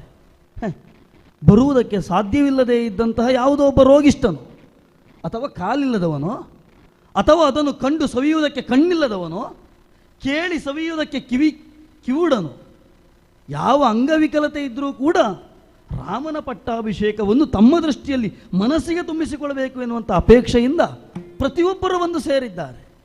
ಅವರಿವರಂದೇನು? ಪ್ರತಿಯೊಬ್ಬರ ಮನೆಯಲ್ಲಿಯೂ ಯಾರೂ ಇಲ್ಲ ಈ ಕ್ಷಣಕ್ಕೆ. ಎಲ್ಲರೂ ಅಯೋಧ್ಯೆಯ ಅಂಗಳದಲ್ಲೇ ಇದ್ದಾರೆ. ರಾಮನ ಪಟ್ಟಾಭಿಷೇಕವನ್ನು ಕಾಣಬೇಕು ಎನ್ನುವಂಥ ಅಪೇಕ್ಷೆಯಿಂದ ಅಲ್ಲಿ ಮುಂದಾಗಿ ನಿಲ್ಲಬೇಕಾದಂಥ ನೀವು ಮಾತ್ರ ಈ ಕೋಣೆಯಲ್ಲಿ ಸೇರಿಕೊಂಡಿದ್ದೀರಿ. ಬಹುಶಃ ಹೀಗಿರಬೇಕು. ಸಿದ್ಧತೆ ಆಗಬೇಕು ಎನ್ನುವಂಥ ಅಪೇಕ್ಷೆ ಹೊಂದಿದಂತಹ ನೀವು ಯಾವೆಲ್ಲ ಬಗೆಯಲ್ಲಿ ಸಿದ್ಧರಾಗಬೇಕು ಎನ್ನುವ ಕಾರಣಕ್ಕೆ ಬೇಕಾಗಿ ಹೊಸ ಹೊಸ ಹೊಸ ಹೊಸ ಬಗೆಯ ಸೀರೆಗಳನ್ನು ಎಲ್ಲ ತೊಡುವುದಕ್ಕೆ ಮುಂದಾಗಿರಬೇಕು. ಅಲ್ಲಿ ಎಲ್ಲಿಯೂ ಸಿಗದೆ ಇಲ್ಲಿ ಒಂದು ಹುಡುಕುವುದಕ್ಕೆ ಪ್ರಾರಂಭ ಮಾಡಿದರೂ ಹೇಗೆ? ಕಾರಣ ಏನೇ ಇರಲಿ, ಈಗ ನೀವು ಬರುವುದು ತಡ ಆಯಿತು ಅಂತಾದರೆ ಏನಾಗ್ತದೆ ಗೊತ್ತುಂಟೋ? ನೀವೇ ಹೇಳಿದ್ದು, 4 ಮಕ್ಕಳಾದಂಥ ನೀವು ಯಾವ ಕಾಲಕ್ಕೂ ಯಾವ ಕಾರಣಕ್ಕೂ ಒಬ್ಬರನ್ನೊಬ್ಬರು ಭಿನ್ನವಾಗಿ ಕಾಣಕೂಡದು, ಸಮದೃಷ್ಟಿಯಲ್ಲಿರಬೇಕು, ಒಂದು ಹಸ್ತದ 5 ಬೆರಳುಗಳಂತಿರಬೇಕು ಅಂತ ಆಡಿದವರು. ನೀವು ಬರುವುದು ತಡ ಮಾಡಿದ್ರಿ ಅಂತ ಆದರೆ ವ್ಯಗ್ರಗೊಳ್ತಾನೆ. ಯಾರ ಮೇಲೆ? ನಿಮ್ಮ ಮೇಲಲ್ಲ, ನನ್ನ ಮೇಲೆ ವ್ಯಗ್ರಗೊಳ್ತಾನೆ. ತಾಯಿಯನ್ನು ಕರೆತರುವುದಕ್ಕೆ ಸೂಚಿಸಿದ್ದೇನೆ, ಕರೆತರುವಲ್ಲಿ ನೀ ಹಿಂದೇಟು ಹಾಕಿದಿ.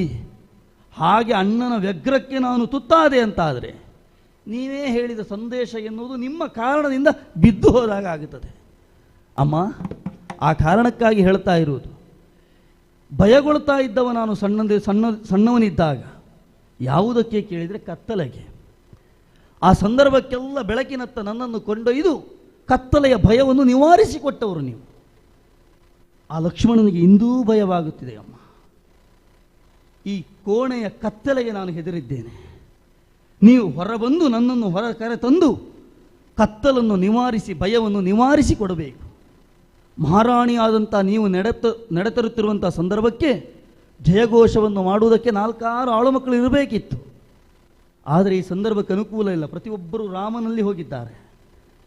ನಾನೇ ಆಳಾಗುತ್ತೇನೆ, ನಾನೇ ಜಯಘೋಷವನ್ನು ಮಾಡ್ತೇನೆ, ಜಯ ಜಯ ಎನ್ನುವ ನುತಿಯ ಸ್ತುತಿಯನ್ನು ಮಾಡ್ತೇನೆ. ಬನ್ನಿ ಅಮ್ಮ, ಬನ್ನಿ ಅಮ್ಮ, ಬನ್ನಿ ಅಮ್ಮ. ಹೀಗೆ ಬಂದವ ಯಾರು? ಲಕ್ಷ್ಮಣ. ಲಕ್ಷ್ಮಣನೇ ಮಗವೀರ ನಿಂದು ಆಡುವುದೇನೋ ಲಕ್ಷವಾದರು ಮಾರೆ ಕಾರಣವೋ ಬೇರೆ ಹುಡುಗನೇ ನರಿ ಹೋಗದೆ ಬೇಗದಲ್ಲಿ ನಮ್ಮ ಹುಡುಗನೇ ನರಿಯ ಹೋಗದಿ ಬೇಗದಲ್ಲಿ ನಮ್ಮ ಹೊಳಗೆ ಬಾಲಕನಲ್ಲಿ ಬರಲು ಕೇಳಯ್ಯ ತಡವ ಮಾಡುವುದೇಗೆ ತರಣ ಹೋಗುವುದಕ್ಕೆ ನಡೆ ಬೇಗ ಬರಲೆಲ್ಲ ಕಾಂತ ಮೋಗನ್ನ ನಡೆ ಬೇಗ ಬರಲೆಲ್ಲ ಕಾಂತ ಮೋಗನ್ನ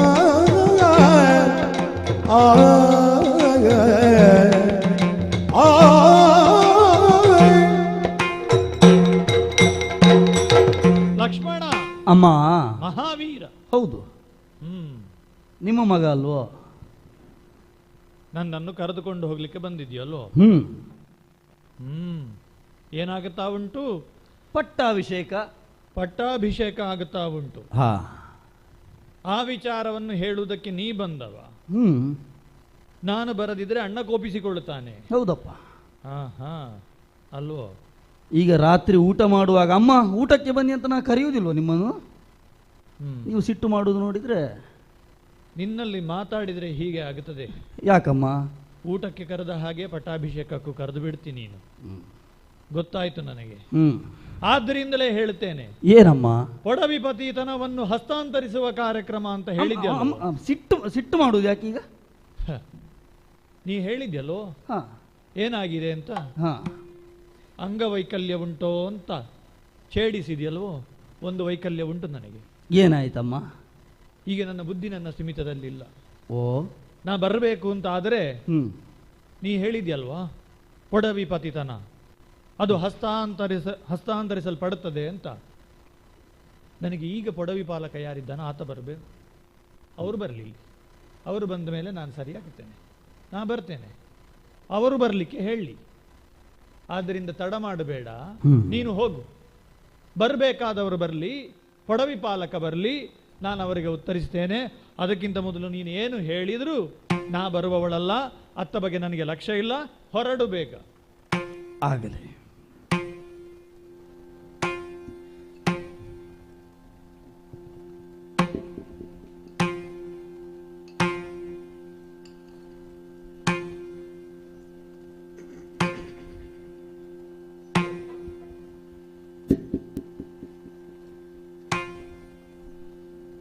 ರಾಘವ ಭಿನ್ನನ ಕೈಕೇಯಿ ದೇವಿಯ ಆಗಮ ಬೇರಾಗಿದೆ ಹೋಗಿ ನೋಡಿದೆನು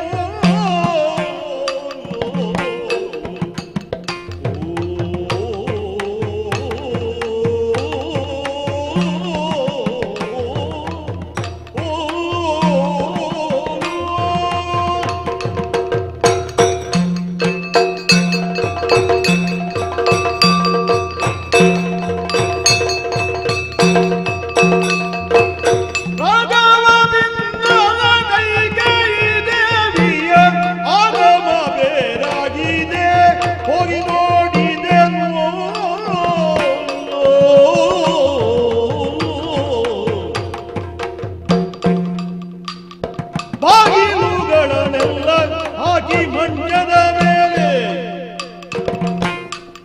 ಬಾಗಿಲುಗಳನ್ನೆಲ್ಲ ಹಾಕಿ ಮಂಚದ ಮೇಲೆ ರೋಗ ಬಂದವರಂತೆ ಬಹಳ ದುಃಖದಲ್ಲಿ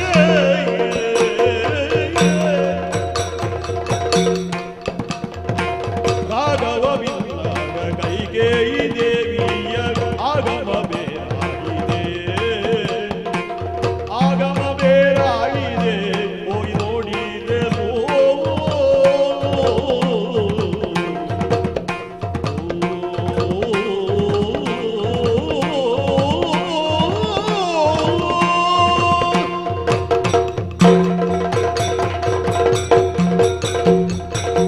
ರಾಘವ, ಲಕ್ಷ್ಮಣ, ನಿನ್ನಾಜ್ಞೆಯಂತೆ ತಾಯಿಯನ್ನು ಕರೆತರಬೇಕು ಎನ್ನುವಂಥ ಸದುದ್ದೇಶದಿಂದಲೇ ಹೋದವ ನಾನು. ಬನ್ಲ ಎಲ್ಲಿದ್ದಾಳೆ ಕೈಕಮ್ಮ? ಅಣ್ಣ, ತಮ್ಮ, ತಾಯಿಯ ಮನದಾಗಮನವೇ ಬೇರಾಗಿ ಹೋಗಿದೆ. ತಾಯಿಯ ಮನದ ಗಮನ ಬೇರಾಗಿದೆ. ಅಲ್ಲ, ಮನವೇ ಬೇರಾಗಿ ಹೋಗಿದೆ. ಹಾಗಾಯ್ತು. ಬರಬೇಕು ಅಂತ ಹೇಳಿದ್ರೆ ಹ. ಆಡಿದ ಒಂದು ಮಾತು ಮಾತ್ರ ಸ್ಪಷ್ಟವಾಗಿ ಮತ್ತೆ ಮತ್ತೆ ನುಡಿಸುತ್ತಾ ಉಂಟು. ಏನಂದು?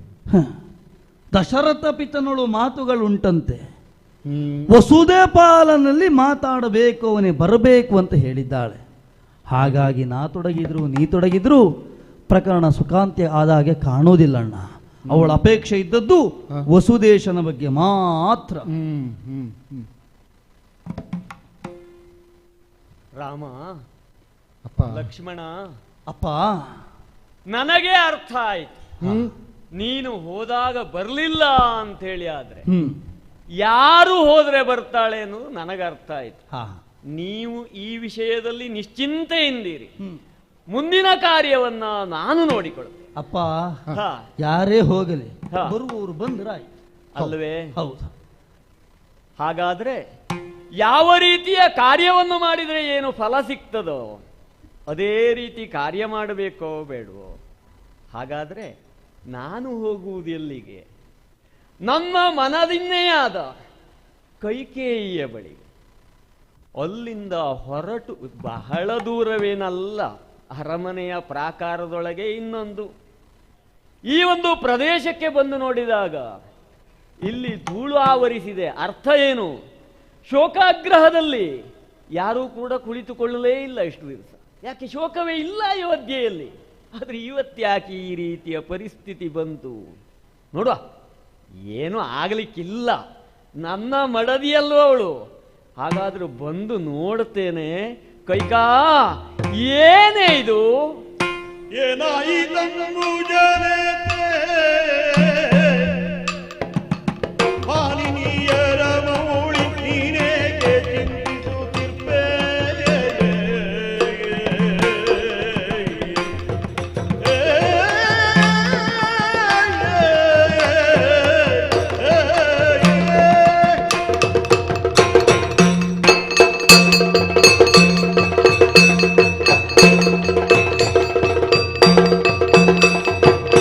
ಏನಾಯಿತಂಬು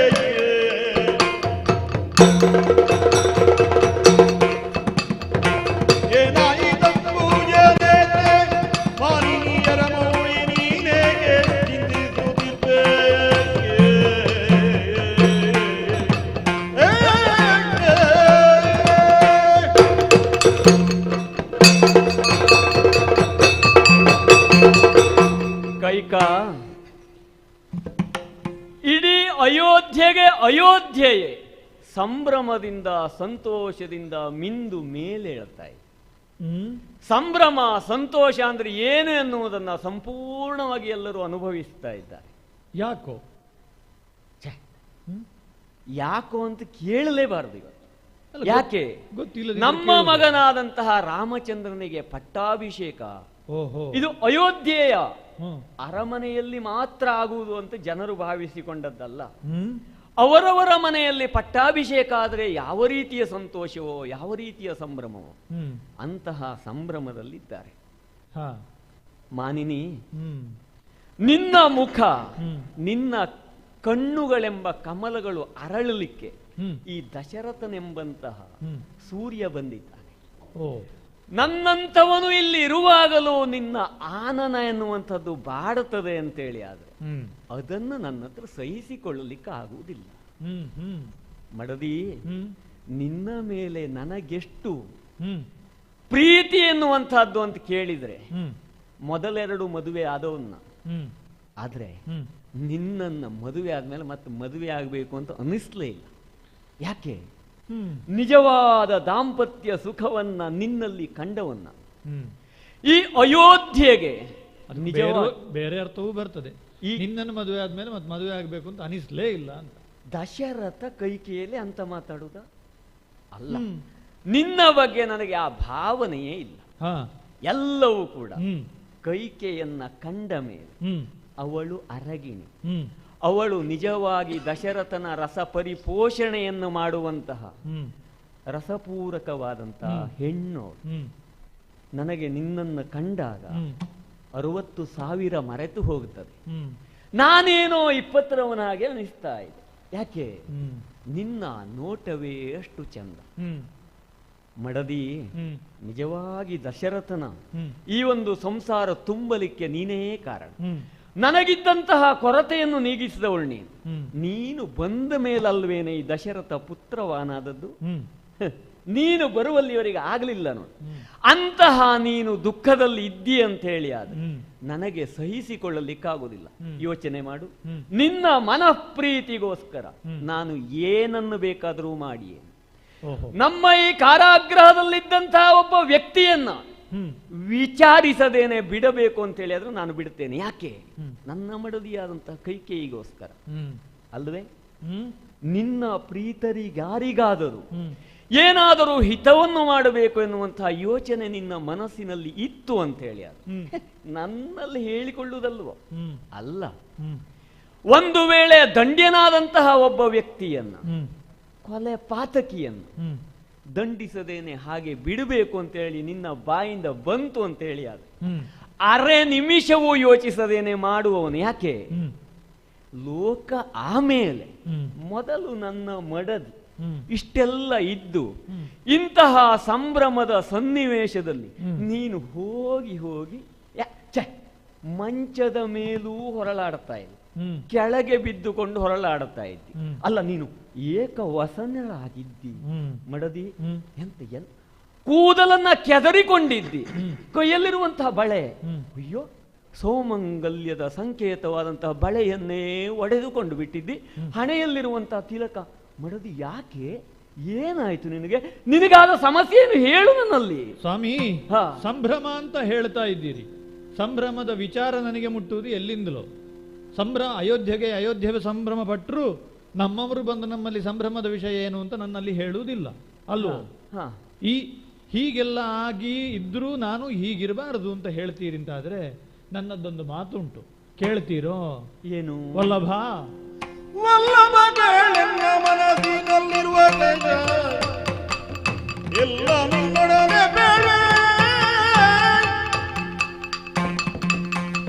ಪಿಂಜನಿ ಕೊಂಡ ಮಾತರಡು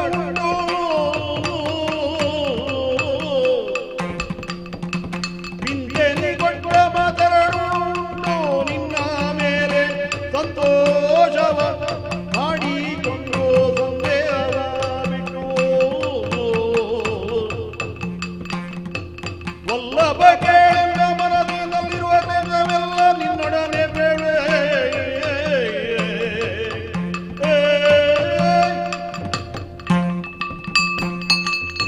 ವಲ್ಲಭ, ಪ್ರಾಣ ಕಾಂತೆ ನೀನು. ವ್ಯಗ್ರಳಾಗಿದ್ದೇನೆ, ಹಾ. ಕ್ರೋಧಾಗಾರವನ್ನು ಪ್ರವೇಶಿಸಿದ್ದೇನೆ, ಕ್ಲೇಶಗೊಂಡಿದ್ದೇನೆ. ಹೌದು, ಯಾಕೆ ಅಂತ? ಹಾಗಿರಬೇಕಾದಂತಹ ಪರಿಸ್ಥಿತಿ ಒದಗಿತು. ಯಾಕೆ ಬಂತು? ಹೇಳಿದ್ರೆ ಅದನ್ನು ಪರಿಹರಿಸ್ತೀರೋ? ಪರಿಹರಿಸದೇನೆ ಬಿಡ್ತೇನಾ? ನನ್ನ ಮನಸ್ಸಿನ ಇಚ್ಛೆ ಏನುಂಟು ಅದನ್ನು ನಿಮ್ಮಲ್ಲಿ ಹೇಳಿಕೊಂಡ್ರೆ ನಡೆಸಿಕೊಡ್ತೀರೋ? ಮಡದಿ, ನಿನ್ನ ಯಾವ ಇಚ್ಛೆಯನ್ನು ನಡೆಸಿಕೊಡ್ಲಿಲ್ಲಳು ನಾನು. ಆದ್ದರಿಂದಲೇ ಕೇಳುವುದಕ್ಕೆ ಸಿದ್ಧಳಾಗಿಯೇ ಬಂದಿದ್ದೇನೆ. ಹಾ, ನೆನಪಿಸಿಕೊಡ್ತೇನೆ ಮತ್ತೊಮ್ಮೆ ನಿಮಗೆ. ಹಾ, ಹಿಂದೆ ಹಾ. ಶಂಬರಾಸುರನ ವಧಾ ಪ್ರಕರಣದಲ್ಲಿ ಶಂಬರ ಅಂತ ಹೇಳಿದ ಕೂಡಲೇ ಹಾ. ನನ್ನ ಮೈ ರೋಮಾಂಚನ ಆಯಿತು. ಹಾ. ಸ್ವರ್ಗಕ್ಕೆ ರಥವನ್ನು ಹಾರಿಸಿಕೊಂಡದ್ದು ನನಗೆ ಹೊಸತಲ್ಲದೆ ಹೋದ್ರು, ಮಡದಿಯಾದ ನಿನ್ನನ್ನು ರಥದಲ್ಲಿ ಕೂರಿಸಿಕೊಂಡು ಹೋದ್ದು. ಯಾವುದೇ ಗಂಡಸಿಗಾದರೂ ಕೂಡ ತನ್ನ ಹೆಂಡತಿಯನ್ನು ರಥದಲ್ಲಿ ಕೂರಿಸಿಕೊಂಡು ಹೋದಾಗ ವಿಶೇಷವಾದಂತಹ ಸಂಭ್ರಮ ಇರ್ತದೆ. ಆಗ ನೋಡು, ಆಕಾಶದಿಂದ ಜಗತ್ತನ್ನೆಲ್ಲ ನೀನು ತೋರಿಸಿದ್ದೆ ಆ ದಿವಸ. ಆದ್ದರಿಂದಲೇ ಆ ಪ್ರಕರಣದ ಉಳಿದ ನಿರ್ಣಯವಾಗಿ ಬಂದದ್ದು. ಆ ಕಾಲದಲ್ಲಿ ಆಪತ್ತಿಗೆ ನಾವು ಒದಗಿದಳು ನಿಮಗೆ ಹೇಳುವ ನೆಲೆಯಿಂದ ವರವನ್ನು ಕೊಟ್ಟಿದ್ದೀರಿ ನೀವು. ಎದ್ದು ಬರ್ತುರೇವ ಹಿತಮಿಚ್ಛತಿ ತತ್ಕಲತ್ರಂ ಎನ್ನುವುದಕ್ಕೆ ಸಾಕ್ಷಾತ್ ಉದಾಹರಣೆ ಆದವಳು. ಗಂಡನ ಹಿತವನ್ನು ಬಯಸುವವಳೆ ಹೆಂಡತಿ. ನನ್ನ ಹೆಂಡತಿ ನಿಜವಾಗಿ ನನ್ನ ಹಿತವನ್ನೇ ಬಯಸಿದ್ದಾಳೆ, ಆ ಮೂಲಕ ಲೋಕದ ಹಿತವನ್ನು ಬಯಸಿದವಳು. ಅದಕ್ಕಾಗಿ ವರ ಕೊಟ್ಟದ್ದು ನಾನು. ಆ ವರವನ್ನು ನಾನು ತಗೊಂಡಿದ್ದೇನೋ? ಅಲ್ಲ, ಹೌದು. ಇಷ್ಟು ದಿವಸ ಆದ್ರೂ ಕೇಳಲಿಲ್ಲ ಅಲ್ವಾ? ಕೇಳಲಿಲ್ಲ. ಕೇಳಬೇಕಾದ ಹಾಗೆ ಉಳಿಯುತ್ತದಲ್ಲ. ಅಲ್ಲ, ಹಾಗೆ ಉಳಿತದೆ. ವರ ಎಲ್ಲ ಕೊಡು, ಅದೇನು ದೊಡ್ಡ ವಿಷಯ ಅಲ್ಲ. ಇವತ್ತು ನಿಮಗೆ ದೊಡ್ಡ ವಿಷಯ. ಇವತ್ತು ಪಟ್ಟಾಭಿಷೇಕ ಮುಗಿಸುವ, ನಾಳೆ ಸಂಭ್ರಮದಲ್ಲಿರ್ತೇವೆ. ಎರಡೇನು 100 ವರ ಕೊಟ್ಟೇನು ನಾನು. ಪಟ್ಟಾಭಿಷೇಕ ಆದ್ಮೇಲೆ ನೀವೇನು? ಪಟ್ಟಾಭಿಷೇಕ ಆದ್ಮೇಲೆ ನೀವೇನಾಗಿರ್ತೀರಿ? ರಾಜನ ತಂದೆ. ರಾಜನ ತಂದೆ ಅಂದ್ರೆ ಚಕ್ರವರ್ತಿ ಅಲ್ಲ ನೀವು. ಚಕ್ರವರ್ತಿ ಆಗುವ ಯಾರು? ನಮ್ಮ ಹಿರಿಯ ಮಗ, ನಿನ್ನ ಹಿರಿಯ ಮಗ ರಾಮ. ಹಾಗಾದ್ರೆ ನೀವು ಚಕ್ರವರ್ತಿ ಅಲ್ಲ. ನೀವು ವರ ಕೊಟ್ಟದ್ದು ಹೇಗೆ? ಚಕ್ರವರ್ತಿ ಆಗಿ ಅಲ್ವೋ? ಹೌದು. ಚಕ್ರವರ್ತಿಯಾಗಿ ಕೊಟ್ಟಂತಹ ವರ ವಿನಿಯೋಗವಾಗಬೇಕಾದ ಚಕ್ರವರ್ತಿಯಾಗಿ ಇರುವಾಗಲೇ ಅಲ್ವೋ? ನಾಳೆ ದಿವಸ ಆಯಿತು ಅಂತ ಆದ್ರೆ ನೀವು ಚಕ್ರವರ್ತಿ ಅಲ್ಲ. ನಿಮಗೆ ಪೂರ್ಣ ಪ್ರಮಾಣದಲ್ಲಿ ಯಾವ ವರವನ್ನು ಚಕ್ರವರ್ತಿಯಾಗಿ ಕೇಳಿಕೋ ಕೈಕಾ ಅಂತ ಕೊಟ್ಟಿದ್ದೀರೋ ಅದು ಆ ನೆಲೆಯಿಂದಲೇ ಪೂರ್ಣ ಆಗಬೇಕು ಅಂತಾದ್ರೆ ನಾನು ಇವತ್ತೇ ಕೇಳಬೇಕಲ್ವೋ? ಇದಕ್ಕೆ ಹೇಳುದು ಕೈಕೆಯ ಮೇಲೆ ನನಗೆ ಹೆಚ್ಚು ಪ್ರೀತಿ. ಆ ವರ ನನ್ನಲ್ಲೇ ಉಳಿದೋಗುತ್ತದೆ. ಹಾಗಾಗಿ ನನ್ನ ಮಾತು ತಪ್ಪಿ ಹೋಗುತ್ತದೆ ಎನ್ನುವ ಕಾರಣದಿಂದ ಅಲ್ವಾ ಆ ವರ ಕೊಡಬೇಕು ನಿನಗೆ. ಕೊಟ್ಟೆ ಅಂತ. ಹಾಗಾದ್ರೆ ಆ ವರವನ್ನು ಕೊಡಬೇಕಲ್ವ? ಇಷ್ಟು ಸಣ್ಣ ಮಾತಿಗೆ ನೀನು ಹೀಗೆಲ್ಲ ಮಾಡುದ?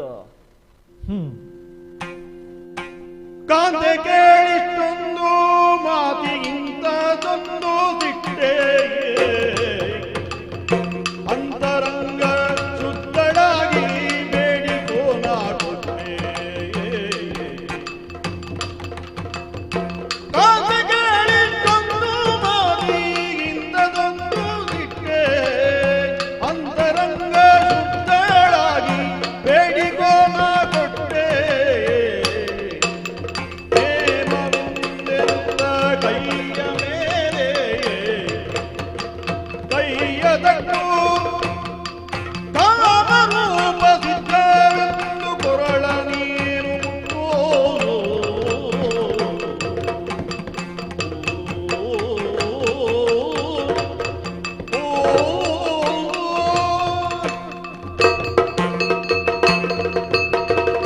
ಮಡದಿ ಸ್ವಾಮಿ, ಗಂಡ ಹೆಂಡಿರ ಜೀವನದಲ್ಲಿ ಕೊಡು ತಗೊಳ್ಳುವುದು ಅಂತೇಳಿ ದೀರ್ಘಕಾಲಿಕವಾದಂತಹ ಪ್ರಕ್ರಿಯೆ ಅಲ್ಲ. ವರವನ್ನು ಕೊಡುತ್ತೇನೆ ಹೇಳಿದಷ್ಟೇ ಸುಲಭವಾಗಿ ಕೊಡಲು ಸಮರ್ಥ ನಾನು ಅಲ್ಲ. ಇಷ್ಟು ಸಣ್ಣ ವಿಷಯಕ್ಕೆ ನೀನು ಕೋಪಿಸಿಕೊಂಡು ಹೀಗೆಲ್ಲ ಕುಳಿತುಕೊಳ್ಳುವಂತ ಅನಿವಾರ್ಯತೆ ಇದೆಯಾ? ಇಲ್ಲ. ನಾನು ಕೊಡ್ತೇನೆ ಅಂತ ಕೋಪಿಸಿಕೊಳ್ಳದೆ ಹೋಗ್ತಾ ಇದ್ರೆ ನೀವು ಇಲ್ಲಿಗೆ ಬರ್ತಾ ಇದ್ರು. ನೀನು ಕೋಪಿಸಿಕೊಳ್ಳಬೇಕು ಅಂತಿರ್ಲಿಲ್ಲ. ಅಲ್ಲೂ ಬಂದ್ಕೊಂಡು ಕೇಳಿದ್ರು ನಾನು ಕೊಡ್ತಿದ್ದೆ. ಯಾಕೆ? ಕೊಡ್ಲಿಕ್ಕೆ ನನ್ನಲ್ಲಿ ಉಂಟಲ್ಲ. ಈಗ ನನ್ನ ಕೈ ಮೇಲಿದೆ. ಕೊಡುವ ಜಾಗದಲ್ಲಿದ್ದವರು ಕೊಡದೇನೆ ಬಿಡ್ತಾರೆ, ಎಲ್ಲಾದ್ರೂ ಕೊಡ್ತಾರೆ. ಆದ್ರಿಂದಲೇ ಕೈ ಕೆಳಗಾಗುವ ಮುನ್ನ ಕೇಳಬೇಕು ಅಂತಲೇ ನಾನು ಹೊರಟದ್ದು. ನಿನಗೇನು ಬೇಕು ಈಗ? ನೀವು ಕೊಡ್ತೀರಲ್ವ? ಕೊಡ್ತೇನಪ್ಪ. ನೀವು ಹಾಗೆ ಬಾಯಿ ಮಾತಿನಿಂದ ಹೇಳಿದ್ರೆ ಸಾಕಾಗುವುದಿಲ್ಲ ನನಗೆ. ಯಾಕೆ? ನನ್ನ ಬಾಯಿ ಮಾತಿನಲ್ಲಿ ನಿನಗೆಲ್ಲಾದ್ರೂ ಸಂಶಯ ಬಂದಿದೆಯಾ? ಸಂಶಯ ಆಗುವಂತಹ ವ್ಯವಹಾರವನ್ನು ನೀವು ತೋರಿಸ್ತಾ ಇದ್ದೀರಲ್ವ? ಏನದು? ನಮಗೆ ನನಗೂ ಹೇಳದೆ ಪಟ್ಟಾಭಿಷೇಕವನ್ನು ನಿರ್ಧಾರ ಮಾಡಿದ್ದೀರಿ ಅಂತ ಆದ ಮೇಲೆ ಅಲ್ಲ ನಿನಗೂ ಗೊತ್ತಾಗಿದೆ ಅಂತ ಮಾಡಿದ್ನ. ಅಲ್ಲ ಗೊತ್ತಾಗ ಯಾರಿಗೂ ಹೇಳಲಿಲ್ವೇ? ನಿನ್ನೆ ಆದ ನಿರ್ಣಯ ಅದು. ನಿನ್ನೆಯಾದ ನಿರ್ಣಯ ಆದರೂ ಇವತ್ತಿನವರೆಗೂ ನನಗೂ ನೀವು ಹೇಳದೆ ಉಳಿದೀರಿ ಅಂತ. ಇಡೀ ಅಯೋಧ್ಯೆ ಬಂದಿದೆ, ಪುರವೇ ಶೃಂಗಾರಗೊಂಡಿದೆ, ಅದರಲ್ಲಿ ನೀನು ಒಂದು ಭಾಗಿಯಲ್ವ? ನಾ ಭಾಗಿ ಹೌದು. ನಮ್ಮ ಮನೆಯ ಕಾರ್ಯಕ್ರಮಕ್ಕೆ ನಾವು ಹೋಗಿ ಆಮಂತ್ರಣ ಕೊಡ್ಲಿಕ್ಕೆ ಉಂಟು, ನೀನೇ ಆಮಂತ್ರಣ ಕೊಡುವ ಕಾರ್ಯಕ್ರಮಕ್ಕೆ ಆಮಂತ್ರಣ ಅಲ್ಲ, ವಿಷಯವೇ ಗೊತ್ತಿಲ್ಲದಿದ್ರೆ. ಈಗ ನೀವೇ ಹೇಳಿದಿರಿ, ನಾ ಕೇಳಿದ್ರಲ್ಲಿ ಸರಿಯಾಗಿ ಉಂಟು, ಚಕ್ರವರ್ತಿ ಇರುವಾಗಲೇ ನೀ ಕೇಳಬೇಕಿತ್ತು. ಈಗ ನಾನು ಎಚ್ಚರಿಸದೆ ಹೋದ್ರೆ ಅದು ಉಳಿತಾ ಇತ್ತಲ್ವ? ಅಲ್ಲ ಅದು ಒಂದು ಹೌದು. ಆದ್ದರಿಂದಲೇ ಹೇಳಿದ್ದು ನಿಮ್ಮ ಮಾತು ಸಾಕ್ಷಿಯಾಗಲಿ ಎನ್ನುವ ಕಾರಣಕ್ಕೆ ನನ್ನ ಕೈ ತಟ್ಟಿ. ಕೈಯೆಲ್ಲ ತಟ್ಟಬೇಕು. ನಾವು ಅಗ್ನಿ ಸಾಕ್ಷಿಯಾಗಿ ಮದುವೆ ಆದ ಮೇಲೆ ನಾನು ನೀನು ಬೇರೆ ಅಲ್ಲ ಅಂತೇಳಿ ಇನ್ನು ಕೈ ತಟ್ಟುದು ಅಂತ. ಅಲ್ಲ ಎಲ್ಲವೂ ಬೇರೆ ಅಲ್ಲ ಅಂತಾದ್ರೆ ನೀವು ತೋರ ಕೊಡ್ತೇನೆ ಅಂತ ಹೋದದ್ದು ಯಾಕೆ? ಅದು ಒಂದು ಹೌದು. ನಾ ತಗೊಳ್ತೇನೆ ಅಂತ ಹೊರಟದ್ದು ಯಾಕೆ? ಇಬ್ಬರು ಒಂದೇ ಅಂತ ಆದ ಮೇಲೆ ನೀವು ಕೊಡುವುದಕ್ಕುಂಟು, ನಾ ತಗೊಳ್ಳುವುದಕ್ಕುಂಟು. ಆ ನೆಲೆಯಿಂದ ಅಲ್ಲ ಸ್ವಾಮಿ ನಾನು ಯೋಚನೆ ಮಾಡಿ. ಕೊಡುಕೊಳ್ಳುವಿಕೆ ಹೇಳುವುದರಲ್ಲಿ ನೀವು ದಾತೃವಾಗಿಯೂ ನಾನು ಒಬ್ಬ ಸ್ವೀಕರಿಸುವವನಾಗಿಯೂ ನಾಳು ಇರಬೇಕಾಗ್ತದೆ. ನಾನು ಯೋಚನೆ ಮಾಡಿದ್ದೆ, ಅದ್ವೈತಂ ಸುಖ ದುಃಖಯೋರನುಗತಂ ಸರ್ವ ಸ್ವವಸ್ಥಾ ಸುಚ. ದಶರಥ ಕೈಕೇಯಿ ಅಂದ್ರೆ ಎಲ್ಲ ಅವಸ್ಥೆಗಳಲ್ಲಿ ಒಂದೇ, ಹೆಸರು ಮಾತ್ರ ಬೇರೆ ಬೇರೆ. ದಶರಥ ಅಂತ ನಾನು, ಕೈಕೇಯಿ ಅಂತ ನೀನು. ಹೌದಾ? ಹೀಗೆ ಅಂತ ಭಾವಿಸಿಕೊಂಡು ಒಂದದ್ದು. ಅದು ನೀನು ಕೊಡುವುದು ತೆಗೆದುಕೊಳ್ಳುವುದು ಅನ್ನುವಂತ ವಿಷಯ ಹೇಳ್ತಿ ಅಂದ್ರೆ ಅಲ್ಲ, ನಿನಗೆ ಭಾಷೆ ಕೊಡ್ಲೇಬೇಕು ಅಂತೇಳಿ ಆದ್ರೆ ವರನೇ ಕೊಡ್ತೇನೆ ನಾನು. ಭಾಷೆ ನನಗೇನು ದೊಡ್ಡದೇ ಅದು? ಹೇಗೆ ಭಾಷೆ ಕೊಡ್ಬೇಕು? ಕೈ ತಟ್ಟಿ ಕೊರಳು ಮುಟ್ಟಿ ಕೊಡ್ಬೇಕು. ಯಾರನ್ನ ಕೊರಳು ಮುಟ್ಟಬೇಕು? ನನ್ನದೇ. ನಿನ್ನದೇ ಕೊರಳು ಮುಟ್ಟುವುದು. ಕೊರಳಲ್ಲೇನಿದೆ ಮಡದಿ?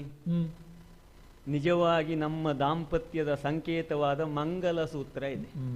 ನಮ್ಮ ಬದುಕಿಗೆ ಮಂಗಲಮಯವಾದಂತಹ ಮಾತು ಆಗಬೇಕು ಅಂತ ಹೇಳಿ ಆದ್ರೆ ನೀನು ಅಂತರಂಗವನ್ನ ಶುದ್ಧ ಮಾಡಿಕೊಂಡು ಮನಸ್ಸನ್ನ ನಿಷ್ಕಲ್ಮಶ ಮಾಡಿಕೊಂಡು ವರವನ್ನ ಕೇಳ್ತಿ ಅಂತ ಹೇಳಿ ಆದ್ರೆ ಮಂಗಲ ಸೂತ್ರ ಅಲ್ಲ. ಅದಕ್ಕಿಂತಲೂ ಇನ್ನೇನಾದ್ರೂ ಹೆಚ್ಚಿನದಿದ್ರೆ ಕೈ ತಟ್ಟಿ ಮುಟ್ಟಿ ಭಾಷೆಯನ್ನು ಕೊಟ್ಟೇನು.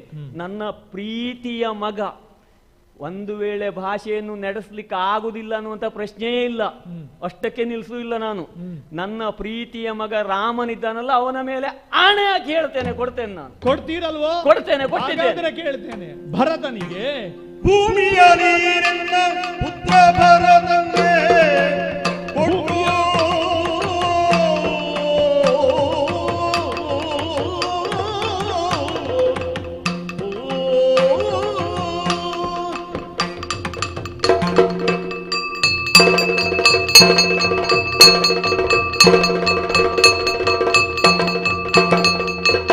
ಭೂಮಿಯ ನೀರಿನ ಪುತ್ರ ಭರತನಿಗೆ ಕೊಟ್ಟು ರಾಮಚಂದ್ರನ ನೀ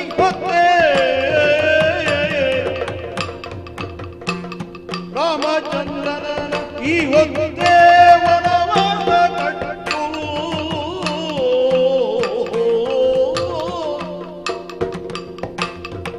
ರಾಮಚಂದ್ರನ ಈ ಒಂದೇ ವನವಾಸ ಕಟ್ಟು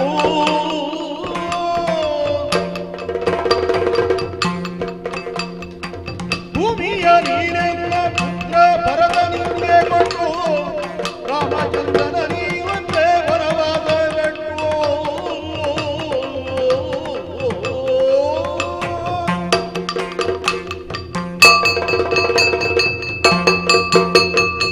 ಸ್ವಾಮಿ ನನ್ನ ಕೈ ತಟ್ಟಿ ಕೊರಳು ಮುಟ್ಟಿ ಅಲ್ಲ ಮಿಗಿಲಾಗಿ ರಾಮಚಂದ್ರನಾಣೆಯಾಗಿ ಹೇಳಿದ್ದೀರಿ. ಎರಡು ವರಗಳು ಕೇಳ್ತೇನೆ ಸ್ವಾಮಿ. ಎರಡೇ ಅಲ್ವ?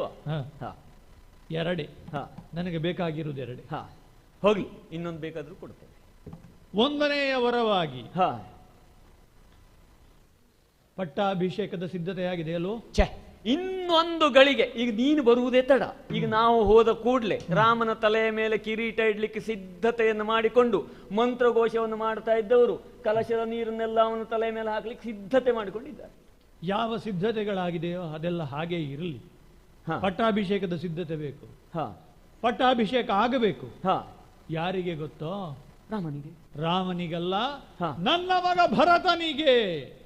ಏನೇ ಇದು? ಭೂಮಿಯನ್ನು ನನ್ನ ಭರತನಿಗೆ ಕೊಡು, ಪಟ್ಟವನ್ನು ಕಟ್ಟು. ಇದು ನನ್ನ ಮೊದಲನೆಯ ವರ ಸ್ವಾಮಿ. ಬೈಕೆ ಏನನ್ನು ಕೇಳ್ತಾ ಇದ್ದೆ? ಇಡೀ ಪುರವ ಶೃಂಗಾರಗೊಂಡಿದೆ.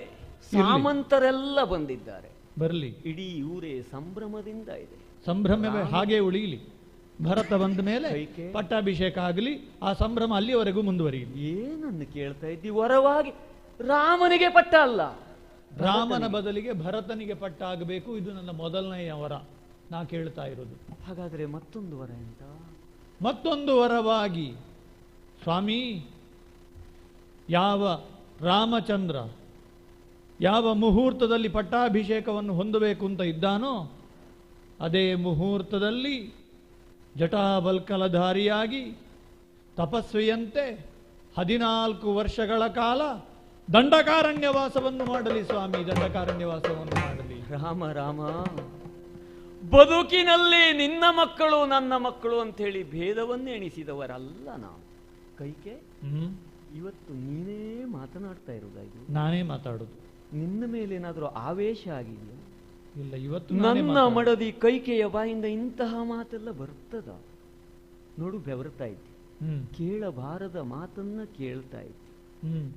ಎಂತದ್ದು ಹೇಳ್ತಾ ಇದ್ದೀಯ ನೀನು? ಇದನ್ನೇ ಕೇಳುವುದು ನೀನು. ಇದಕ್ಕೋಸ್ಕರ ಇಲ್ಲಿ ಕುಂತದ್ದ ನೀನು? ಕೈಕೆ ಯಾವತ್ತೂ ಭೇದ ಭಾವವನ್ನು ಮಾಡಿದವಳಲ್ಲ ನಮ್ಮ ಮಕ್ಕಳ ಮೇಲೆ. ಇವತ್ತು ಯಾಕಿಂತ? ಆದ್ದರಿಂದಲೇ ಕೇಳಿದ್ದು, ಇನ್ನು ಭೇದ ಉಳಿಯಬಾರದು ಅಂತಲೇ ನಮ್ಮ ಮಗನಾದಂತಹ ಭರತನಿಗೆ ಪಟ್ಟಬೇಕು, ರಾಮ ವನವಾಸವನ್ನು ವನಗಮನವನ್ನು ಮಾಡಲಿ ಅಂತ ಹೇಳ್ತಾ ಇರು. ಬೇಡವೆ? ಯಾಕೆ? ಇಲ್ಲಿ ಯಾರು ಇಲ್ಲ ನೋಡುವವರು. ನಿನ್ನ ಕಾಲನ್ನ ಹಿಡಿದುಕೊಂಡು ನಾನು ಕಣ್ಣೀರುಗರೆದು ಕೇಳ್ತೇನೆ, ಈ ಮಾತನ್ನ ಬಿಟ್ಟು ಬಿಡು. ನಿನಗೆ ಸಿರಿ ಸಂಪತ್ತುಗಳು ಬೇಕೋ, ಯಾವುದಾದ್ರೂ ರಾಜ್ಯದ ಭಾಗ ಬೇಕು, ಯಾವುದನ್ನಾದರೂ ಕೊಡ್ತೇನೆ. ರಾಮನಿಗೆ ಪಟ್ಟ ಬೇಡ, ಕಾಡಿಗೆ ಹೋಗಬೇಕು ಅಂತೇಳಿ ಹೇಳಬೇಡುವೆ? ಯಾಕೆ ಹೀಗೆ ಹೇಳ್ತಾ ಇದ್ದೀನಿ? ಸ್ವಾಮಿ, ನಿಮಗೆ ಬೇಕಾದ್ದನ್ನು ಕೇಳಿದರೆ ಅದು ನನ್ನ ವರವಾಗುವುದಿಲ್ಲ. ನನಗೆ ಬೇಕಾದ್ದನ್ನು ಕೇಳಿದರೆ ಮಾತ್ರ ನನ್ನ ವರ ಆಗುವುದು. ಆದರೆ ನಮಗೆ ಬೇಕಾದ್ದನ್ನು ಕೇಳಬೇಕಿತ್ತು. ನಮಗೆ ಯಾರಿಗೂ ಬೇಡದೆ ಹೋದ ವರ ನಿನಗೆ ಬೇಕಾಯ್ತಲ್ಲ. ಅಯ್ಯೋ ರಾಮ ರಾಮ ರಾಮ ರಾಮ ರಾಮ. ಕುಶಲ ಕೇಳಿಂದು ಮರುಜರು ನೆನೆದೊಂದು ವಿಧಿವಶದೊಳೊಂದಾಯ್ತು ಮೀರ್ವರು. ಯಾರು ಕಲ್ಪಿತವ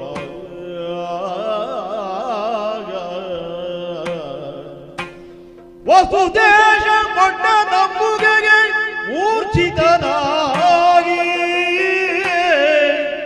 ಅಮ್ಮೈದಿ ಬಿದ್ದಿದ್ದನು.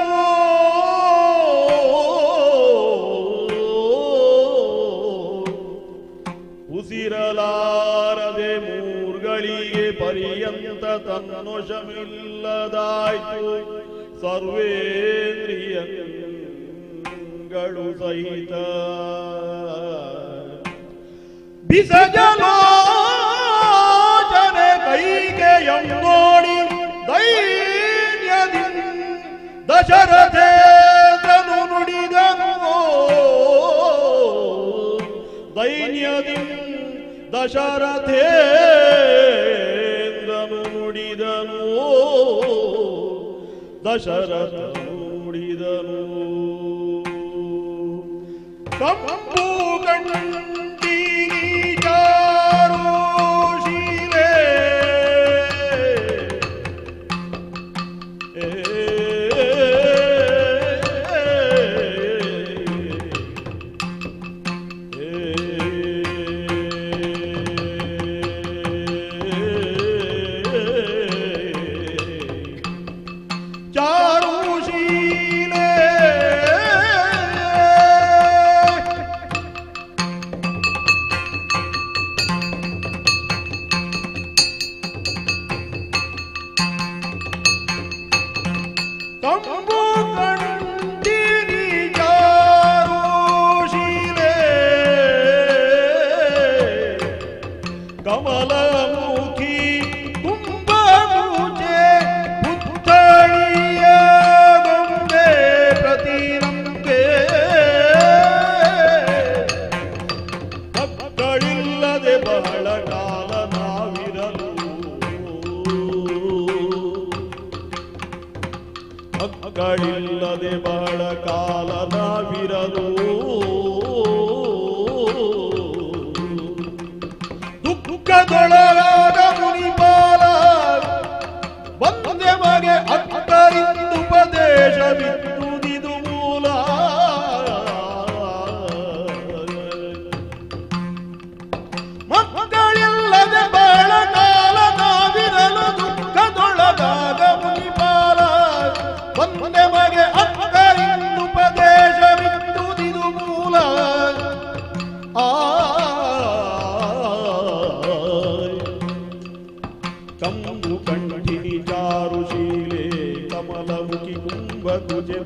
ತಳಿಯಗುವೆ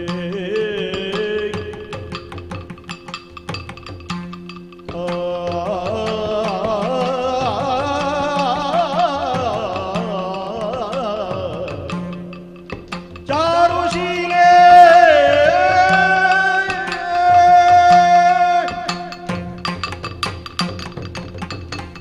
ಏನೂ ಕಾಣದೆ ಹೋದಾಗಾಯಿತು. ಹಗಲಿನಲ್ಲಿಯೇ ಸೂರ್ಯಾಸ್ತ ಆಗಿ ಹೋಯಿತು. ಇಲ್ಲಿ ಮಾತನಾಡ್ತಾ ಇರುವಾಗಲೇ ನನಗೆ ಕಣ್ಣು ಕತ್ತಲೆ ಬಂದಂತಾಗಿ ಎಚ್ಚರ ತಪ್ಪಿ ಬಿದ್ದೆ. ಬಿದ್ದವನು ಹೋಗಿ ಬಿಟ್ಟಿದ್ರೆ ಮತ್ತೆ ಯೋಚನೆ ಮಾಡುವಂತಹ ಪರಿಸ್ಥಿತಿಯೇ ಬರ್ತಾ ಇರಲಿಲ್ಲ. ಎಚ್ಚರಾಗಿ ಹೋಯ್ತಲ್ಲ, ಎಚ್ಚರಾಯಿತು.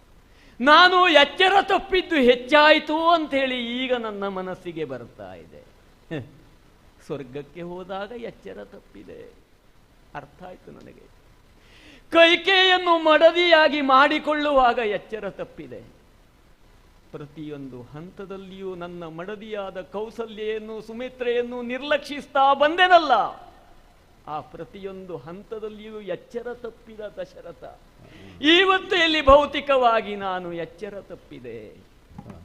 ಒಂದು ಮಾತನ್ನ ಕೊಡುವಾಗ, ವರವನ್ನ ಕೊಡುವಾಗ ಸೂಕ್ಷ್ಮವಾಗಿ ಗ್ರಹಿಸಲೇ ಇಲ್ಲ. ನನ್ನ ಮಡದಿ ನಮ್ಮದು ಎನ್ನುವಂತಹ ಮಮಕಾರದಲ್ಲಿ ಉಳಿದೆ, ಆದರೆ ಅವಳು ನಾನು ಅನ್ನುವಂತಹ ಅಹಂಕಾರದಲ್ಲಿ ಉಳಿದು ಬಿಟ್ಟು.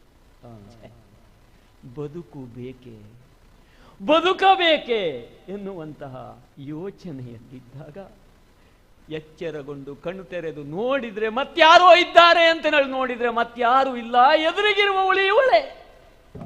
ಯಾವುದು ಇರಬಾರ್ದು, ಅದೇ ಕೈಕೆಯನ್ನ ನೋಡ್ತಾ ಇದ್ದೇನೆ. ಎಂತಹ ಕಂಠ, ಎಂತಹ ಶಾರೀರ, ಅಂತಹ ಶರೀರದಿಂದ ಅಂತಹ ಕಂಠದಿಂದ ಇಂತಹ ಮಾತು ಬರ್ತದೆ ಅಂತಲೇ ಊಹಿಸಲಿಲ್ಲ. ಶಂಕದಿಂದ ಯಾವತ್ತಾದರೂ ರಣಘೋಷ ಹೊರಗೆ ಬರ್ಲಿಕ್ಕೆ ಸಾಧ್ಯ ಉಂಟೆ? ಆದ್ರೆ ಬರ್ತದೆ ಎನ್ನುವಂಥದ್ದು ಇವತ್ತು ಸತ್ಯ ಆಗಿ ಹೋಯ್ತಲ್ಲ.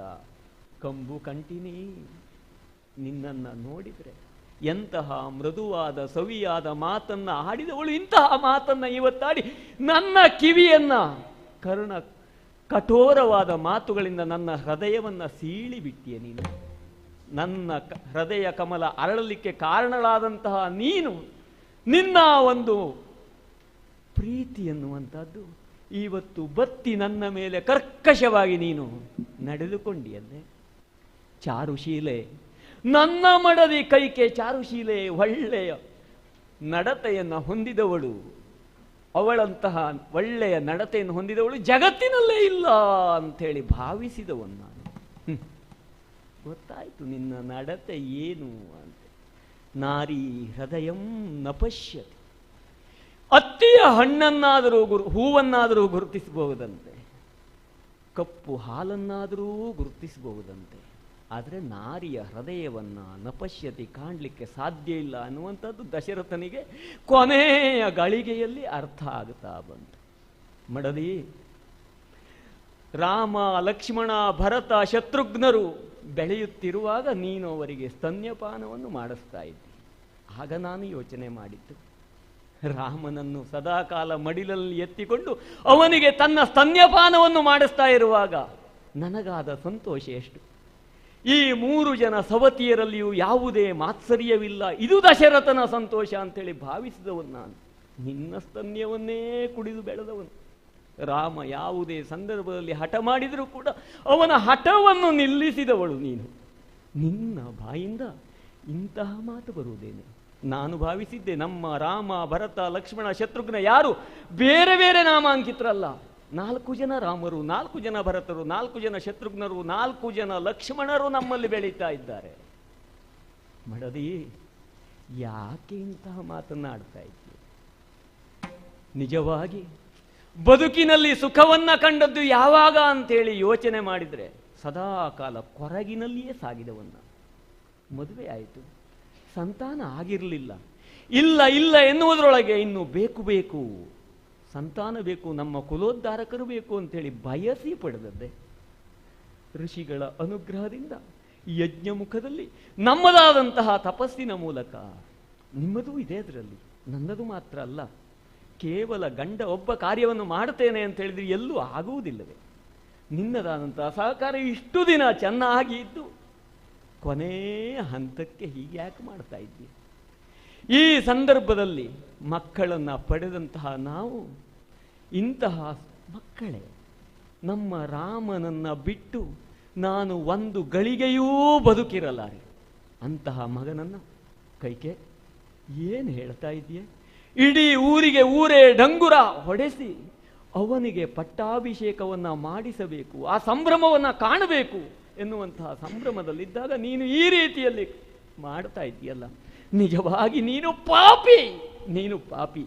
ದಶರಥನನ್ನ ತನ್ನ ಮೋಹದ ಬಲೆಯಲ್ಲಿ ಸಿಲುಕಿಸಿಕೊಂಡು ನನ್ನಿಂದ ಮಾಡಬಾರದ ಕೆಲಸವನ್ನು ಮಾಡಿಸಿಬಿಟ್ಟೆ. ಕೈಕೆ, ನಿನಗೆ ಹೇಳ್ತೇನೆ, ಪರಿಪರಿಯಾಗಿ ಹೇಳಿದ್ರೂ ನೀನು ಕೇಳದೆ ಹೋದ್ರೆ ನೀನು ಮೊದಲೇ ಕೈ ಬಳೆಯನ್ನು ಒಡೆದುಕೊಂಡಿದ್ದಿ, ನನಗೆ ಅರ್ಥ ಆಯಿತು. ಹಣೆಯಲ್ಲಿರುವ ತಿಲಕವನ್ನು ತೆಗೆದಿದ್ದಿ, ಕೂದಲನ್ನು ಬಿಚ್ಚಿಕೊಂಡಿದ್ದಿ. ಸಮೀಪಿಸ್ತಾ ಇದೆ ನಿನಗೆ ವೈದವ್ಯ ದೀಕ್ಷೆ, ನಿನಗೆ ಸಮೀಪಿಸ್ತಾ ಇದೆ. ಅದನ್ನೇ ಅಪ್ಪಿಕೊಳ್ಳಿಕ್ಕೆ ಹೋಗಿ ಈ ವರವನ್ನು ಕೇಳ್ತಾ ಇದ್ದಿ. ಕೈಕೆ, ಬೇಡ. ರಾಮನನ್ನ ಬಿಟ್ಟು ಅರೆಗಳಿಗೆಯೂ ಕೂಡ ನನ್ನ ಹತ್ರ ಬದುಕಲಿಕ್ಕೆ ಆಗುವುದಿಲ್ಲವೇ? ರಾಮ ಇಲ್ಲದೆ ಹೋದರೆ, ರಾಮ ಅಂದ್ರೆ ಯಾರು? ಬಹಿಷ್ಠರ ಪ್ರಾಣ ನನ್ನದು. ನನ್ನ ರಾಮನನ್ನ ಕಾಡಿಗೆ ಕಳಿಸುವುದು ಒಂದೇ, ದಶರಥ ಇಹಲೋಕವನ್ನು ತ್ಯಜಿಸುವುದು ಒಂದೇ. ನಮ್ಮ ಮಕ್ಕಳನ್ನು ನಿನ್ನ ಹಾಗಂತ ನಿನ್ನ ಮಗ ಅಂತ ಭರತ ಅಂತ ಹೇಳುವುದಿಲ್ಲ ನಾನು. ನಮ್ಮ ಮಗನೇ ಅವನು. ರಾಮ ಆದ್ರೇನು, ಭರತ ಆದ್ರೇನು ನನಗೆ. ಆದರೆ ನಿಶ್ಚಯಿಸಿ ಆಗಿದೆ. ರಾಮನಲ್ಲಿ ಯಾವ ದೋಷವನ್ನು ಕಂಡಿ ಅಂತ ಹೇಳಿ ನೀವು. ಒಂದು ವೇಳೆ ರಾಮ ಬೇಡ ಅಂತ ಹೇಳಿ ಆದರೆ ಅವನಲ್ಲಿ ಇಂತಹ ದೋಷ ಇದೆ, ಅವನಿಗೆ ಬೇಡ ಅಂತ ಹೇಳಿ ಒಪ್ಪಿಕೊಳ್ತೇನೆ. ಆದರೆ ಸಕಲ ಗುಣ ಸಂಪನ್ನನಾದಂಥ ರಾಮನಿಗೆ ಪಟ್ಟ ಬೇಡ ಅಷ್ಟೇ ಅಲ್ಲ, ರಾಮ ಇಲ್ಲಿರಬಾರದು, ಕಾಡಿಗೆ ಹೋಗ್ಬೇಕು. ಅವನು ಹೇಗೆ ಕಾಡಿಗೆ ಹೋದಾನು? ಇಷ್ಟು ಸಣ್ಣ ಹುಡುಗ. ಕಾಡು ಅಂದ್ರೆ ಸಾಮಾನ್ಯವೇ? ಅತ್ಯಂತ ದುಷ್ಟ ಮೃಗಗಳಿಂದ ಕೂಡಿದಂತಹ ಆ ಕಾಡಿನಲ್ಲಿ ನನ್ನ ಮಗ ಬದುಕಬೇಕೆ? ಕೈಕೆ, ನೀನು ರಕ್ಕಸಿ. ಸ್ವಾಮಿ, ನಾನು ಕೇಳ್ತಾ ಇದ್ದೇನೆ ಆಗದಿಂದ.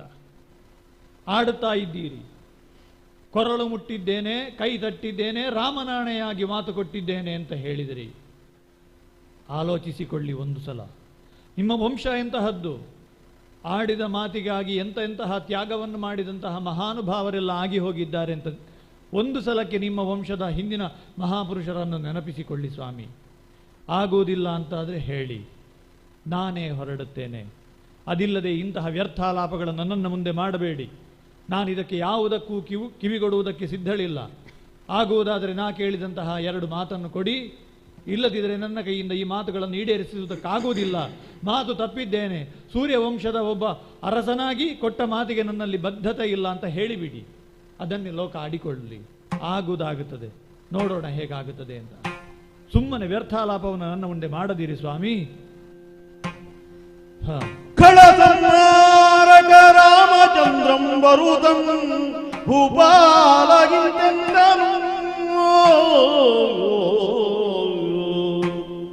ತಾತ ನಿಮಗೀಗೆ ಬಂದುದು ಏತರ ಚಿಂತೆ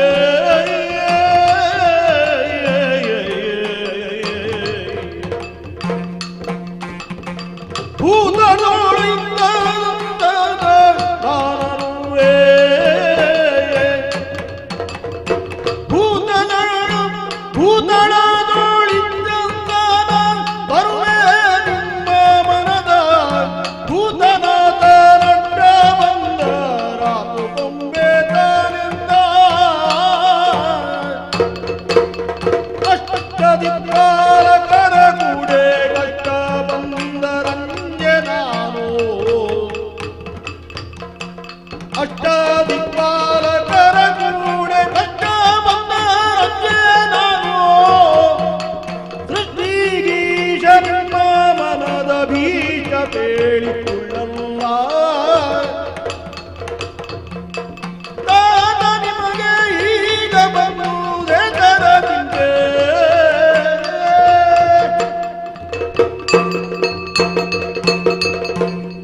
ಕಾಯ್ತಾ ಇದ್ದವ ನಾನು, ಎಷ್ಟು ಹೊತ್ತಿಗೆ ಅವಕಾಶ ಸಿಗ್ತದೆ ಅಂತ. ಅಂದರೆ ಸಭೆಯಲ್ಲಿದ್ದಂತಹ ಎಲ್ಲರೂ, ಆಗಮಿಸಿದಂತಹ ಎಲ್ಲರೂ ಸೇರಿಕೊಂಡು ಕಾಯ್ತಾ ಇರುವಂತಹ ಆ ಒಂದು ಅವಕಾಶವನ್ನು ಪೂರ್ಣ ಮಾಡುವಂತಹ ಅವಕಾಶ ನನ್ನ ಪಾಲಿಗೆ ಎಷ್ಟೊತ್ತಿಗೆ ಸಿಗ್ತದೆ ಅಂತ ಕಾಯ್ತಾ ಇದ್ದವ ನಾನು. ಆದರೆ ಹೋದಂತಹ ತಂದೆಯವರೂ ಬರಲಿಲ್ಲ. ಏನು ಅಂತ ಅಲ್ಲ, ಇಲ್ಲಿ ಕೂತ್ಕೊಂಡು ಯೋಚನೆ ಮಾಡುವುದಕ್ಕಿಂತ ನೇರವಾಗಿ ಅಲ್ಲಿ ಬಂದು ನೋಡ್ತೇನೆ. ಏನಿದು ಅಪ್ಪಯ್ಯ, ಯಾವ ಅವಸ್ಥೆಯಲ್ಲಿ ನೀವಿದ್ದೀರಿ? ಅಮ್ಮ ನೋಡಿದರೆ ಈ ರೀತಿಯ, ನನಗೆ ಒಮ್ಮೆ ನೋಡಿದ ತಕ್ಷಣದಲ್ಲಿ ಸಂದೇಹ ಬಂದದ್ದು, ಇದು ಕೈಕಮ್ಮ ಹೌದಾ ಅಂತೇಳಿ. ಆ ರೀತಿಯಲ್ಲಿ ಈರ್ವರು ಇದ್ದೀರಿ. ನೀವು ನೋಡಿದರೆ ಯಾವ ಮಾತೂ ಆಡದ ರೀತಿಯಲ್ಲಿ ಕೇವಲ ಕಣ್ಣುಗಳಿಂದ ನೀರುಗಳು ಇಳಿಸ್ತಾ ಏನೋ ತುಟಿಗಳಿಂದ ಬಡಬಡಿಸ್ತಾ ಇದ್ದೀರಿ. ಆ ಶಬ್ದ ಹೊರಗೆ ಬರ್ತಾ ಇಲ್ಲ. ಈ ರೀತಿಯಲ್ಲಿ ನೀವು ಇದ್ದೀರಿ. ಕಾರಣ ಏನು ಕಾರಣ? ಯಾರಿಂದ ನಿಮಗೆ ಈ ರೀತಿಯಲ್ಲಿ ತೊಂದರೆ ಬಂತು? ಕೇವಲ ಮನುಷ್ಯ ವರ್ಗದವರಲ್ಲ, ಭೂತ ಪ್ರೇತಾದಿಗಳಿಂದ ಬಂದಂತಹ ತೊಂದರೆಯಾದರೂ ಕೂಡ ನಿಮ್ಮ ಮಗನಾಗಿ ನಿವಾರಿಸಿಕೊಡುವುದಕ್ಕೆ ನಾನಿದ್ದೇನೆ. ಅಷ್ಟು ಮಾತ್ರವಲ್ಲ, ಇಲ್ಲಿ ಭೂವಲಯದವರಲ್ಲ, ಮೇಲಿನ ವರ್ಗದವರು, ಅಷ್ಟ ದಿಕ್ಪಾಲಕರಿಂದ ಬಂತೋ, ದೇವೇಂದ್ರನೋ ಮತ್ತೊಬ್ಬನೋ ಯಾರೇ ನಿಮಗೆ ಈ ರೀತಿಯ ಸ್ಥಿತಿಗೆ ನಿಮ್ಮನ್ನು ತಂದವನಿದ್ರು ಅದನ್ನು ಸಮರ್ಥವಾಗಿ ನಿಭಾಯಿಸಿ ಅದನ್ನು ಪರಿಹರಿಸುವಲ್ಲಿ ಸಮರ್ಥನಿದ್ದೇನೆ. ಈ ರೀತಿಯಾಗಿ ನೀವು ಮರುಗುತ್ತಾ ಇದ್ದೀರಿ. ಅಲ್ಲಿ ಸಂಭ್ರಮ ನಡೀತಾ ಇದೆ, ಜನ ಎಲ್ಲ ಸೇರಿದ್ದಾರೆ. ನೀವು ಇಲ್ಲಿ ಈ ರೀತಿಯಲ್ಲಿ ಇರುವಾಗ ಅಲ್ಲಿದ್ದವರೆಲ್ಲ ಏನು ಮಾತಾಡ್ತಾ ಇದ್ದಾರೆ ಗೊತ್ತೋ? ಅಲ್ಲಿ ಕೂಡಿದವರೆಲ್ಲ ಎಲ್ಲರ ಸಾಗುವರೆಲ್ಲ ಬುದ್ಧಿವಂತರೆಂದು, ಅಲ್ಲಿ ಕೂಡಿದವರೆಲ್ಲ ನಡುವರಲ್ಲ ಎಲ್ಲರ ಸಾಗುವರೆಲ್ಲ ಬುದ್ಧಿವಂತರೆಂದು.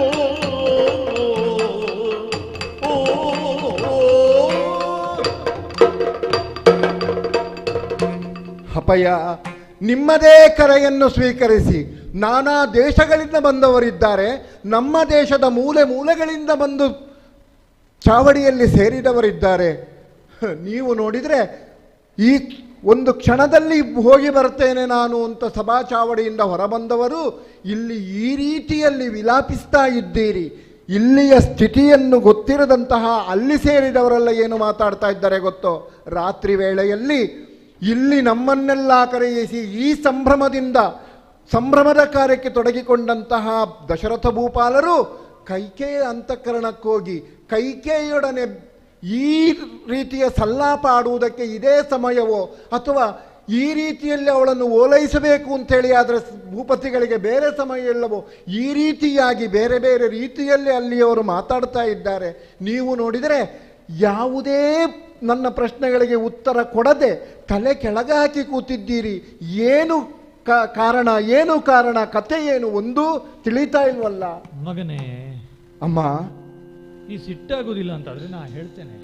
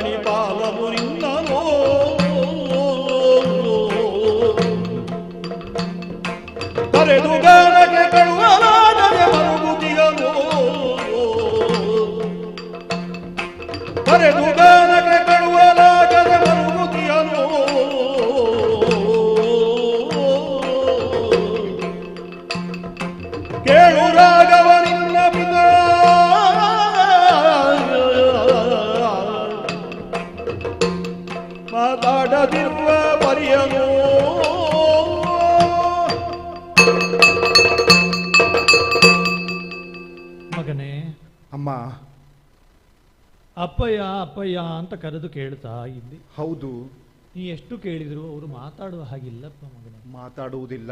ಇಲ್ಲ, ಮಾತಾಡದೇ ಇರುವುದಕ್ಕೂ ಕಾರಣ ಉಂಟು. ಕಾರಣ ಇದೆ, ಅದೇ ನನಗೆ ಬೇಕಾದ್ದು. ಹೇಳಿ ಅಮ್ಮ, ನೀವಾದ್ರೂ ಹೇಳಿ. ಅವರ ಮನಸ್ಸಿನ ಇಚ್ಛೆ ಒಂದುಂಟು, ನಿನ್ನಲ್ಲಿ ಹೇಳುವುದು ಹೇಗೆ ಅಂತ ಹೇಳಿ ಅವರು ಆಲೋಚಿಸ್ತಾ ಇದ್ದಾರೆ. ರಾಮನಲ್ಲಿ ಇಚ್ಛೆ ಹೇಳುವುದು, ರಾಮನಲ್ಲೇ ಹೇಳಬೇಕಾದಂತಹ ಇಚ್ಛೆ ಒಂದು. ಇದು ನನಗೆ ಹೊಸ ಪರಿ. ಅವರ ಮನಸ್ಸಿನ ಇಚ್ಛೆ ಹೇಳುವುದಕ್ಕಾಗದೆ ತೊಡಕಾಡುತ್ತಾ ಇದ್ದಾರೆ.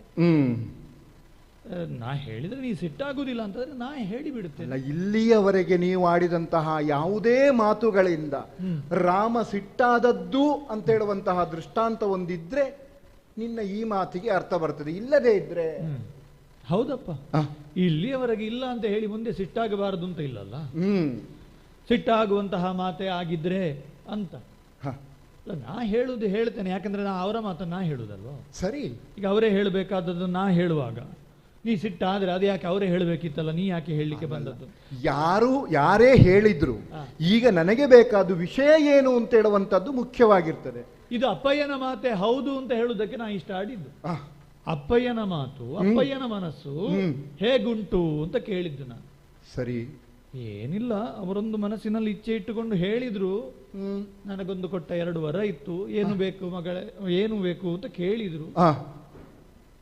ನಾ ಹೇಳಿಬಿಟ್ಟೆ. ಆ ಮಾತಿನಂತೆ ಪಟ್ಟಾಭಿಷೇಕದ ಸುಮುಹೂರ್ತ, ನಿನಗೆ ಪಟ್ಟಾಭಿಷೇಕ ಅಂತ ಎಲ್ಲ ಆಗಿದೆ, ಎಲ್ಲ ಹೌದು. ಆದ್ರೆ ಆ ಪಟ್ಟಾಭಿಷೇಕವನ್ನು ನಿನ್ನ ಬದಲಿಗೆ ನನ್ನ ಮಗನಾದಂತಹ ಭರತನಿಗೆ ಕೊಡಬೇಕು ಅಂತ ನಾ ಕೇಳಿದೆ. ಅಷ್ಟೇ ಅಲ್ವಾ? ಹಾಗೆ ಕೇಳಿದೆ. ಅದರ ಬೆನ್ನಿಗೆ ಇನ್ನೊಂದು ವರ ಇತ್ತು, ಅದನ್ನು ಕೇಳಿಬಿಟ್ಟೆ. ಮತ್ತೊಂದು ಇನ್ನೂ ಇದೆಯಾ? ಹೌದು. ಭರತನಿಗೆ ಪಟ್ಟಾದ ಮೇಲೆ ರಾಮನಿಗೇನು ಪ್ರಶ್ನೆ ಉಳಿಯುತ್ತದೆ. ಅದರಿಂದಲೇ ರಾಮ ಜಟಾವಲ್ಕಲಧಾರಿಯಾಗಿ ಅರಣ್ಯವಾಸವನ್ನು ಮಾಡಲಿ, ದಂಡಕಾರಣ್ಯಕ್ಕೆ ಹೋಗಲಿ, ತಪಸ್ವಿಯ ಹಾಗೆ ಬಾಳನ್ನು ಬಾಳಲಿ ಅಂತ ನಾ ಹೇಳಿದೆ. ಭರತನಿಗೆ ಪಟ್ಟಾದ ಮೇಲೆ ಮತ್ತೆ ಇಲ್ಲಿ ನೀ ಉಳಿದು ಮಾಡುವುದೇನು? ಈ ಮಾತನ್ನು ಹೇಳಲಿಕ್ಕಾಗದೆ ಅವರು ಆಗಿಂದಾಗೆ ತಡಕಾಡುತ್ತಾ ಇದ್ದಾರೆ. ಹೇಗೆ ಹೇಳುದು ರಾಮನಿಗೆ, ಹೇಗೆ ಹೇಳುದು ಅಂತ. ಅದಕ್ಕೆ ನಾನು ಹೇಳಿದ್ದು ಇದು ಅಪ್ಪಯ್ಯನ ಮಾತು. ವಿಷಯ ಇಷ್ಟೇನಾ? ಲೇಸ ನಡಿದೆ ಯವ್ವ ಈ ಸ್ವಲ್ಪ ಕೆಲಸಕ್ಕೆ, ಈ ಸೂಚಿಂತೆಗಳೇ ಗುಣಾಟೆ,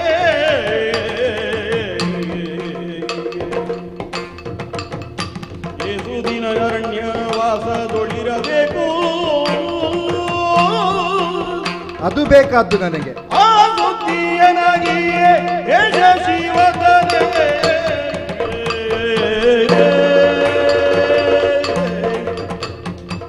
ಲೇಸ ನಡೆಯವ್ವ ಈ ಸ್ವಲ್ಪ ಕೆಲಸಕ್ಕೆ, ಈ ಸುಚಿಂತೆಗಳೇಗೆ ಏಸು ಗುಣಾಟೆ.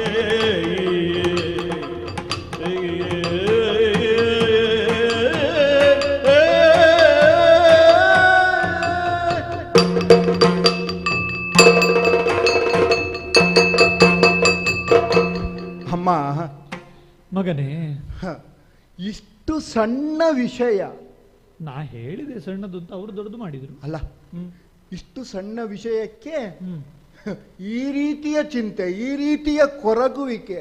ಹೌದು ಮಗನೇ, ನಿನ್ನ ಅಪ್ಪ ಯಾವುದೇ ಅಗತ್ಯವೇ ಇಲ್ಲ. ಯಾಕೆ ಗೊತ್ತೋ? ಯಾಕೆ? ಲೇಸನಾಡಿದೆಯವ್ವ.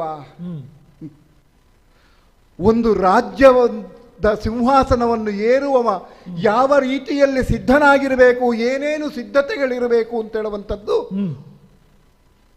ಬಹುಶಃ ಇವತ್ತು ನನಗನ್ನಿಸಿದ್ದು ಅಪ್ಪಯ್ಯನಿಗಿಂತ ಚೆನ್ನಾಗಿ ನೀ ತಿಳಿದವಳಿದ್ದಿ ಅಂತ. ಯಾಕೆ ಗೊತ್ತೋ? ಯಾಕೆ?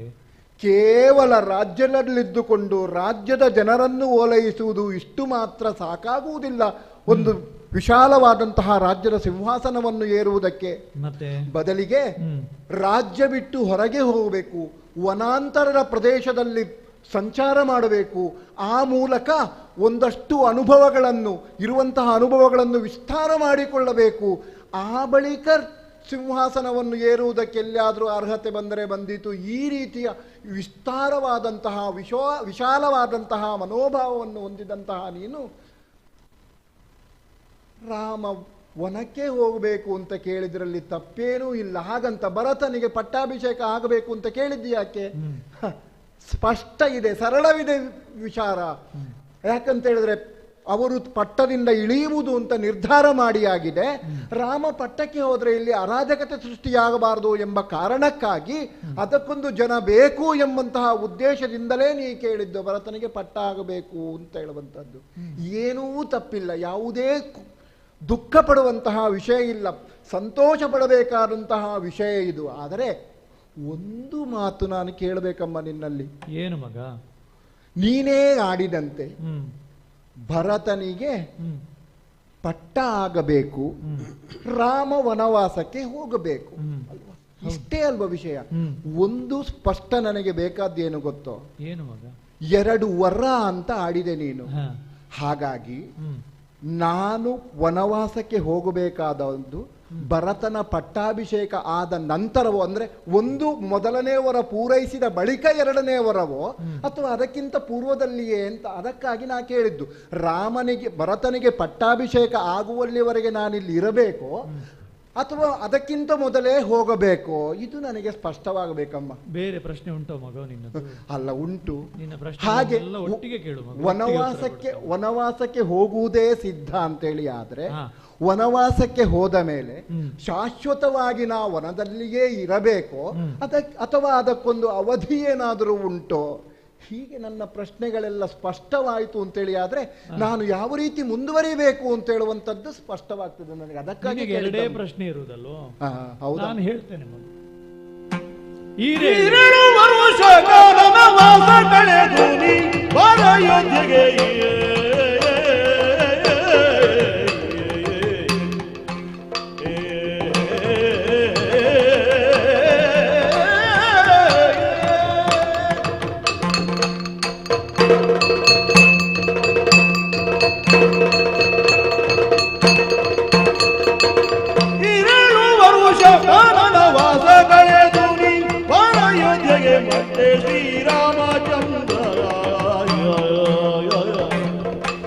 ಬೇರೇನು ಸಂದೇಹವಿದರಲಿ ಮಾಡಬೇಡ,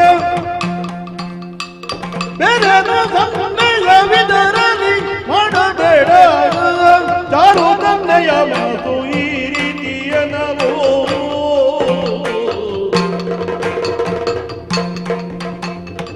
ಈ 2 ವರುಷ ವನವಾಸ ಕಳೆದು ನೀ ಬಾರ ಯೋಧ್ಯೆಗೆ.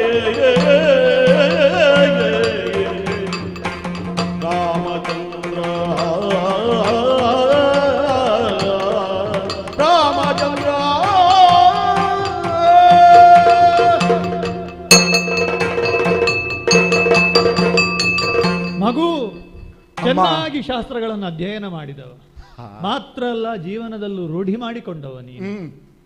ಒಂದು ಮಾತಿದೆ ಮಗು ಮಕ್ಕಳಿಗೆ, ಜೀವತೋ ವಾಕ್ಯಕರಣ. ಬದುಕಿರುವಾಗ ತಂದೆ ತಾಯಿಗಳ ಮನಸ್ಸಿನ ಇಂಗಿತ ಏನುಂಟೋ ಅದನ್ನರ್ಥವಿಸಿಕೊಂಡು ನಡೆಯುವವ ಮಗ ಪುತ್ರತ್ವದ ಸಾರ್ಥಕ್ಯ ಒದಗುವುದು. ತಂದೆ ತಾಯಿಗಳು ಬದುಕಿದ್ದಾಗ ಅವರ ಮನಸ್ಸಿನ ಇಂಗಿತ ಏನು ಅದರಂತೆ ತಾನು ನಡೆದುಕೊಳ್ಳುವುದರಲ್ಲಿ ಸರಿ. ಮತ್ತೆ ಬೇರೆ ಬೇರೆ ಉಂಟು ಬಿಡು, ಆದರೆ ಅಗತ್ಯವಿದ್ದದ್ದಿದಲ್ವ ಮಗು. ಆದ್ದರಿಂದಲೇ ತಂದೆಯ ಮನದಿಂಗಿತ ಏನು ಅಂದ್ರೆ ಅವರ ಮನದಿಂಗಿತವಾದಂತ ಅವರ ರೂಪದಲ್ಲಿ ಬಂದದ್ದೇನು ಎನ್ನುವುದನ್ನು ಹೇಳಿದ್ದೇನೆ. ಸರಿ. ಭರತನಿಗೆ ಪಟ್ಟ, ರಾಮನಿಗೆ ವನ, ಇದನ್ನು ನಾ ಕೇಳಿದ್ದು. ಅದಕ್ಕೆ ಅಸ್ತು ಅಂತ ಹೇಳಿ ಅವರು ಆ ವರರೂಪದಲ್ಲಿ ಅದನ್ನು ಕೊಟ್ಟವರಿದ್ದಾರೆ. ಸರಿ. ಆ ನೆಲೆಯಿಂದ ನೀ ಹೊರಡಬೇಕಾದದ್ದು ಹೇಗೆ ಎನ್ನುವುದು ನಿನ್ನ ಪ್ರಶ್ನೆ. ಭರತನಿಗೆ ಪಟ್ಟ ಆದ ಮೇಲೋ ಅಥವಾ ಅದಕ್ಕಿಂತ ಪೂರ್ವದಲ್ಲೋ ಅಂತ. ನಾನು ರಾಮನಿಗೆ ವನ ಅಂತ ಹೇಳಿ ವನವಾಸ ಆಗಬೇಕು ಅಂತಲೇ ಹೇಳಿದ್ದೇನೆ ಹೊರತು ಅದು ಈಗಲೋ ಆಗಲೋ ಇನ್ನೊಂದು 1 ವರ್ಷ ಬಿಟ್ಟು ಅಂತ ಹೇಳಲಿಲ್ಲ. ಹೇಳಿದ್ದು ಯಾಕೆ ಹೇಳುವುದು, ನೀನು ಇಂಗಿತಜ್ಞನಾದ್ದರಿಂದಲೇ ನೀನು ಅದನ್ನು ತಿಳಿದುಕೊಳ್ಳಬೇಕು. ನೀನು ವಿಸ್ತಾರವಾದಂತಹ ಅರ್ಥವನ್ನು ಕಲ್ಪಿಸಿಕೊಳ್ಳು. ರಾಮನಿಗೆ ವನ ಯಾಕೆ ತಾಯಿ ಕೊಟ್ಟರು ಅಥವಾ ಭರತನಿಗೆ ಪಟ್ಟವನ್ನು ಇಲ್ಲಿ ಯಾಕೆ ಇಟ್ಟಳು, ಅದು ನಿನ್ನ ಊಹೆ ಮಗು, ನನಗೆ ಅಗತ್ಯ ಇಲ್ಲ ಅದು. ಸರಿ. ನನ್ನ ಮಗನಿಗೆ ಪಟ್ಟ ಸಿಗಬೇಕು ಹೇಳುವ ನೆಲೆಯಿಂದಲೇ ನಾ ಕೇಳಿದ್ದು. ಪ್ರಜಾನುರಾಗವನ್ನು ಪಡೆಯಬೇಕಾದಂತಹ ಭರತ ಈಗಾಗಲೇ ಪಟ್ಟಾಭಿಷೇಕಕ್ಕೆ ಸಿದ್ಧನಾದಂತಹ ರಾಮನಿರುತ್ತಾ ಹೋದರೆ ಮುಂದೆ ಏನಾಗಬಹುದು ಹೇಳುವಂತಹ ಆಲೋಚನೆಗಳನ್ನು ಮಾಡಿಯೇ ನೀ ವನವಾಸಕ್ಕೆ ಹೋಗು ಅಂತ ಹೇಳಿದ್ದು. ಸರಿ. ಆ ನೆಲೆಯಿಂದಲೇ ನಾನು ಈ ಮುಹೂರ್ತದಲ್ಲೇ ನೀ ಹೋಗಬೇಕು ಅಂತ ಹೇಳ್ತೇನೆ. ಅಂದ್ರೆ ಈ ಯಾವ ಪಟ್ಟಾಭಿಷೇಕದ ಮುಹೂರ್ತದಲ್ಲಿ ನೀನು ರಾಜ್ಯವಾಳಬೇಕಿತ್ತೋ ಆ ಮುಹೂರ್ತದಲ್ಲಿ ನೀನು ವನಾಭಿಗಮನವನ್ನು ಮಾಡಬೇಕು. ನಿಮ್ಮ ಇಚ್ಛೆ ಸ್ಪಷ್ಟವಾಗಿ ಉಂಟು. ಆದ್ರಿಂದಲೇ ಯಾವ ಮುಹೂರ್ತದಲ್ಲಿ ಪಟ್ಟಬಂಧಕ್ಕೆ ಸಿದ್ಧತೆ ಆಗಿದೆಯೋ ಅದೇ ಮುಹೂರ್ತದಲ್ಲಿ ನೀವು ವನಕ್ಕೆ ತೆರಳಬೇಕು. ಯಾಕಂದ್ರೆ ಮೊದಲನೇ ವರ ಪೂರ್ಣವಾಗುವಲ್ಲಿವರೆಗೆ ಕಾದ್ರೆ, ಯಾಕಂದ್ರೆ ಭರತ ಇಲ್ಲಿಲ್ಲ, ಅಲ್ಲಿಗೆ ಹೋಗಿದ್ದಾನೆ, ಅಲ್ಲಿಂದ ಬರುವಲ್ಲಿಯವರೆಗೆ ವ್ಯವಧಾನ ಮಾಡಿದ್ರೆ ಈ ಮುಹೂರ್ತ ತಪ್ಪಿ ಹೋಗ್ತದೆ. ಅಲ್ಲಿಗೆ ವರದಲ್ಲಿ ಒಂದನೇದ್ದು ಎರಡನೇದ್ದು ಅಂತ ಹೊರತು ಯಾವ ವರ ಮೊದಲು ಮತ್ತದ್ದು ಅಂತ ಇಲ್ಲ ಮಗ. ಸರಿ ಸರಿ. ಆದ್ರಿಂದಲೇ ನೀ ವನವಾಸಕ್ಕೆ ಹೋಗಬೇಕು ಅಂತ ಹೇಳಿದ್ದು. ಹೋಗುವ ಬಗೆ ಹೇಗೆ? ಜಟಾವಲ್ಕಲಧಾರಿಯಾಗಿ ತಪಸ್ವಿಯಾಗಿ ಹೋಗಬೇಕು, ದಡ್ಡಕಾರಣ್ಯವನ್ನೇ ಸೇರಿಕೊಳ್ಳಬೇಕು ಅಂತ ಹೇಳಿದ್ದೇನೆ. ಸರಿ. ಮಾತ್ರವಲ್ಲ, ಅದಕ್ಕೆ ಅವಧಿಯನ್ನು ಹೇಳಿದೆ. ಅವಧಿಯನ್ನು ನಾನೇ ನಿಶ್ಚಯಿಸಿ ಹೇಳಿದ್ದೇನೆ. 14 ವರ್ಷ, 7 ವರ್ಷಗಳ ಹೆಚ್ಚಿಲ್ಲ, 14 ವರ್ಷಗಳ ಕಾಲ ವನದಲ್ಲಿ ಇದ್ದುಕೊಂಡು ಮತ್ತೆ ನೀ ಮರಳಿ ಹೋಗುವುದು ಅಯೋಧ್ಯೆಗೆ. ನೀನು ಬೇಕಾದ ಹಾಗೆ ಬರಬಹುದು ಮಗು. ಸರಿ. ಆದ್ದರಿಂದಲೇ ಇದೇ ನಾನು ಸ್ವಲ್ಪ ನೀನೇ ಹೇಳಿದೆ, ಲೇಸನಾಡಿದೆ ಈ ಸ್ವಲ್ಪ ಕೆಲಸಕ್ಕೆ. ನಿಮ್ಮ ತಂದೆ ಸುಮ್ಮನೆ ಅದನ್ನು ದೊಡ್ಡದು ಮಾಡಿಕೊಂಡು ಆಗದಿಂದ ಹೊರಳಾಡ್ತಾ ಇದ್ದಾರೆ. 4 ಸಮಾಧಾನದ ಮಾತನ್ನು ನಿನ್ನ ತಂದೆಗೂ ಹೇಳು. ಆದ್ರಿಂದಲೇ ಮತ್ತೆ ಮತ್ತೆ ಹೇಳುವುದು, ಇಂಗಿತಜ್ಞನಾದಂತಹ ನೀನು ಸಂದರ್ಭದ ಅನಿವಾರ್ಯತೆಯನ್ನು ಅರಿತುಕೊಂಡು ಎಷ್ಟು ಬೇಗ ಹೋಗ್ತೀಯ ಅಷ್ಟು ಬೇಗ ಒಳ್ಳೆಯದು ಮಗು. ಯಾಕಂದ್ರೆ ಮತ್ತೆ ಮತ್ತೆ ನೀನಿದ್ರೆ ಇಲ್ಲಿಯ ಸಂದರ್ಭ ಏನು ಅಂತ ತಂದೆಯನ್ನು ನೋಡಿದ ಮೇಲೆ ನಿನಗೆ ಗೊತ್ತಾಗಿದೆ ಅಲ್ವ. ಸರಿ. ಉಳಿದವರು ಬಗೆಗೊಂದಾಗಿ ಮಾತಾಡುವ ಹೊರತು ಉಳಿದದ್ದೇನು ಆಗುವುದಿಲ್ಲ ತಾನೆ. ಆದ್ದರಿಂದಲೇ ಅವರ ಮಾತನ್ನು ನಡೆಸುವುದಕ್ಕೆ ನೀ ಹೋದೆ ಅಂತಾದ್ರೆ ಸೂರ್ಯವಂಶದ ಕೀರ್ತಿಯನ್ನು ಉಳಿಸಿದಂತಹ ಒಂದು ಮಹೋನ್ನತವಾದಂತಹ ಕಾರ್ಯವನ್ನು ನೀನು ಮಾಡಿದ ಹಾಗೆ ಆಗುತ್ತದೆ ಮಗು. ವಿಷಯ ಏನು ಅಂತೇಳಿ ಸ್ಪಷ್ಟವಾಯ್ತಲ್ಲ, ಹಾಗಾಗಿ ಅವರಲ್ಲೇ ಮಾತಾಡ್ತೇನೆ. ಅಪ್ಪಯ್ಯ, ಜನಕ ನೀವು ಚಿಂತಿಸದಿರಿ, ನೀರು ಜನನೀಯ ಮನಸ್ಸಿನ ವ್ರತವನ್ನು ಅನುಕರಿಸುವೆನು ಎನ್ನುತ್ತ ಕೈ ಮುಗಿದ ಬಾಲನ ಕಂಡು ದಶರಥ, ಎನ್ನುತ್ತ ಕೈ ಮುಗಿದ ಬಾಲನ ಕಂಡು ದಶರಥ ಮನಕರಗಲು ಚಿಂತಾಮನದೊಳಿಂದ ಜನಕ ನೀವು ಚಿಂತಿಸದಿರಿ.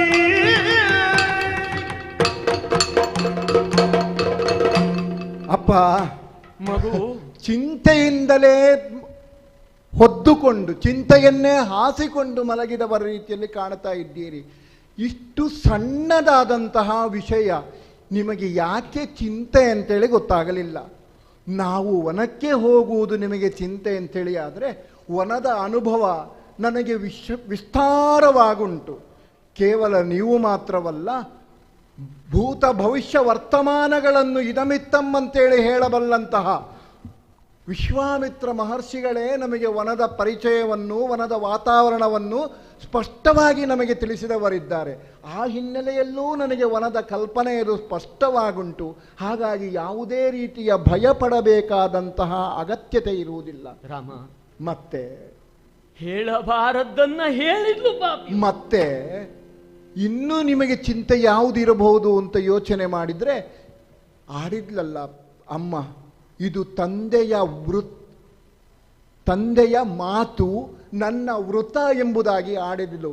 ಎಲ್ಲಿಯಾದರೂ ಆ ವೃತವನ್ನು ನನ್ನ ಮಗನಾದಂತಹ ರಾಮ ಭಂಗಪಡಿಸ್ತಾನೋ, ಈ ರೀತಿಯಾದಂತಹ ನನ್ನ ಮಾತು ರಾಮನಿಂದ ಬಿದ್ದು ಹೋಗ್ತದೋ ಅಂತೇಳುವಂತಹ ಆ ಚಿಂತೆ ನಿಮಗೆ ಬಾಧಿಸ್ತು ಅಂತೇಳಿ ಆದರೆ ಅದನ್ನೂ ಬಿಟ್ಟು ಬಿಡಿ. ನಿಮ್ಮ ಮಾತನ್ನು ಅದು ನನ್ನ ಮಾತು ನನ್ನ ಮಾತಿನಿಗಿಂತಲೂ ಅಧಿಕ ಎಂಬುದರ ರೀತಿಯಲ್ಲಿ ನಡೆಸಿಕೊಡ್ಲಿಕ್ಕೆ ನಾನು ಸಮರ್ಥನಿದ್ದೇನೆ. ಯಾವುದೇ ಚಿಂತೆಯನ್ನು ಬಿಡಿ, ನನಗೆ ಹೋಗಿ ಬರುವಂತೆ, ಒಳ್ಳೆಯ ರೀತಿಯಲ್ಲಿ ಹೋಗಿ ಬರುವಂತೆ ಆಶೀರ್ವಾದ ಮಾಡಿ, ಅಷ್ಟು ಸಾಕು. ಸಣ್ಣವನೆಂದರಣ್ಯದೊಳಿರುವೆಯೋ ಪುಣ್ಯಹೀನನು ತಾನು,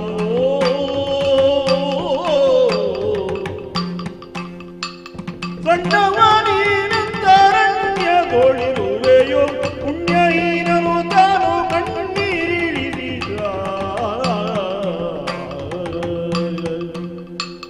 ಚಿಣ್ಣನರಪ್ಪಿ ಮುದ್ದಿಸಿ ದಶರಥ,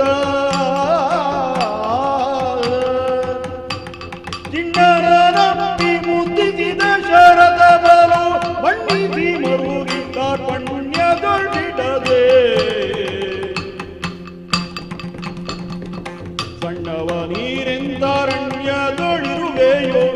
ಪುಣ್ಯಹೀನನು ತಾನು ಪುಣ್ಯಹೀನನು ತಾನು ಚಿಣ್ಣನಪ್ಪಿ ಮುದ್ದಿಸಿದ ಶರತವನು ಬಣ್ಣಿಸಿ ಬರುವುದೀಗ ಪುಣ್ಯ ಕೊಟ್ಟಿಡದೆ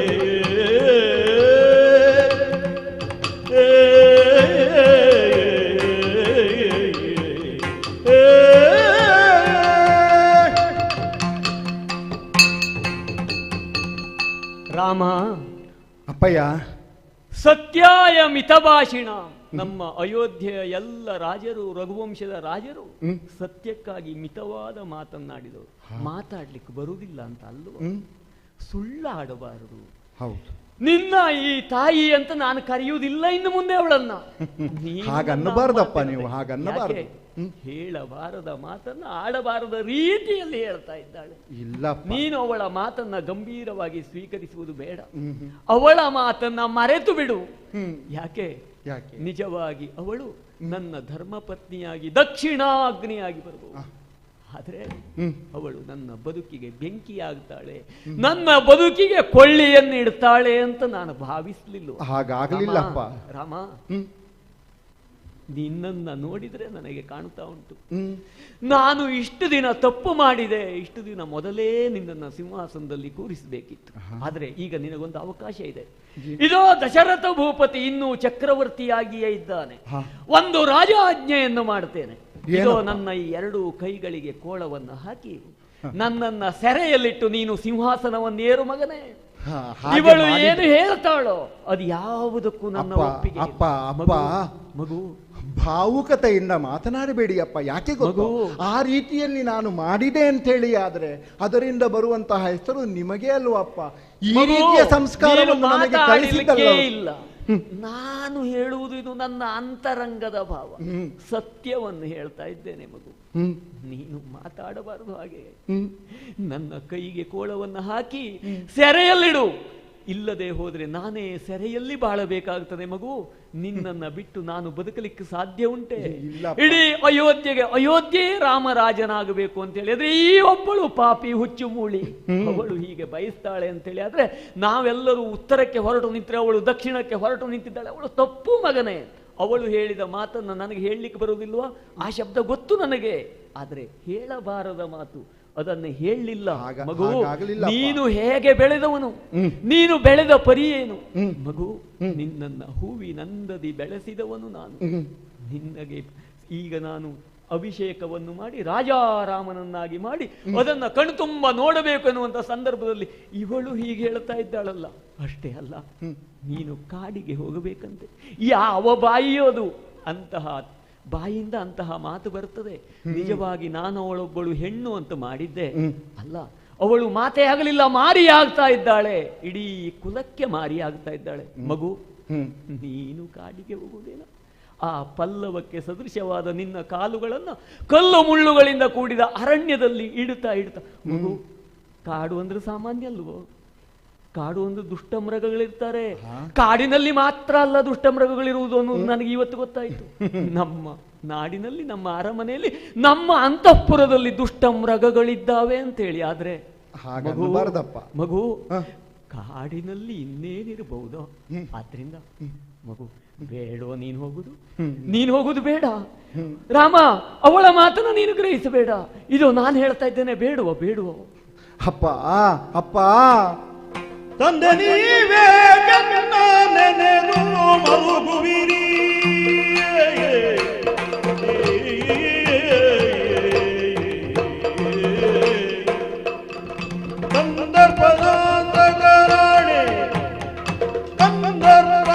ಕಂದರ್ಪಾಂತಕರಾಣೆ ಒಂದೇ ಮತಿಯನಗೆ ಒಂದೇ ರಾಜ್ಯವನೆಲ್ಲ ಭರತಗೆ ಕೊಟ್ಟು, ಮುಂದೆ ರಾಜ್ಯವನೆಲ್ಲ ಭರತಗೆ ಕೊಟ್ಟು, ನೀವು ಚಂದದಿ ಸುಖವಾಗಿ ಎಂದು ಕೈ ಮುಗಿದ. ತಂದೆ ನೀವೇ ಎನ್ನ ನೆನೆದು ಬರುಗುವಿರಿ.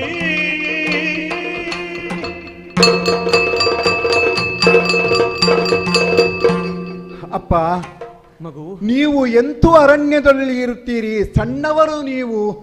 ಅಪ್ಪ, ಇದು ನಿಮ್ಮ ಪ್ರಥಮ ಅನುಭವ ಅಲ್ವಲ್ಲ. ಈ ಹಿಂದೆಯೂ ಇದೇ ರೀತಿಯಲ್ಲಿ ನೀವು ಅಂದರೆ ಹೇಳಿದವರು ಬೇರೆ ಇರಬಹುದು, ಆದರೆ ಅರಣ್ಯಕ್ಕೆ ಕಳಿಸುವಂತಹ ಅನುಭವ ಇದು ಪ್ರಥಮ ಅಲ್ಲ ನಿಮಗೆ. ಹಾಗಾಗಿ ಅರಣ್ಯದ ನೀವು ಏನು ಹೇಳಿದ್ರಿ, ಮೃಗಗಳಿರ್ತವೆ, ದುಷ್ಟ ಮೃಗಗಳಿರ್ತವೆ, ಬೇರೆ ಬೇರೆ, ಇದು ಎಲ್ಲವೂ ನಮಗೆ ಅನುಭವಕ್ಕೆ ಬಂದಿದೆ. ರಾಕ್ಷಸರಿರ್ತಾರೆ, ರಾಕ್ಷಸರನ್ನು ಹೇಗೆ ಯಾವ ರೀತಿಯಲ್ಲೇ ನಿರ್ನಾಮ ಮಾಡಬೇಕು, ಅದನ್ನು ಯಾವ ರೀತಿ ಎದುರಿಸಬೇಕು, ಇವೆಲ್ಲವೂ ರಾಮನಿಗೆ ಗೊತ್ತಿದೆಯಪ್ಪ. ಆ ರೀತಿಯ ಉಪಟಳ ಅಥವಾ ಆ ರೀತಿಯ ಯಾವುದೇ ರೀತಿಯ ಆ ಕಷ್ಟಗಳು ಮುಂದೆ ಈ ಅಯೋಧ್ಯೆಗೆ ಬರಬಾರದು ಎಂಬ ಹಿನ್ನೆಲೆಯಲ್ಲೇ ಅಷ್ಟು ಆ ರೀತಿಯ ದೂರಾಲೋಚನೆಯ ಮಾತುಗಳನ್ನು ಆಡಿದವಳಿದ್ದಾಳೆ ಅಮ್ಮ. ಮತ್ತೆ ಅವಳನ್ನು ನೀವು ನಿಂದಿಸಲೇಬಾರದು. ಯಾಕೆ ಗೊತ್ತೋ, ದೊಡ್ಡವರು, ನಾನು ಹೇಳಬಾರದು. ಆದರೆ ನಮ್ಮನ್ನು ನಂಬಿ ನಮ್ಮ ಕೈ ಹಿಡಿದು ಬಂದಂತಹ ಧರ್ಮಪತ್ನಿಯನ್ನು ಯಾವುದೇ ಕಾರಣಕ್ಕೂ ನಾವು ಬಿಟ್ಟು ಕೊಡಬಾರದು. ಇದು ಪತಿಧರ್ಮ, ಸತಿಧರ್ಮ, ಇದನ್ನು ನಾವು ನಿಮಗೆ ಹೇಳುವಷ್ಟು ದೊಡ್ಡವನಲ್ಲ. ಆದರೂ ಕೂಡ ಆವಾಗಾದರೆ ನಿಮಗೆ ನಿರ್ದೇಶನ ಕೊಡುವವರಿದ್ದರು, ರಾಜಗುರುಗಳೋ ಇನ್ನೊಬ್ಬರು, ಕಳುಹಿಸು, ಏನೂ ಆಗುವುದಿಲ್ಲ, ಯಾವುದೇ ರೀತಿಯ ತೊಂದರೆ ಇಲ್ಲ ಅಂತೇಳಿ. ಇಲ್ಲಿ ಈ ಕ್ಷಣಕ್ಕಾಗುವಾಗ ಯಾರೂ ಇಲ್ಲ. ಬಹುಶಃ ರಾಜ ಚಾವಡಿಯಲ್ಲೇನಾದರೂ ಆಗಿದ್ದಿದ್ರೆ ಅದೇ ಗುರುಗಳು ಹೇಳ್ತಾ ಇದ್ರು, ಸಂತೋಷದಿಂದ ಕಳಿಸಿಕೊಡು ರಾಮನನ್ನು ಅಂತೇಳಿ. ಆ ಹಿನ್ನೆಲೆಯಲ್ಲಿ ಈಗ ತೀರ್ಮಾನ ತೆಗೆದುಕೊಳ್ಳಬೇಕಾದರೂ ನಾವೇ. ತೀರ್ಮಾನ ಯಾವುದು ವೃತ ಅಂತೇಳುವಂಥದ್ದು, ತಾಯಿ ಆಡಿದ್ದು ಅದನ್ನೇ ವೃತ ಅಂತೇಳಿ. ಆ ವೃತವನ್ನು ನಾನು ಹಿಡಿದುಕೊಳ್ಳಬೇಕು. ಹಾಗಾಗಿ ನಮ್ಮನ್ನು ಹರಸಿ ನೀವು ಕಳಿಸಬೇಕಪ್ಪ, ಹರಸಿ ನೀವು ಕಳಿಸಬೇಕು. ರಾಮ, ಹರಸಿ ಕಳಿಸಬೇಕು ಅಂತ ಹೇಳಿ ನನ್ನ ಕಾಲಿಗೆ ಎರಗುತ್ತಾ ಇದೆ. ಹೌದು ಮಗು, ನೀನು ಹೋಗುವವನೇ ಅಂತ ಸಿದ್ಧನಾದ್ರೆ ನನ್ನ ಮಗನ ವ್ರತವನ್ನು ಅವಳಿಗೋಸ್ಕರ ಅಲ್ಲ, ನಿನಗೋಸ್ಕರ ನಾನು ಕಳಿಸಬೇಕೆ? ಮಗು, ಒಂದು ಕ್ಷಣ ನೋಡೋಯ್ಚೆ, ನಿನ್ನ ಈ ಜನಕನೊಟ್ಟಿಗೆ ಇವತ್ತೊಂದು ಸಂತೋಷದಿಂದ ಊಟವನ್ನ ಮಾಡಿ ನೆಮ್ಮದಿಯಿಂದ ಒಂದು ದಿನ ಕಳೆದು ನಾಳೆಗೆ ಹೋಗು. ನಿನ್ನನ್ನು ನಾನು ತಡೆಯುವುದಿಲ್ಲ ಮಗನೇ. ಅಪ್ಪ, ವೃತದ ನಿರ್ದೇಶನವನ್ನು ಮಾಡಿದಂತಹ ಅಮ್ಮ ಮುಹೂರ್ತವನ್ನು ಈಗಾಗಲೇ ಹೇಳಿ ಆಗಿದೆ. ಅದು ಮುಹೂರ್ತ ತಪ್ಪಿತು ಅಂತ ಹೇಳಿ ಆದರೆ ಅದೂ ಒಂದು ರೀತಿಯಲ್ಲಿ ವೃತಭಂಗವೇ ಆಗುವುದಿಲ್ವೇನಪ್ಪ? ನಿಮ್ಮ ಮಗ ವೃತಭಂಗನಾಗುವುದು ನಿಮಗೆ ಇಷ್ಟ ಇದೆಯೇ? ಮಗು ಅಪ್ಪ, ಹೇಳಿದವಳು ಅವಳಲ್ವ, ಅವಳ ಮಾತಿಗೆ ನೀನೇ ಯಾಕೆ ಬೆಲೆ ಕೊಡ್ತೀಯ? ಅಪ್ಪ, ನಾನು ಹೇಳ್ತಾ ಇದ್ದೇನೆ, ನನ್ನನ್ನು ಕಳುಹಿಸಿಕೊಡಬೇಕು ನೀವು. ನಾನು ಕೈಗೊಂಡಂತಹ ಈ ವೃತವನ್ನು ಸಾಂಗವಾಗಿ ನೆರವೇರಿಸಿ ಬರುವಲ್ಲಿ ನಿಮ್ಮ ಪರಿಪೂರ್ಣ ಆಶೀರ್ವಾದ ನನ್ನ ಮೇಲಿರಬೇಕು. ರಾಮ, ನಿನ್ನ ಮೇಲೆ ಆಶೀರ್ವಾದ ಇರ್ತದೆ, ಆದ್ರೆ ನನ್ನ ಕೊನೆಯ ಆಸೆ ಇದು ರಾಮ. ಇನ್ನು ನಾನು ಆಸೆಯನ್ನು ಹೇಳಲಿಕ್ಕಿಲ್ಲ ರಾಮ. ನೀನು ಊಟವನ್ನ ಒಟ್ಟಿಗೆ ಮಾಡಿ ಇಲ್ಲ ಅಪ್ಪಯ್ಯ, ಇವತ್ತು ಒಂದು ಹೊತ್ತು ಊಟ ಮಾಡಿದರೆ ಅದೇ ಆ ಒಂದು ಸುಖ ಮತ್ತೂ ಬೇಕು ಅನ್ನಿಸ್ತದೆ. ನೀವು ಈಗ ಅಪ್ಪಿದಂತಹ ಈ ಅಪ್ಪುಗೆ ಇದೆಯಲ್ಲ, ಅದು ಅದರ ಸುಖವನ್ನು ಈ ಕ್ಷಣದ ಸುಖವನ್ನಾಗಿ ನಾ ಸ್ವೀಕರಿಸಿದ್ದಲ್ಲ, ವರ್ಷಾಂತರಗಳಿಗೆ ಸಾಕಾಗುವಷ್ಟು ಈ ಅಪ್ಪುಗೆಯ ಸುಖವನ್ನೇ ನೀವು ನೀಡಿದ್ದೀರಿ. ಹಾಗಾಗಿ ನಾನು ಸಂತೋಷದಿಂದ ಒಪ್ಪಿಕೊಂಡು ಮುನ್ನಡೆಯುತ್ತಿರುವಾಗ ಖಂಡಿತಕ್ಕೂ ನೀವು ತಡೆಯಬಾರದಪ್ಪಯ್ಯ, ತಡೆಯಬಾರದು. ಅಪ್ಪುಗೆಯನ್ನ ಕಳೆದುಕೊಂಡು ಮುಂದೆ ಹೋದ ನನ್ನ ರಾಮ, ಮುಂದೆ ಹೋದ. ಅಪ್ಪನ ಒಪ್ಪಿಗೆಯನ್ನು ಪಡೆದು ಇನ್ನು ವನವಾಸವೇ ನನಗೆ ಸಿದ್ಧ ಅಂತೇಳುವಂತಹ ಉದ್ದೇಶದಿಂದ ನೇರವಾಗಿ ನಾನು ಅಪ್ಪನ ಒಪ್ಪಿಗೆ ಮಾತ್ರ ಸಾಕಾಗುವುದಿಲ್ಲವಲ್ಲ, ಅದಕ್ಕಾಗಿ ನೇರವಾಗಿ ಅಮ್ಮನಲ್ಲಿಗೆ, ಕೌಸಲ್ಯಮ್ಮನಲ್ಲಿಗೆ ನಾ ಹೋದೆ.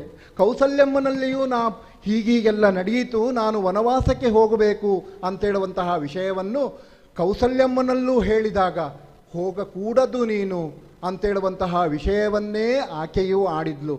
ಅದು ಅಷ್ಟಕ್ಕೂ ಮೀರಿ ನೀವು ಹೋಗಬೇಕು ಅಂತೇಳಿ ಆದರೆ ನನ್ನನ್ನು ಕೊಂದು ನೀನು ಹೋಗು ಅಂತೇಳುವಂತಹ ಮಾತನ್ನು ಆಡಿದ್ಲು. ಹಾಗಲ್ಲಮ್ಮ, ಇದೊಂದು ವ್ರತವನ್ನು ನಾನು ಸ್ವೀಕರಿಸಿದ್ದೇನೆ ಅಂತ ಮನವರಿಕೆ ಮಾಡಿಕೊಟ್ಟಾಗ ಆಕೆ ಆಡಿದಂತಹ ಒಂದು ಮಾತು, ಮಾತೃ ಎಂಬವಳು ಪಿತೃಕ್ಕಿಂತ 100 ಗುಣ ಅಧಿಕವುಳ್ಳವಳು. ಆ ಹಿನ್ನೆಲೆಯಲ್ಲಿ ಪಿತೃವಾಕ್ಯಕ್ಕಿಂತ ನನ್ನ ವಾಕ್ಯ ಅಧಿಕವಾದದ್ದು. ಹಾಗಾಗಿ ನೀನು ಆ ಹಿನ್ನೆಲೆಯಲ್ಲಾದರೂ ನೀನು ನಿಲ್ಲಬೇಕು, ವನವಾಸಕ್ಕೆ ಹೋಗಬಾರದು ಅಂತೇಳುವಂತಹ ಮಾತನ್ನು ಕೌಸಲ್ಯ ಆಡಿದ್ಲು.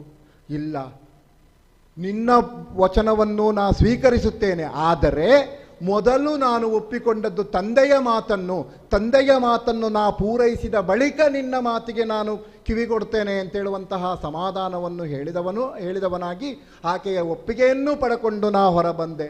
ಹಾಗೆ ಹೊರಬಂದಂತಹ ನಾನು ಸೇರಿಕೊಂಡದ್ದು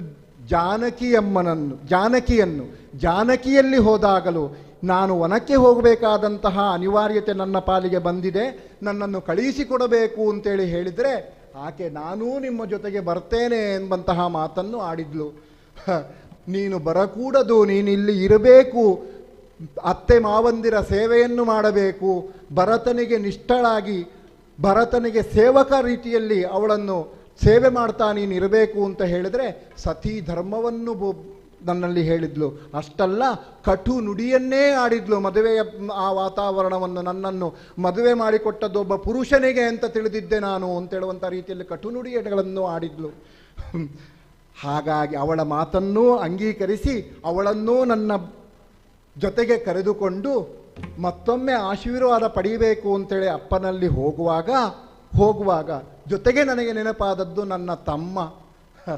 ಅವನಿಗೂ ಒಂದು ಮಾತನ್ನು ಹೇಳಬೇಕು ಅಂತೇಳಿ ಹೊರಟಾಗ ಅವನೇ ಬಂದು ನನ್ನನ್ನು ಸೇರಿಕೊಂಡಂತಹ ಆತನಿಗೆ ವಿಷಯ ಹೀಗೆ ತಮ್ಮ ಅಂತೇಳಿ ಹೇಳಿದಾಗ ನಾನೂ ನಿನ್ನ ಜೊತೆಗೆ ಬರ್ತೇನೆ ಅಂತ ಹೇಳಿದ. ಅಷ್ಟು ಮಾತ್ರವಲ್ಲ, ನನಗೀಗ ವಿಷಯವೆಲ್ಲವೂ ಗೊತ್ತಾಗಿದೆ, ನನ್ನ ತಾಯಿಯ ಸಂಪೂರ್ಣ ಒಪ್ಪಿಗೆಯನ್ನು ಪಡೆದೇ ನಾ ಬಂದಿದ್ದೇನೆ, ನಿನ್ನ ಜೊತೆಗೆ ನಾನೂ ಬರ್ತೇನೆ ಎಂಬಂತಹ ಮಾತನ್ನು ಲಕ್ಷ್ಮಣನು ಆಡಿದ.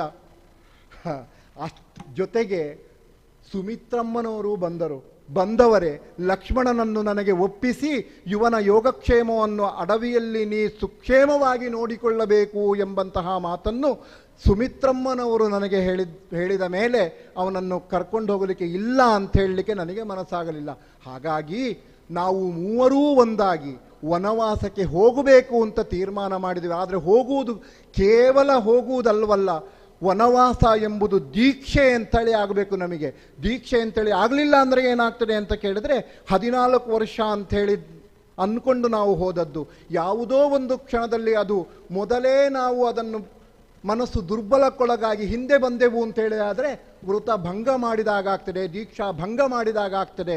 ಆ ಹಿನ್ನೆಲೆಯಲ್ಲಿ ಲಕ್ಷ್ಮಣನಿಗೆ ಹೇಳಿದ್ದು ನಾನು, ವಸಿಷ್ಠ ಪುತ್ರನಾದಂತಹ ಸುಯಜ್ಞ ನಾಮಕನಾದಂತಹ ಆ ಬ್ರಾಹ್ಮಣನನ್ನು ಇಲ್ಲಿಗೆ ಕರೆತರಬೇಕು, ಅವರ ಮೂಲಕವಾಗಿ ನಾನು ವನವಾಸದ ದೀಕ್ಷೆಯನ್ನು ಸ್ವೀಕರಿಸುವವನಿದ್ದೇನೆ ಅಂತೇಳಿ. ಹಾಗೆ ಹೋದಂತಹ ಲಕ್ಷ್ಮಣ ಸುಯಜ್ಞನನ್ನೂ ಜೊತೆಗೆ ಆತನ ಪತ್ನಿಯಾದಂತಹ ಸುಮಿತ್ರೆಯನ್ನು ಇಬ್ಬರನ್ನೂ ಒಟ್ಟಾಗಿ ಕರೆತಂದವನಿದ್ದಾನೆ. ನಾನು ಸೀತೆ ಇಬ್ಬರೂ ಸೇರಿಕೊಂಡು ಅವರಿಗೆ ಪೀಠದಲ್ಲಿ ಕುಳ್ಳಿರಿಸಿ ವಿಧವಾಗಿ ಆ ದಂಪತಿ ಪೂಜೆಯನ್ನು ಮಾಡುವುದರ ಮೂಲಕವಾಗಿ ಅವರಿಂದ ನಿರ್ದೇಶಿತನಾದಂತಹ ನಾನು ವನವಾಸ ಪೂರ್ವಾಂಗವಾದಂತಹ ಎಲ್ಲ ದಾನ ಧರ್ಮಾದಿ ದಕ್ಷಿಣೆಗಳನ್ನೆಲ್ಲವನ್ನು ನನ್ನನ್ನೇ ನಂಬಿಕೊಂಡು ಜೀವನ ಮಾಡ್ತಿರುವಂತಹ ಭೃತ್ಯವರ್ಗಕ್ಕೆಲ್ಲ ಕೊಟ್ಟವನಿದ್ದೇನೆ. ಆ ಬಳಿಕ ಅದೇ ಕ್ಷಣಕ್ಕಾಗುವಾಗ ಇಷ್ಟೆಲ್ಲ ಸಂಭ್ರಮದ ನಡುವೆ ದ್ವಾರದಲ್ಲೊಂದು ಏನೋ ಒಂದಿಷ್ಟು ಗೊಂದಲವಾದ ವಾತಾವರಣ ಉಂಟಾಯಿತು. ಏನು ನೋಡಿ ಬಾ ತಮ್ಮ ಅಂತೇಳಿ ಲಕ್ಷ್ಮಣನನ್ನು ಕಳಿಸಿದಾಗ ಲಕ್ಷ್ಮಣನ್ ಕರ್ಕೊಂಡು ಬಂದಂತಹ ಒಬ್ಬ ಬ್ರಾಹ್ಮಣ ವಟುವನ್ನು ನೋಡ್ತೇನೆ. ಕೇವಲ ಸೊಂಟಕ್ಕೆ ಜೀರ್ಣವಾದಂತಹ ಒಂದು ವಸ್ತ್ರವನ್ನು ತೊಟ್ಟಂತಹ ಆತ ಬಂದು ಹೇಳ್ತಾನೆ, ನಿನ್ನ ಕಾರುಣ್ಯಪೂರ್ಣವಾದಂತಹ ದೃಷ್ಟಿ ನನ್ನ ಮೇಲೂ ಇರಲಿ ರಾಮ ಅಂತೇಳಿ ಹೇಳ್ತಾನೆ. ಏನು ಬೇಕು ನಿನಗೆ ಕೊಡ್ತೇನೆ ಕೇಳು ಅಂತೇಳಿ ಹೇಳಿದಾಗ ಆತ ದೃಷ್ಟಿ ಇಟ್ಟದ್ದು ನನ್ನ ಗೋಮಂದೆಯ ಕಡೆಗೆ. ಹಾಗಾಗಿ ನನಗೆ ಅನ್ನಿಸಿದ್ದು ಅವನಿಗೆ ಗೋವು ಬೇಕು ಅಂತೇಳುವಂತಹ ಅವನ ಇಂಗಿತವನ್ನರಿತಂತಹ ನಾನು ಒಂದು ಸಣ್ಣ ಚೇಷ್ಟೆಯನ್ನು ಮಾಡಿದೆ. ನಿನ್ನ ಕೈಯಲ್ಲಿರುವಂತಹ ಬ್ರಹ್ಮದಂಡವನ್ನು ಬಿಸಾಡು, ಎಲ್ಲಿಗೆ ಅದು ಹೋಗಿ ಬೀಳ್ತದೋ ಅಲ್ಲಿಯವರೆಗಿರುವಂತಹ ಗೋವು ನಿನಗೆ ಸೇರಿದ್ದು ಅಂತೇಳುವಂತಹ ಮಾತನ್ನು ಅವನಿಗೆ ಹೇಳಿದೆ. ಆ ರೀತಿ ಬಿಸಾಡಿದಂತಹ ಬ್ರಹ್ಮದಂಡ ಹೋಗಿ ಬಿದ್ದದ್ದು ಸರಯೂ ನದಿ ತೀರಕ್ಕೆ. ಆ ರೀತಿ ಬಿದ್ದಂತಹ ದಂಡದ ಬಳಿಯಲ್ಲಿದ್ದದ್ದು ಒಂದು ವೃಷಭ. ಇಲ್ಲಿಂದ ತೊಡಗಿಕೊಂಡು ಅಲ್ಲಿಯವರೆಗಿರುವಂತಹ ಗೋ ಸಂಪತ್ತನ್ನೆಲ್ಲ ಆ ತ್ರಿಜಟ ನಾಮಕನಾದಂತಹ ಆ ಬಂದಂತಹ ಬ್ರಾಹ್ಮಣನಿಗೆ ದಾನವಾಗಿ ಕೊಟ್ಟು ಈ ರೀತಿಯಾಗಿ ದೀಕ್ಷಾ ಪೂರ್ವ ಪ್ರಕ್ರಿಯೆಗಳನ್ನೆಲ್ಲ ಸುಯಜ್ಞ ನಾಮಕನಾದಂತಹ ಬ್ರಾಹ್ಮಣನ ಮೂಲಕ ಪೂರೈಸಿಕೊಂಡದ್ದಾಯಿತು. ಇಷ್ಟನ್ನೆಲ್ಲ ಪೂರೈಸಿಕೊಂಡು ಈಗ ನಾನು ಆವಾಗ ನನ್ನ ಒಪ್ಪಿಗೆಯನ್ನು ಪಡೆದದ್ದು ನಾನು ವನವಾಸಕ್ಕೆ ಹೋಗ್ತೇನೆ ಅಂತೇಳಿ. ಈಗ ನಾವು ಮೂವರೂ ಒಂದಾಗಿ ಬಂದು ಪುನಃ ದಶರಥ ಭೂಪತಿಗಳ ಪಾದಗಳಿಗೆ ಎರಗಿ ನಾವು ಮೂವರೂ ಒಂದಾಗಿ ಹೋಗ್ತೇವೆ ಅಂತೇಳುವಂತಹ ಮಾತನ್ನು ಆಡಿ ಒಪ್ಪಿಗೆಯನ್ನು ಕೊಡಬೇಕು ಅಂತ ಕೇಳಿದ್ರೆ ಅವರ ತುಟಿಯಿಂದ ಹೊರಟದ್ದು ರಾಮ ರಾಮ ರಾಮ ಬಿಟ್ಟರೆ ಬೇರೆ ಶಬ್ದವೇ ಇಲ್ಲ. ಅದೇ ಒಪ್ಪಿಗೆ ಅಂತ ಸ್ವೀಕರಿಸಿ ನಾವು ಮುಂದುವರಿದು ಅಯೋಧ್ಯೆಯನ್ನು ಬಿಟ್ಟು ಪೂರ್ವಾಭಿಮುಖವಾಗಿ ಮುಂದುವರಿದು ಹೋದೆವೆ.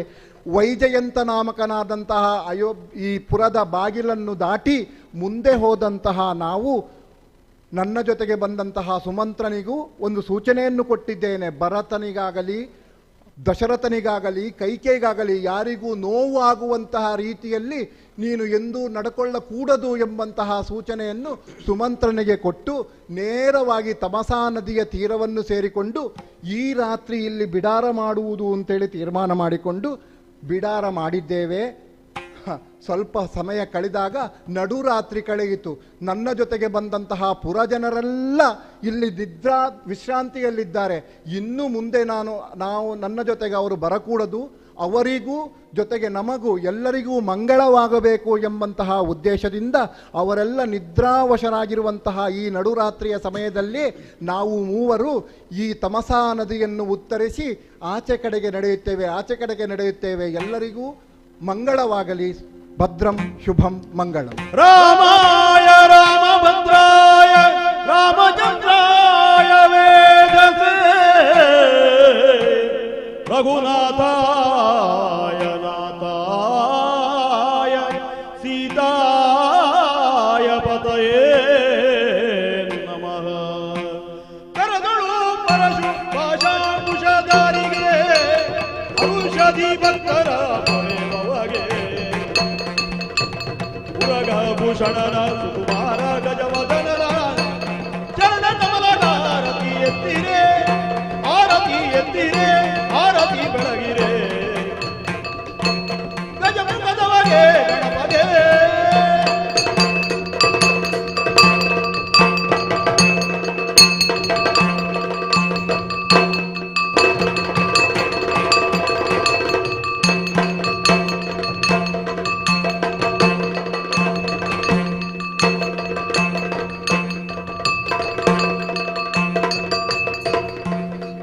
ಯಕ್ಷೋಪಾಸನಂ ಮೂಡುಬಿದ್ರೆ ಈ ತಂಡದ ನಮಗೆ ತಾಳಮದ್ದಲೆಯನ್ನು ಪ್ರದರ್ಶಿಸುವಲ್ಲಿ ಶ್ರೀ ಜೈನಮಠ ಮೂಡುಬಿದ್ರೆ ಇಲ್ಲಿಯ ಸ್ವಾಮಿಗಳು ಅನುಗ್ರಹಿಸಿದ್ದಾರೆ.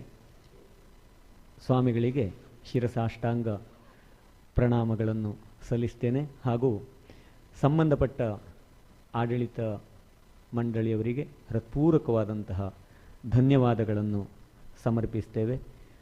ಭಾಗವಹಿಸಿದಂತಹ ಕಲಾ ಅಭಿಮಾನಿಗಳಿಗೂ ಕೂಡ ಹೃತ್ಪೂರ್ವಕವಾದಂತಹ ಧನ್ಯವಾದಗಳನ್ನು ಅರ್ಪಿಸ್ತೇನೆ. ನಮಗೆ ಅತ್ಯುತ್ತಮವಾದಂತಹ ಧ್ವನಿವರ್ಧಕ ಬೆಳಕು ವ್ಯವಸ್ಥೆಯನ್ನು ಮಾಡಿಕೊಟ್ಟಿದ್ದೀರಿ ಮತ್ತು ದೂರದಲ್ಲಿದ್ದವರು ಕೂಡ ಈ ತಾಳಮದ್ದಲೆಯನ್ನು ನೋಡುವಂತೆ ಲೈವ್ ಕೊಟ್ಟಂತಹ ಮಹನೀಯರಿಗೂ ಕೂಡ ಹೃತ್ಪೂರ್ವಕವಾದಂತಹ ಧನ್ಯವಾದ. ಪ್ರತ್ಯಕ್ಷವಾಗಿ ಪರೋಕ್ಷವಾಗಿ ಸಹಕರಿಸಿದ ಎಲ್ಲರಿಗೂ ಕೂಡ ಹೃತ್ಪೂರ್ವಕವಾದಂತಹ ಧನ್ಯವಾದವನ್ನು ನಮ್ಮ ತಂಡದ ಪರವಾಗಿ ಸಲ್ಲಿಸ್ತಾ ಇದ್ದೇವೆ.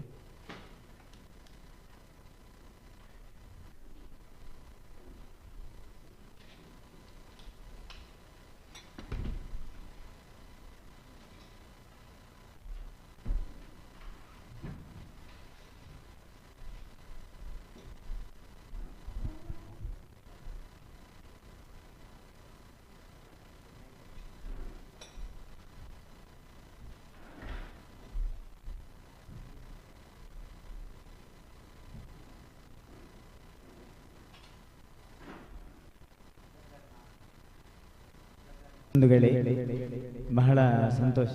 ನಮ್ಮ ಕರೆಗೆ ಹೋಗೊಟ್ಟು ಯಕ್ಷೋಪಾಸನೆಯವರು ಒಳ್ಳೆಯ ಸಮಯದ ಸಂದರ್ಭವನ್ನು ಒದಗಿಸಿದ್ದಾರೆ. ಇಲ್ಲಿ ಸಂಖ್ಯೆ ಮುಖ್ಯ ಅಲ್ಲ, ಯಾಕಂದರೆ ಆನ್ಲೈನ್ನಲ್ಲಿ ತುಂಬ ಸಾವಿರಾರು ಜನ ನೋಡ್ತಾರೆ. ನಾವು ಪ್ರಥಮ ಬಾರಿಗೆ ನಮ್ಮ ಕುಡುವರ್ದು ಅರ್ಥಧಾರಿಕೆ ನೋಡಿದ್ದು. ಅದೇ ರೀತಿ ಭಾಗವತಿಕೆಯಲ್ಲಿ ಮತ್ತು ರಾಮನ ಪಾತ್ರ ನಮ್ಮ ನೆಗುಳ್ಗುಡಿಯವರು ತುಂಬ ಸರಿ, ಪದ್ಯಾಣದವರು ತುಂಬ ಸರಿ ಬಂದಿದ್ದಾರೆ.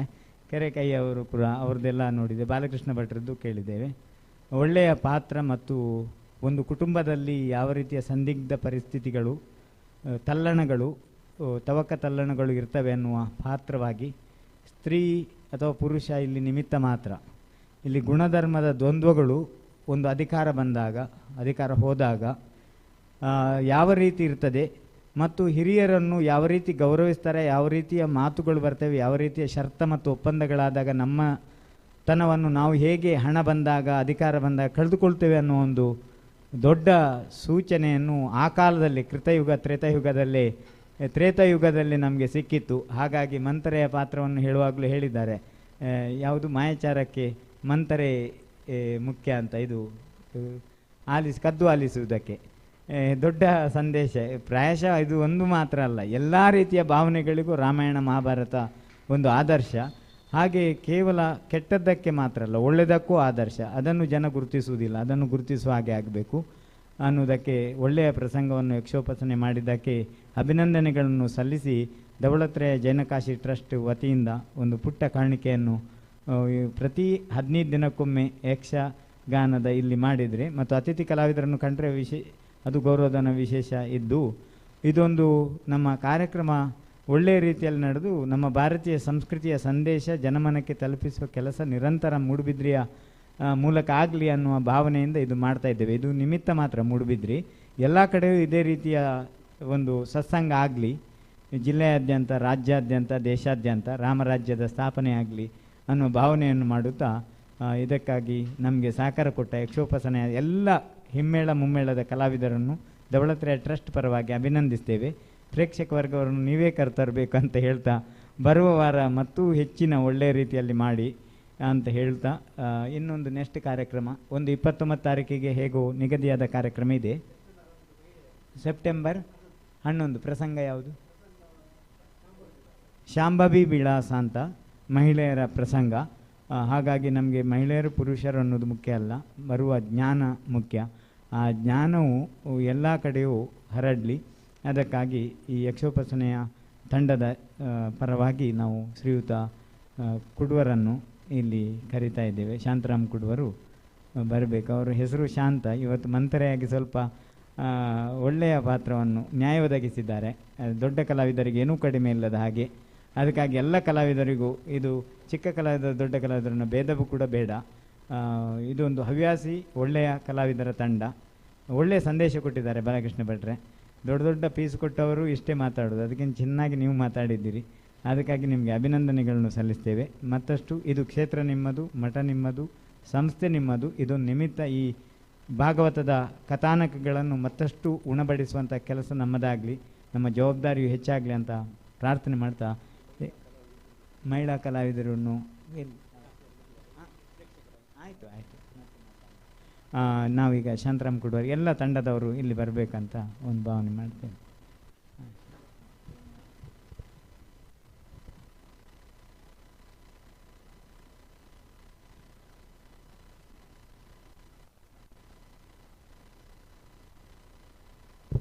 ಮುಂದಿನ ಪ್ರಸಂಗ ಸೆಪ್ಟೆಂಬರ್ 24. ಎಲ್ಲರ ಸಹಕಾರವನ್ನು ಬಯಸ್ತಾ ಅಭಿನಂದಿಸ್ತೇವೆ. ಅದೇ ರೀತಿಯಾಗಿ ನಮ್ಮ ನಿತಿನ್ ರವರು ನೇರ ಲೈವ್ ಚಾನೆಲ್ ಮೂಲಕ ಎಲ್ಲರಿಗೆ ಇದನ್ನು ಪ್ರಸಾರ ಮಾಡುವ ಕೆಲಸ ಮಾಡಿದ್ದಾರೆ. ರಾಷ್ಟ್ರೀಯ, ಅಂತಾರಾಷ್ಟ್ರೀಯ, ಅಮೆರಿಕ, ದುಬೈ ಮುಂತಾದ ದೇಶಗಳಿಗೂ ಕೂಡ ಇವತ್ತು ಹೋಗ್ತಾ ಇದೆ ನೇರವಾಗಿ. ಇತರ ಸಂತರು ಕೂಡ ನೋಡ್ತಾ ಇದ್ದಾರೆ. ಎಲ್ಲ ಸಂತರ ಗುಂಪಿನಲ್ಲೂ ಕೂಡ ಇದನ್ನು ಶೇರ್ ಮಾಡಿದ್ದೇವೆ. ಎಲ್ಲ ಮಠಗಳಿಗೂ ಕಳಿಸಿದ್ದೇವೆ. ಅದೇ ರೀತಿಯಾಗಿ ನಮ್ಮ ಕೃಷ್ಣ ಧ್ವನಿಯಲ್ಲಿ ಸಹಕರಿಸಿದ್ದಾರೆ. ಅವರಿಗೂ ಕೂಡ ಅಭಿನಂದನೆಯನ್ನು ಸಲ್ಲಿಸ್ತೇವೆ.